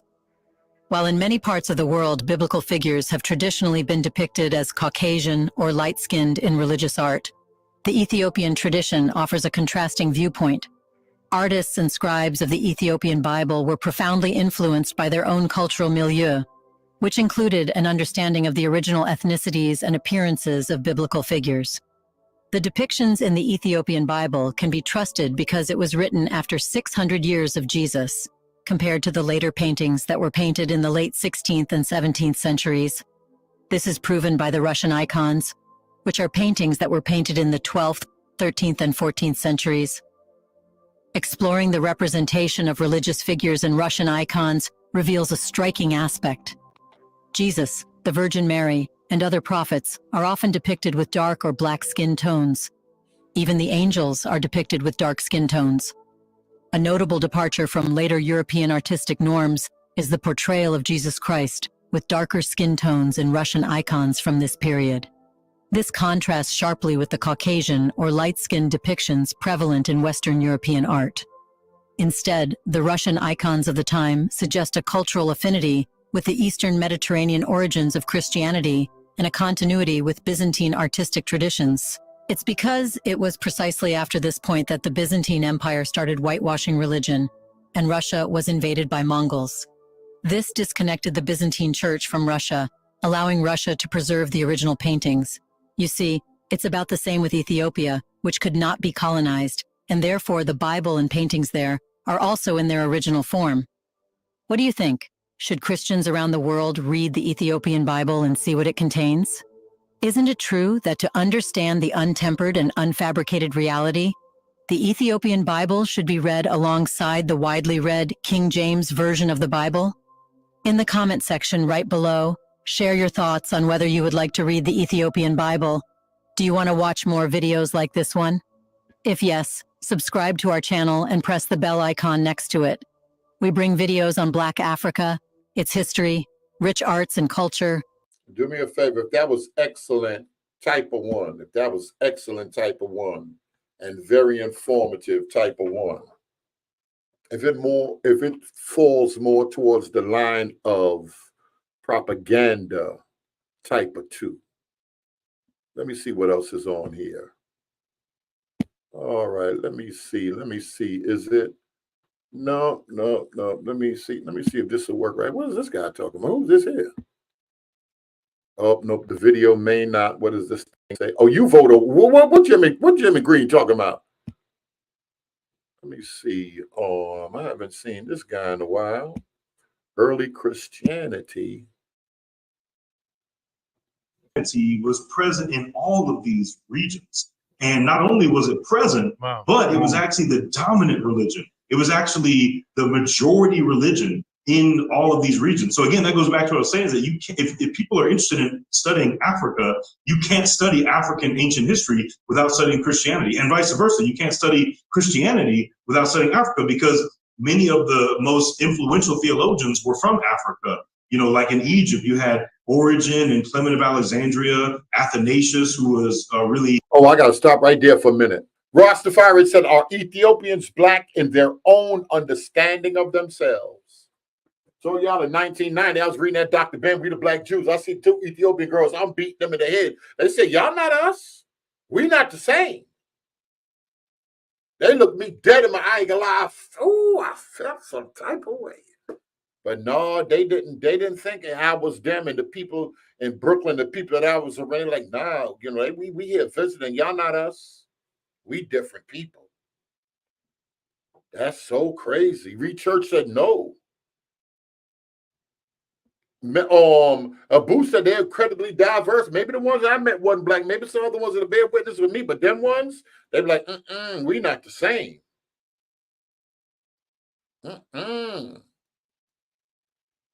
Integral in the 4th century around Trinitarian doctrine, and you also had Cyril of Alexandria. Then North Africa. Do me a favor, most excellent. You know I ain't got. Come on, brother. Just go ahead and say it. You think it's best that the Protestant church that we all just go ahead and get heavy with the canon. There's no sense in not having it all. Maybe it'll even be better unity.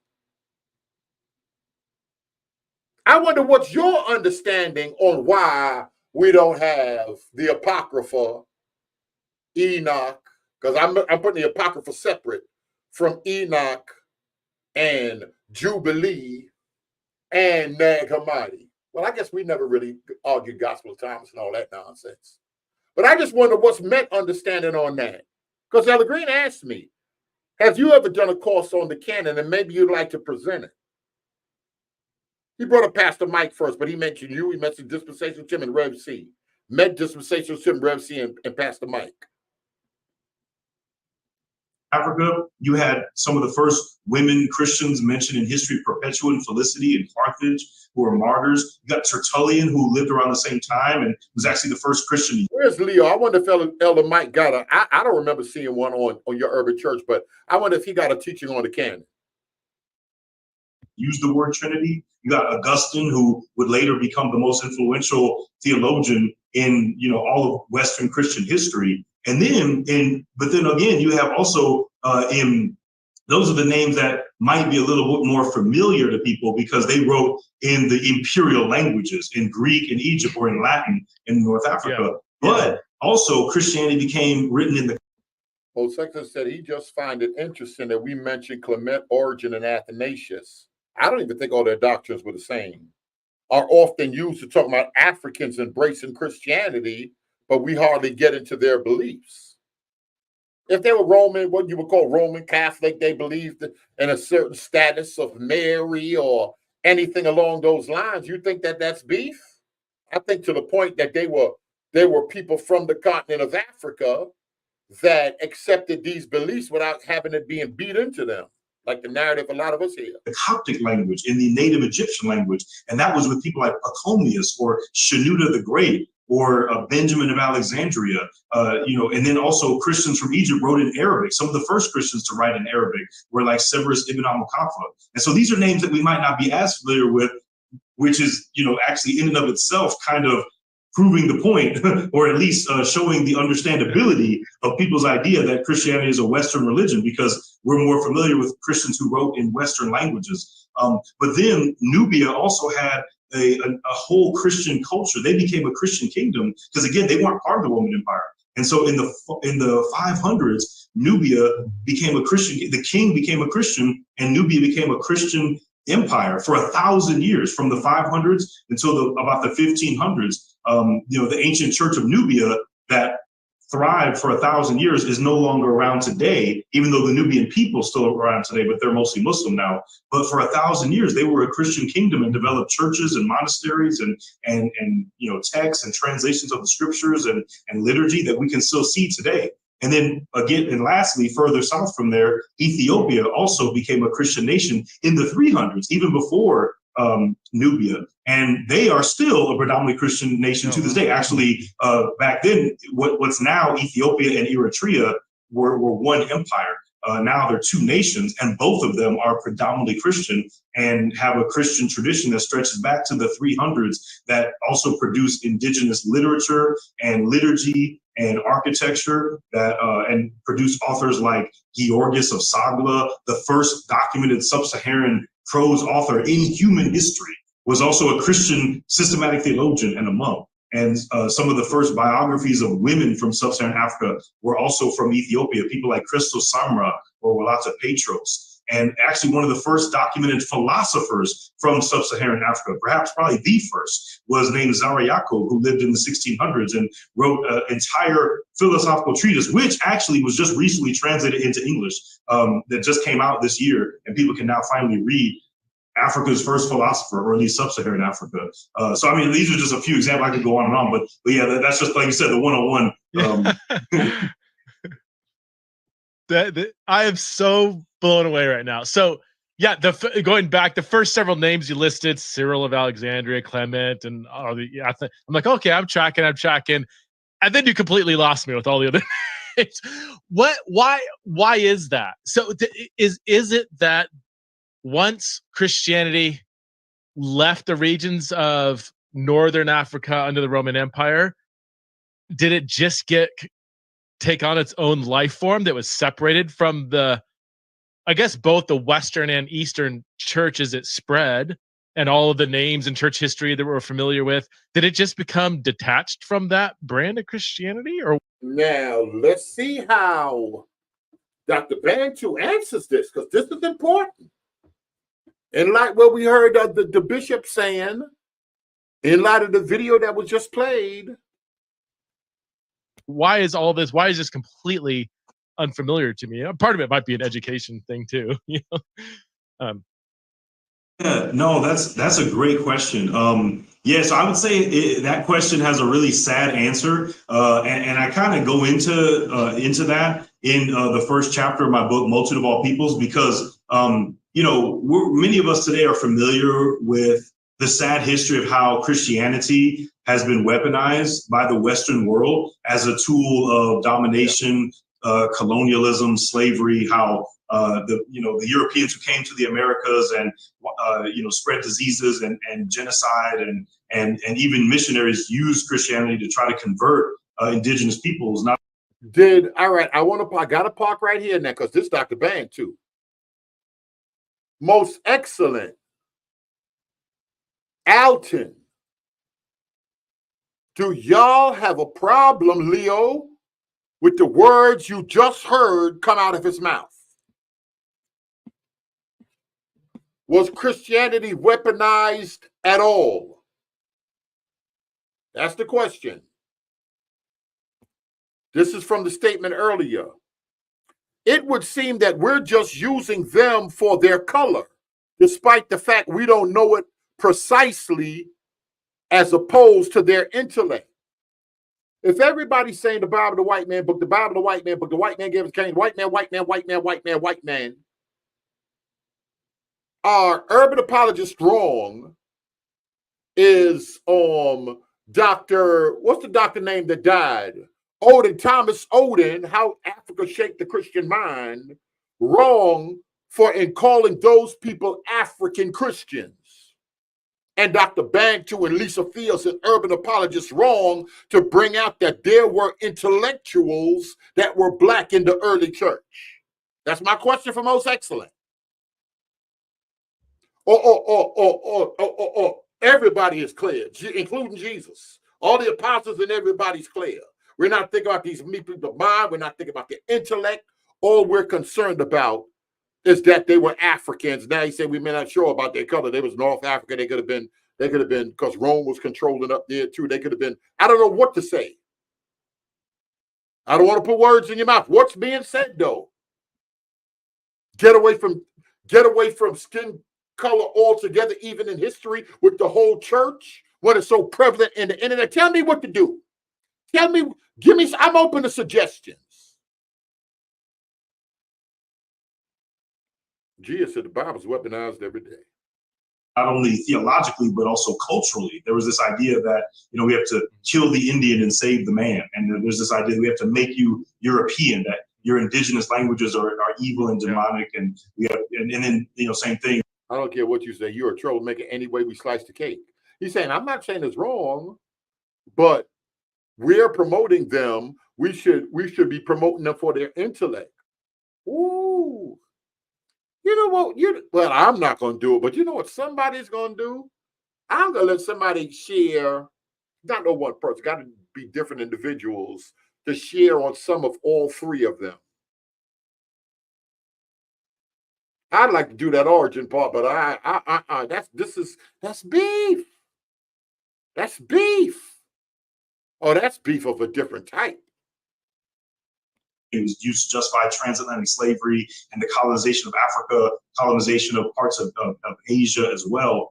You know, most of us are familiar with this history, and sadly, a lot of us think or are told that Christianity actually first encountered people of the Americas, indigenous peoples, or African people, or you know, South or East Asia. That it was in the middle of this colonial project that was when Christianity was first introduced. So, you know, it's a little understandable why people would want to reject Christianity. If they're like, well, if it came with colonizers and enslavers, then yeah, I would want to reject it. And so, but again, the good news is, you know, historically, is that that's not the case. That Christianity was in India, it was in China, it was in Central Asia along the Silk Road, among the Mongols. It was in, and as we just talked about, it was all over Africa, you know, long before Europeans came.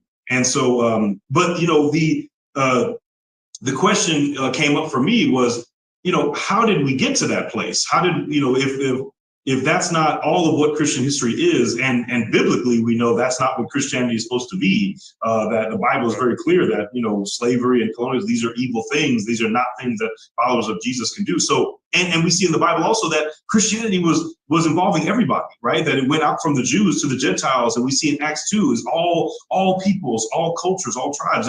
There was nobody had a majority culture in the church. That it was everywhere. In fact, if anybody may have had kind of some kind of cultural dominance, it would have been the Jews. But Jesus and the apostles made it very clear, like, no, there's no Jewish dominance and no non-Jew. Oh boy, now look at this one. Look at this one. Look at this one, y'all. This is what I'm talking about, them. This is what I'm talking about right here. It had a purpose and a place, but let's look at the words of King. Judge not a man by the color of his skin, but by the content of his character. Now, you do know that character and doctrine is two different things. Because you could preach what some of y'all would think is a pure orthodox doctrine and be running around here sleeping with everybody. Never mind. Character and doctrine are two different things, but we'll just keep going. Who needs to assimilate culturally Jewish culture. And that was the big issue in Acts 15. So the New Testament goes out of its way to forbid any kind of cultural dominance in Christianity. And yet that's exactly what happened eventually. And so, yeah, like, how did that happen? And I think the how of how that happened is the answer to your question of why we don't hear about some of these other names and some of these other Christians. And you know, what I explained in the first chapter of the book is that Did the church not know about African church fathers? Or did they leave it out like other things in African or Black history were left out because they wanted to exclude a people from history? And say, I just get scared sometimes when you Christians, some Christians, don't want to acknowledge some things, or they just didn't know. Wait a minute, let me not put that on y'all. Maybe some people just didn't know. I don't care what y'all say. Dr. Bantu and Lisa Fields and urban apologists, they're trying to fight something else in. Because colonialism moved hand in hand with supremacy in Christianity. And folk in my community want to get rid of that whole Bible just because of that. And they're using the history of slavery, slave masters, they're using a bunch of stuff to tell folk, get them folk back their book. And all y'all can tell me is what?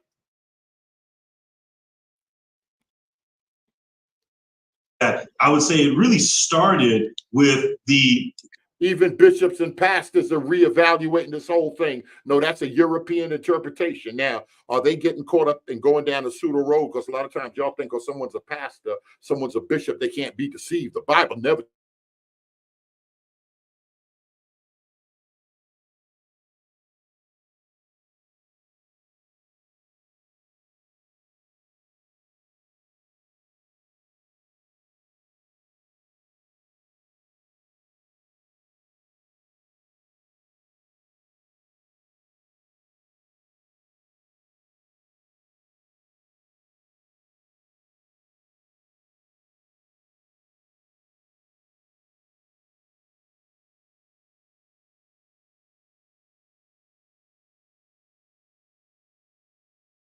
or at least the alleged conversion of Roman Emperor Constantine in the early 300s, that that he started, stopped the persecution of Christians and started tolerating Christians, and many Christians even claim that he was a Christian. We don't know if he himself said that, but Christians. All right, let me stop right now, because if y'all can't hear me, I got to go to my phone. I use my phone like a monitor. If y'all can't hear me, I got to go to my phone. Okay, Corinne. Can y'all hear me? I'm going to, all right. Thank you. And certainly said it about.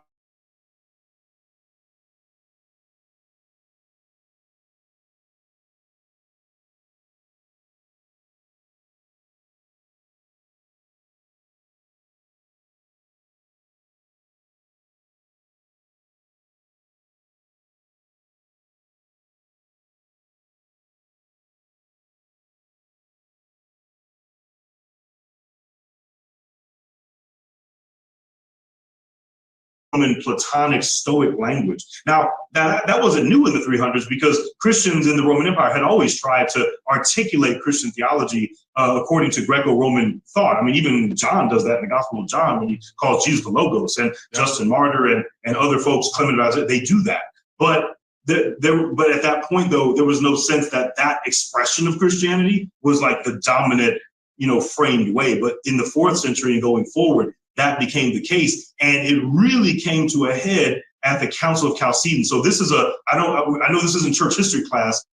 I would just say if there's one. Now let me just stop and talk, because I don't know if you're up. My phone looked like I'm up. I know it was a little. Okay, I hear myself. I think it's good.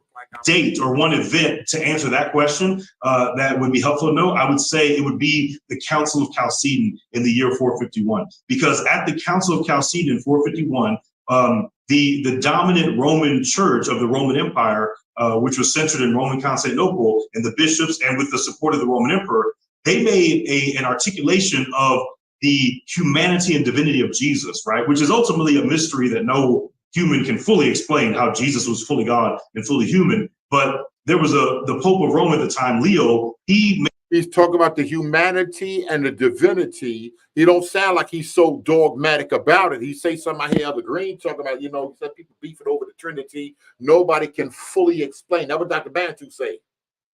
That what he making it sound like. Let me see. Maybe he's making it sound like they were so dogmatic about it, they were willing to split and go separate ways based off of the wording on the nature of Christ. Now, when y'all start killing people, I ain't saying they did, when y'all start making people heretics and sending them to hell, of course, wording's a bit different. All right, Met said he's pretty solid. Made a way. Solid enough to be saved. Because he'll talk a little more, and then y'all will be like, I knew he wasn't right. Articulating that again was really kind of rooted in Greco-Roman thought, where he said Jesus has he's one person, but he has two natures. He's one hypostasis, but he has two physis, right? Two different natures. And, that made sense to him. That made sense to people rooted in Greco-Roman Hellenistic thought. But to people in other parts of the world, that didn't make sense. And it's So wait a minute. So if Europeans, I don't want to say what I think he could be saying. Let me be quiet. I'm just here to play the video. Whatever y'all say, y'all say. I'm not here. I'm not Eric being Rocky. I'm not here to move the crowd. Especially when you think about the fact that in Greek, you can say that one person has two natures, and there's a difference. But other people in other languages don't even have two different words for the word person and nature. And so they have different words. And so the Christians in the Persian Empire, or the Christians in Ethiopia, the Christians in Nubia, the Christians in Syria and Arabia, they did not accept that. That didn't make sense to them. Now, to be fair, it wasn't like the dominant Chalcedonian or dominant Roman position was heretical, but they thought it was. And what happened was the dominant church of the Roman Empire began to enforce that doctrine in North Africa. No, I don't think so. Not at all, more. But the problem is more and more people and pastors are attempting to do that. But at the same time, they're introducing non-biblical doctrines. I don't think, you see how you can say that and distinguish that more? There's more preachers that they're attempting to look back because of colonialism, because of slavery, because of Jim Crow and so much stuff, white supremacy and so much stuff. They're looking to not reinterpret it, but to introduce doctrines that are foreign to the text. That's where we're having a problem. And I don't think we have enough of these discussions, and people are biblically literate enough to know that game is being played on them. But they are hurt. They do know a lot went down in the name of Christianity that was wrong, and they'll wholeheartedly start eating this other stuff up. And I don't think some of these pastors and bishops are really doing their research like they're supposed to. And then, you get to a certain title in church, you above being spoken to.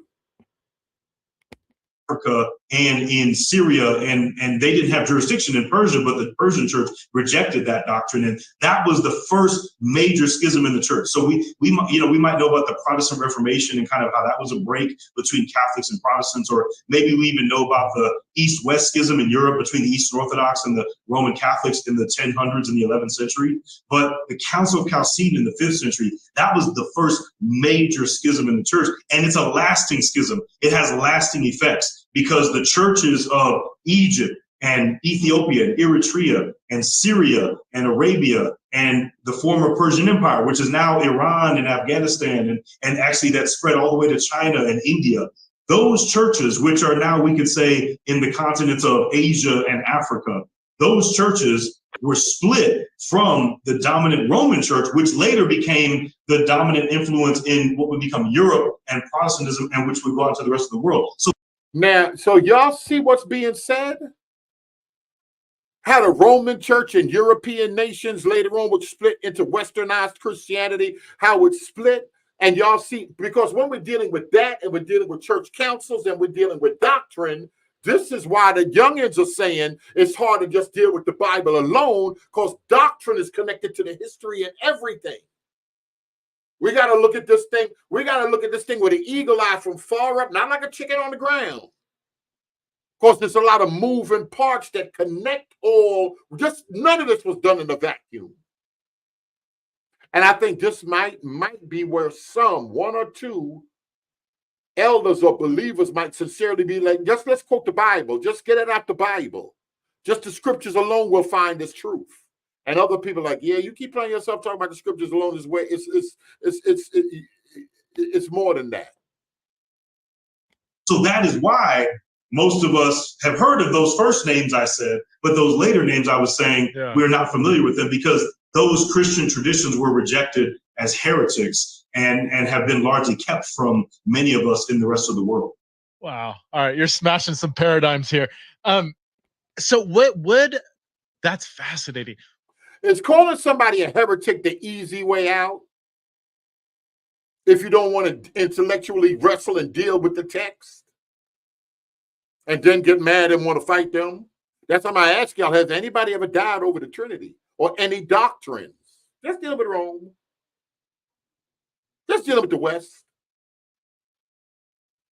Even just reformers dealing with the Protestant church. Have anyone ever died? Because once y'all get to killing, you're not thinking about the imago Dei inside that brother there. If he believed in the Trinity, if he believed that Michael is, whatever he believed, once y'all get to killing these folk, I think almost everybody should say, all right, now y'all doing too much. Now you're killing them over the Trinity. Now you're killing them over these terms. Now you're killing them over these books. Now I think we done gone far beyond anything Jesus wanted us to be doing down here. Even if we're doing it in the name of what we believe his teaching would be, we're doing too much. Going back prior to Chalcedon 451, let's go to Nicaea. The churches that were rejected by the Chalcedonian Creed, would they have still embraced the Nicene Creed? Or because Nicaea was more about like more Trinitarian articulation, right?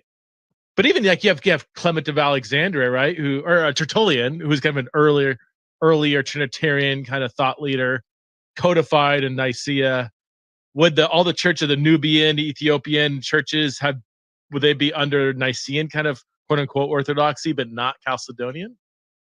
That's exactly right. Yeah, and so all of the, because these churches are still alive and well today, the Ethiopian Orthodox, Eritrean Orthodox, Coptic Orthodox, Assyrian Orthodox, all of these communities, well, not all of them. Unfortunately, some of these communities did die out. As I mentioned earlier, the Nubia was a Christian kingdom for 1,000 years, but the Nubian people are still around today in southern Egypt and northern Sudan, but they're not Christian anymore. There are no more Christians. And then also, at least that trace their church back to that time period. And then also there was a thriving church in China from the 600s. There was a missionary from Persia who came to China and brought the gospel, and the church thrived in China for several hundred years.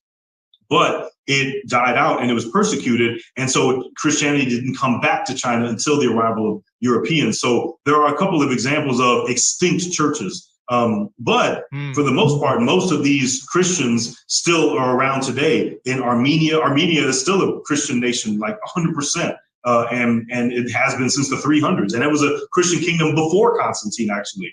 The king of Armenia embraced Christianity before, a decade before Constantine allegedly did. And Ethiopia is still a predominantly Christian nation. Egypt, the Christian community is smaller than it used to be, but it's still, the Coptic church is thriving. And so, and all of these churches still embrace Nicaea. They still embrace the doctrine of the Trinity. And again, even the issue at Chalcedon was, everybody involved in that debate was an Orthodox Christian. They just had different ways and different words and concepts for how to articulate the humanity and divinity of Jesus. And so even, and see, this is my problem, because a lot of evangelical or Protestant or Western church history textbooks will often leave out these histories out of their textbooks. You won't hear about a lot of these people and names in most church history textbooks. Now, that's starting to change a little bit, and there's some modern church history textbooks that are doing that, but it's still very little. And the majority will still dismiss these Christians and say, well, there was these heretics called Monophysites. Now, first of all, Monophysite, it means one nature, and that's a pejorative term. That's not a term that they use to call themselves. So that's already being offensive to call them that. But also they will tell the history of these Christians through the lens of their Western opponents back from the 5th century. So they will say what the Romans were saying about them at that time, which is that you all don't really believe Jesus was actually a human. You only think he was divine, because they were saying, the Armenian church, Ethiopian, Syrian, Egyptian, all of them were saying, no, Jesus does not have two natures. Jesus has one nature. And then the dominant church of Rome and Constantinople said, oh, well, when you say he only has one nature, you must mean that his nature is only divine and he's not really a human. And you guys are like Docetists, like you think he just appeared human, but he wasn't really human. That's not what they said, though. At no point did they say that. But all of these Christians from the beginning said, no, we believe in the Trinity, Father, Son, Holy Spirit, and we affirm Nicaea, and we fully believe that Jesus is fully God and fully human. That was never what people were debating. Nobody was debating if Jesus is fully God and fully human in one Savior. But what they were debating was, can we speak of him as having two natures? That was the problem that they said, because to them, that seemed like they were saying there's two different Jesuses. And again, that's not what they were saying. That's not what Leo and subsequent Chalcedonian Christians were saying. But that's how people took it in these communities. And so they said, no, Jesus has one nature. But they said his one nature is fully God and fully human. And so neither side is heretical, but they both saw each other as heretical. But the Roman church had the power, so they had the ability to enforce their doctrine and impose it and ostracize these Christians. And then when Islam rose in this part of the world, that just was the final nail in the coffin, and that really limited these Christians from being able to spread Christianity as they may have would have, but that didn't stop it. And we could talk about that maybe later, but Christianity still actually spread in further regions of Asia and Africa, even despite the fact that the Roman church really largely oppressed the churches of Africa and Asia for many centuries. Just to try to summarize, the kinds of churches, Nubian, Coptic, Ethiopian, that were labeled let's just say non-Chalcedonian. Are you saying they embraced both the full divinity and full humanity of Jesus? That was not the issue. It was the categories that the Western church used to explain that tension that they just didn't resonate with. But they embraced the full divinity, humanity of Jesus. Like, that's not the debate. That's exactly right. Yeah, and again, I'll just repeat it. I'll summarize it briefly because I know we had a lag, but that's exactly right. That the Christians, and many of them will call themselves Miaphysites, as in one nature. But the Christians of Armenia, Ethiopia, Egypt, Nubia, they all fully embrace the full humanity and full divinity of Jesus. One of the first Christians to respond to Chalcedon was actually the Pope of Egypt. His name was Timothy Elarus, and he wrote a long treatise called Against Chalcedon. And in that treatise, he goes point by point against Leo's tome of Leo of Rome, his tome or his argument. And in it, you can see clearly that he never denied and he fully affirmed that Jesus is fully God and fully human. But again, Timothy Elarist is not a name that shows up in most Western church history textbooks. And so it's really irresponsible for so many Western Christians to dismiss these Christians as heretical when we've never actually even read their writings and their doctrine in their own words. And a lot of that is because they wrote those in languages like Syriac, Armenian, Coptic, and those are languages that most historians are not familiar with. And I think going back to your former question, I think that there's no other way to say it than another reason for that is Eurocentrism and racism and white supremacy, that historians have always been more interested in European history, in Western history, in Western languages like Greek and Latin and later European languages, but people are just not as interested in ancient African or Near Eastern history. And so that's why most historians don't even know how to read the theology that was written in many of these other languages and haven't directly. I mean, I'm in the middle of translating the first documented Ethiopian author in human history, right? Which is another way of saying the first sub-Saharan African author, because even before Nubia, there was an identified author, or even before like Timbuktu or the Mali Empire or other parts of Africa, Ethiopia produced the first documented named author, and his name was Georgius of Sagla, who lived in the early 1400s and wrote a 700+ page treatise. And I'm translating it for the first time ever into English. It's not available in English. Wow. And this is crazy. This is insane. Like, this person's name should be known and their text should be available, but it's not. And there's an Italian translation, but I'm making the first English one. And it's just, imagine if like nobody could read Calvin's Institutes or Luther's 95 Theses or or Aquinas' Summa, right? Like, those things you can find those on your phone right now, like, and read them in English. But again, so much of these texts are not available. But again, that's slowly starting to change a little bit. But yeah. So you have different Christianity gets deeper into Africa. You said the Nubian church, 1,000 years, and then it kind of died out. What caused the dying out? Was it just ongoing persecution until there's no more Nubian Christians left? Is that? Yeah, that's a great question. I go into that a little bit in the book Multitude of All Peoples, and I would say it wasn't like one event. It wasn't persecution, because Nubia was ruled by Christian kings from the 500s up until around the 1100s. And in the 1100s, that was actually a time when there was conflict between Christians and Muslims. In fact, interesting little kind of just, I guess, factoid is the Muslims, the followers of Muhammad, when they conquered much of the ancient world in the 600s after the death of Muhammad, the only place in the 7th century that Muslims tried to conquer and failed was actually Nubia. The invading Arab Muslim armies came in and they conquered Egypt, they conquered North Africa, destroyed Carthage, and they came and tried to invade Nubia and failed, actually. And the Nubians defeated them. And so again, this is Nubian Christians fighting against Arab Muslims invading in Africa, and the Nubians won, and they created a peace treaty. And that peace treaty lasted for, I think, over 700 years. And it's actually the longest recognized peace treaty in human history.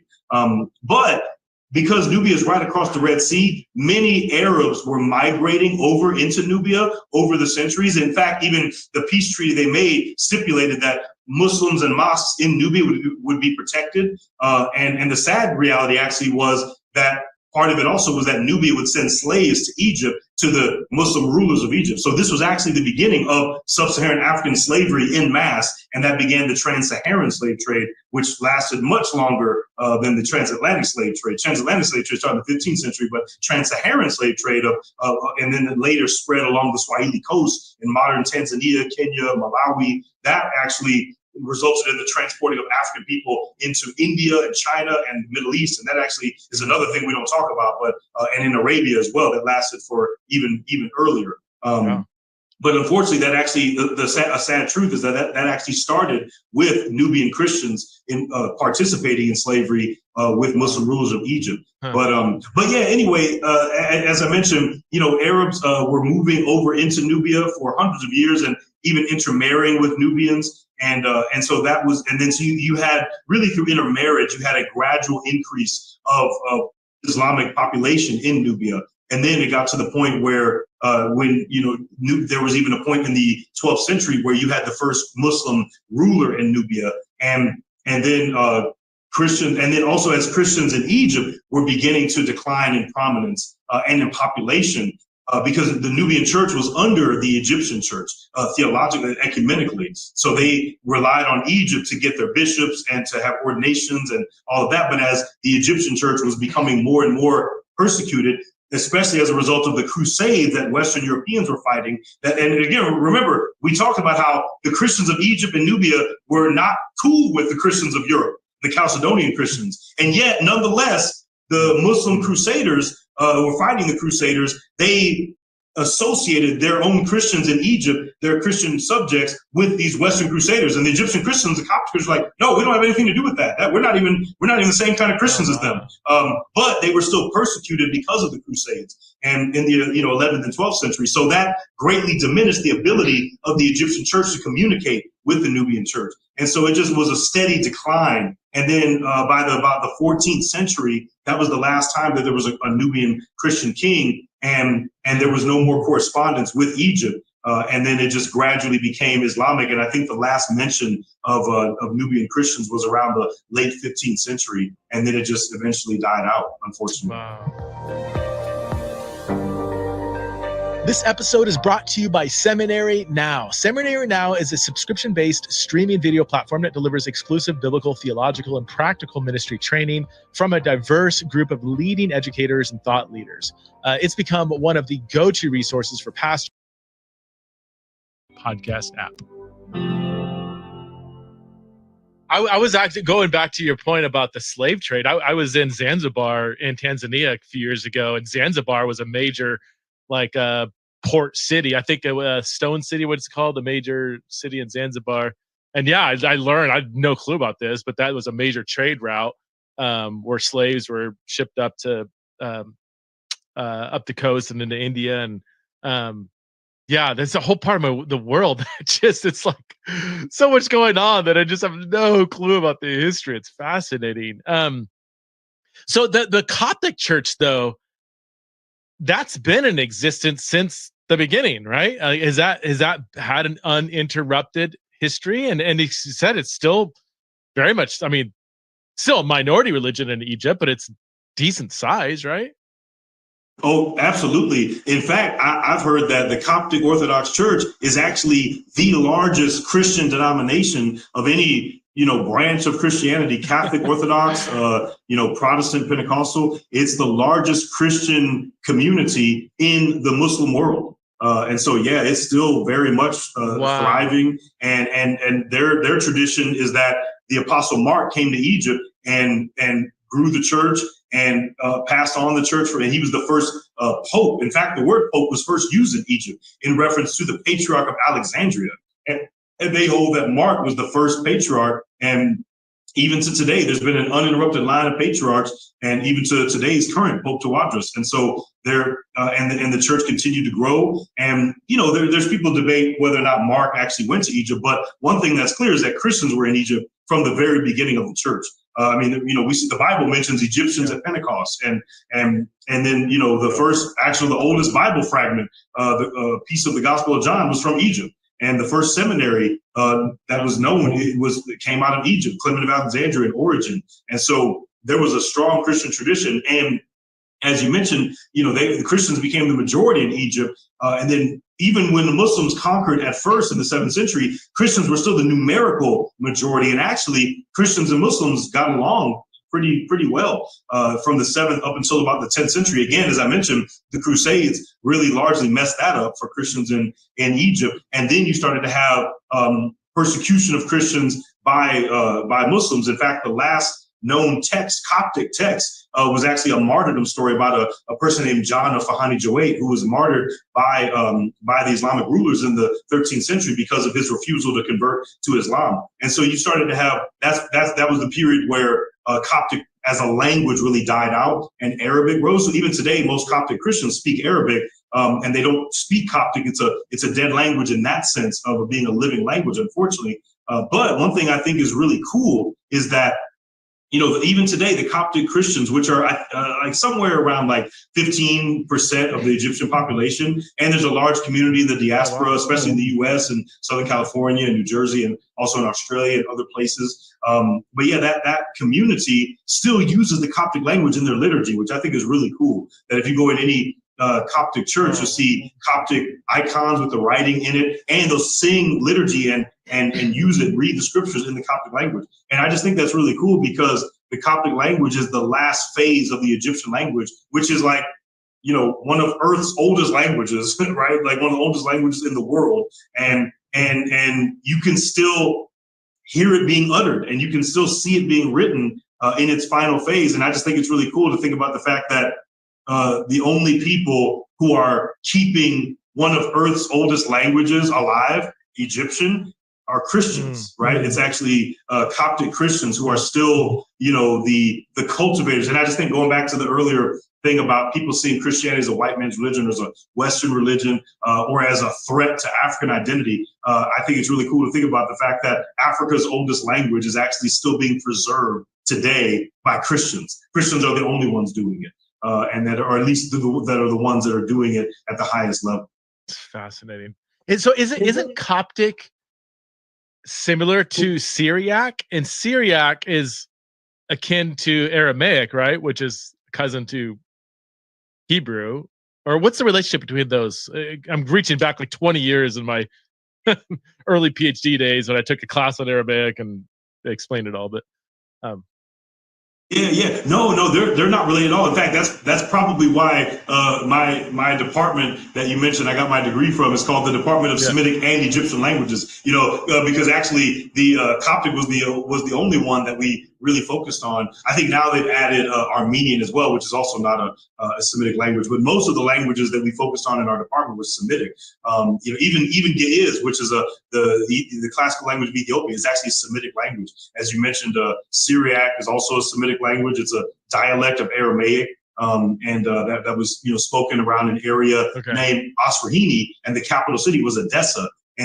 But the cool thing about Syriac is that that language can really rightly be considered as the foundational language of the Asian church. And we can literally use that word Asian in an all-encompassing way, because that church, that language and theological tradition started in what's now northern Syria and southeastern Turkey, Western Asia, but it literally spread all over the Middle East and the Arabian Peninsula. It was the language, East Syriac was the language of the Persian church of the Persian Empire, which is modern Iran and Afghanistan. And then from there, missionaries, as I said earlier, went along the Silk Road in modern Mongolia, Uzbekistan, and then all the way into China and all the way down in India. And they were still using Syriac.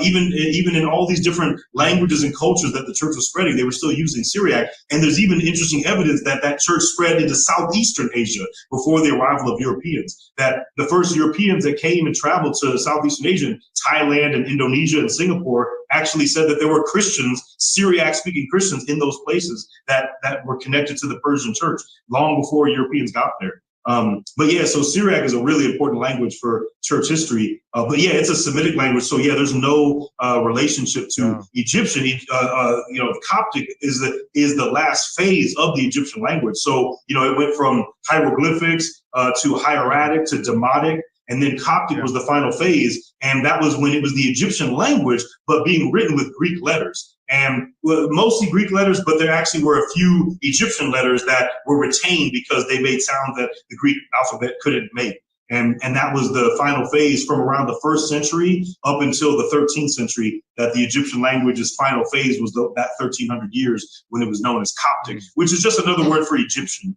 right? Like Iguptos comes into Coptic. And that's one of those, what they would call a Nilo-Saharan language, which linguists kind of use that term, but yeah.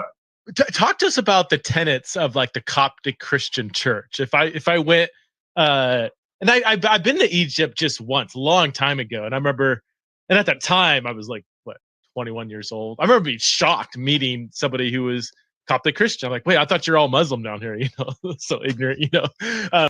Let me take a screenshot of this right here. Like we come from a high church tradition. African church is used to high church, and it didn't come from England, from Europe.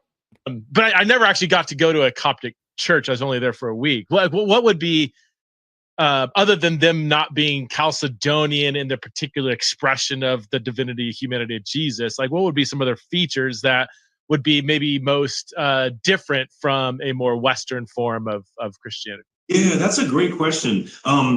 I would say in many ways, as you mentioned, like the Chalcedonian issue, that's really the only like doctrinal issue between the Coptic Church and other, and these other churches. In fact, these, all these communities we're talking about that go back to antiquity, the Ethiopian, Armenian, Eritrean, Egyptian Coptic Church, even the Indian Orthodox communities today that are still around. The main issue is Chalcedon. But other than that, they're on the same page with the rest of the Christian world, and especially with the rest of the Eastern Orthodox world. So that community of churches that I mentioned, they're often called today Oriental Orthodox, or the Miaphysite churches, and they're all that the main thing that differentiates Oriental, so-called Oriental Orthodox from Eastern Orthodox is the Chalcedonian issue. That's really the only issue. Other than that, they're actually very similar to Greek Orthodox, Russian Orthodox, but as you mentioned, they all still have cultural differences. And so Egyptian Christianity, for example, is very similar doctrinally, even in terms of liturgy. But, there's differences. As I said, you'll see the Coptic language on the walls everywhere. And you'll see Egyptian saints who are being celebrated that might not show up, in a Greek Orthodox or in a Russian Orthodox. And again, certainly not using the Coptic language in other Orthodox churches. And I would say probably one of the, this is something that's in all Orthodox and Catholic Christian communities, and even Protestants, I would argue, try to do their own version of this. But monasticism, Christian monasticism, is something that is huge in Coptic Christianity, because they are really seen as the inventors of it, which isn't really true, because there were Christian monks in Syria and in the Near East and in the Levant even before, but people, we think of people like Anthony the Great and Pachomius and the Desert Fathers and Desert Mothers and Macarius and many of these people, they were certainly more famous. And even the monasticism that grew in Europe, in Western Europe, like in Ireland, and you think of St. Patrick in Scotland and France and Central Europe and Germania, they actually imitated the monastic practices of Egypt and in their formulation. And so monasticism is still in the Coptic Church a very huge part of Christian identity. And I would also say that even the theology of persecution and the theme of persecution and martyrdom is really big in Coptic Christianity. That is very different, right? Because in the history of the West, Western superpowers have always likened themselves as these Christian kingdoms or Christian nations, and that have Christianity largely influencing them. So in that world, in that framework, Christianity is the religion of the winners, right? And it's the religion that is in line and in league with the state, with the presidents or with the empires or whatever. But Coptic Christians have always been in a situation of persecution, always, from the very beginning, because under the Roman Empire they were persecuted and martyred and produced some of the early Christian martyrs, and then they were persecuted by Roman Christians because of the Chalcedonian issue.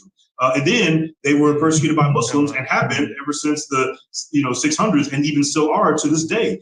Even just a few years ago, there was a group of Coptic Christians in Libya who were assassinated, who were killed on a beach and were beheaded. And they are, you will find in many Coptic Christians icons of those Christians who were just killed like a few years ago for their faith, next to Christians who were killed for the faith like 1,500 years ago or almost 2,000 years ago. And so there's this continuing theme of persecution, and it engenders in the Coptic Church, I think, a boldness for the gospel. It's a very common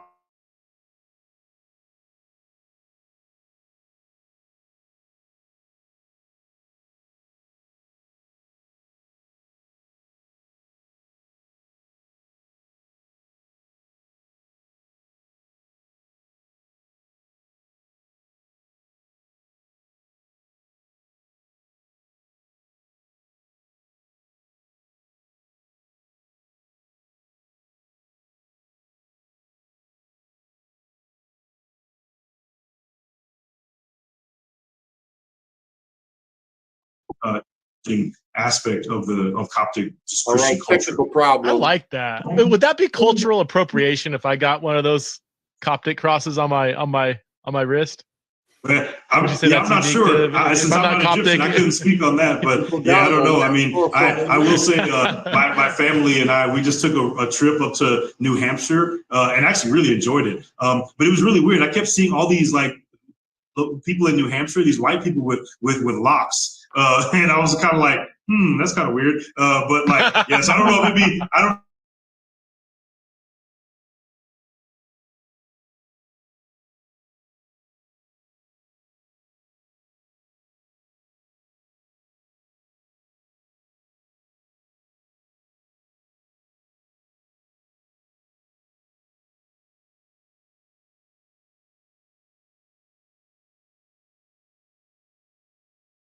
What about the ecclesiological structure? Is there like a central authority? Is there a role of Mary? Like, is there anything like within our more familiar, Roman Catholic, Eastern Orthodox ecclesiological structures that are similar in the Coptic Church? Yeah, definitely. I mean, I think that in that area, there's a lot more similarities because, mentioned role of Mary. I mean, Mary is venerated in a way that's very similar to, Eastern Orthodox and even Roman Catholics in the Coptic and in many other, again, so-called Oriental Orthodox churches. In Ethiopia in particular, Mary has a very high, I know it's hard to say because I think Catholic Orthodox, they all have a very high, view of Mary, but Ethiopian Orthodox in particular, especially under the reforms of King Zariako in the 15th century, where he actually he wrote a whole series of texts that are called dersan, which is actually a unique genre of literature to Ethiopia about Mary and in honor of Mary and just the veneration of Mary. Interesting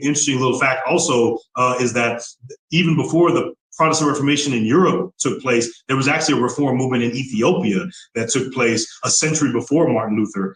And it was started by an Ethiopian monk named Stephanos, which is just kind of another version of Stephen. And he actually was protesting many of the same things that Martin Luther protested, like, the state or the empire involving itself in ordinations and, placing scripture as a higher authority than church teaching, church hierarchy. But also one of the things that he protested was the veneration of Mary that King Zariako was strongly promoting in Ethiopia during that time. And in fact, one of the first painters, I think probably the first documented or named artist in the history of sub-Saharan Africa was in Ethiopia at this time. His name is Frey Sion, and he painted many really beautiful paintings of Mary, and Mary was huge, and he would make these similar, and other artists in Ethiopia imitated his style of these Marian icons, and Mary was very central in that, but across the tradition as well. But Stephanos actually resisted praying or bowing to icons of Mary during that time in the 15th century, before Luther in the 16th century.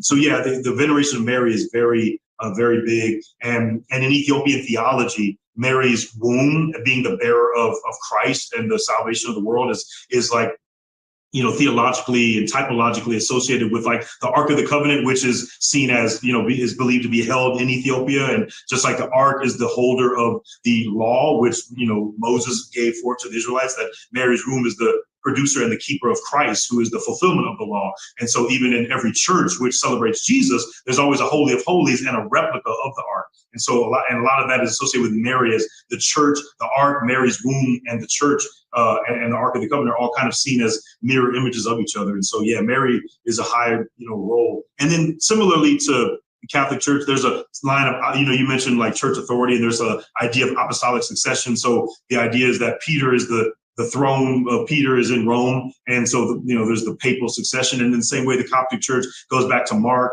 and the Ethiopian Church also, and Eritrean, consider themselves under Mark as well, under the Coptic Church. And then, the Church of India sees Thomas as their apostolic throne, and the Syrian Orthodox Church sees Thaddeus, the apostle, as the apostle who brought the gospel there as well. So there's a similar structure of having now in most of these communities, they, instead of using the word pope, they usually will use the word patriarch, and who's the head of the church, under which there's bishops and cardinals and priests that are ordained in a similar way as Catholics. And in the Church of the East, which was the dominant church in the Persian Empire, that later spread all throughout Asia, as I mentioned earlier, they call their head of their church the Catholicos, but it functions in a similar way as like a patriarch or which is also what Greek Orthodox use to refer to their head, and then or as a pope in the Western tradition. What about the canon? Do they follow a Western, Eastern, or a different kind of canon? What books do they have in their Bible? Is it similar to the Protestant Church or Catholic Church, or something different? Yeah, that's a great question. You in many of these church traditions. All right, now I think y'all would want to just listen real good right here. Yeah, there's Marys all over. They would be more similar to Catholic in the sense of including the Deuterocanon in their canon, and in their, it's in their church canons and liturgies, and it's seen as authoritative, whereas in most Protestant circles those books are usually not included, the Deuterocanon, but for the most part, Syrian, Coptic, other Orthodox communities, their canon is going to be similar to Roman Catholic. But the Ethiopian church actually has even more books, and actually has the largest canon in the history in the entire Christian world, because they, I think, of 81. I think it's 81 books in their canon, and it includes not only the Deuterocanon, but it even includes a few books that only survive in the Ge'ez language, which Ge'ez is the classical language of Ethiopia. It's not spoken anymore today, but the modern languages of Ethiopia descend from that language. Many of them do, and their alphabet that's used today, it comes from that alphabet. And those books, like the Book of Jubilees or the Book of Enoch, those only survive, actually, even though they were likely written in Hebrew, they only survive in the Ge'ez language. And so the Ethiopian Orthodox and Eritrean Orthodox Church embrace those in part of their canon, and that's a unique, unique example as well. And the Book of Enoch first talks a lot about like the Watchers, and kind of the Nephilim, and that mentioned in Genesis, and these different categories and classes of angels. And so because of that, you'll see them in church icons, and they feature a lot more prominently in the theology and worship and literature of the Ethiopian and Eritrean churches. That's fact. So my degree was largely in early Judaism, and so very familiar with those texts. And I remember when I did research on them, a lot of the original that's been preserved are like Ethiopic and Coptic and all these Syriac, and I'm like, golly, like I can't learn all these languages, so I was relying on English translations. But so one Enoch is canonical in the Coptic Church, is that in the Ethiopian church and Eritrea, in the Ethiopian and Eritrean churches it is. Oh, interesting. Oh, man. Vince, I've taken you. I know you got a meeting, and I've already made you late for it. We've had to squeeze in this. It was hard to schedule this, so we had to squeeze in.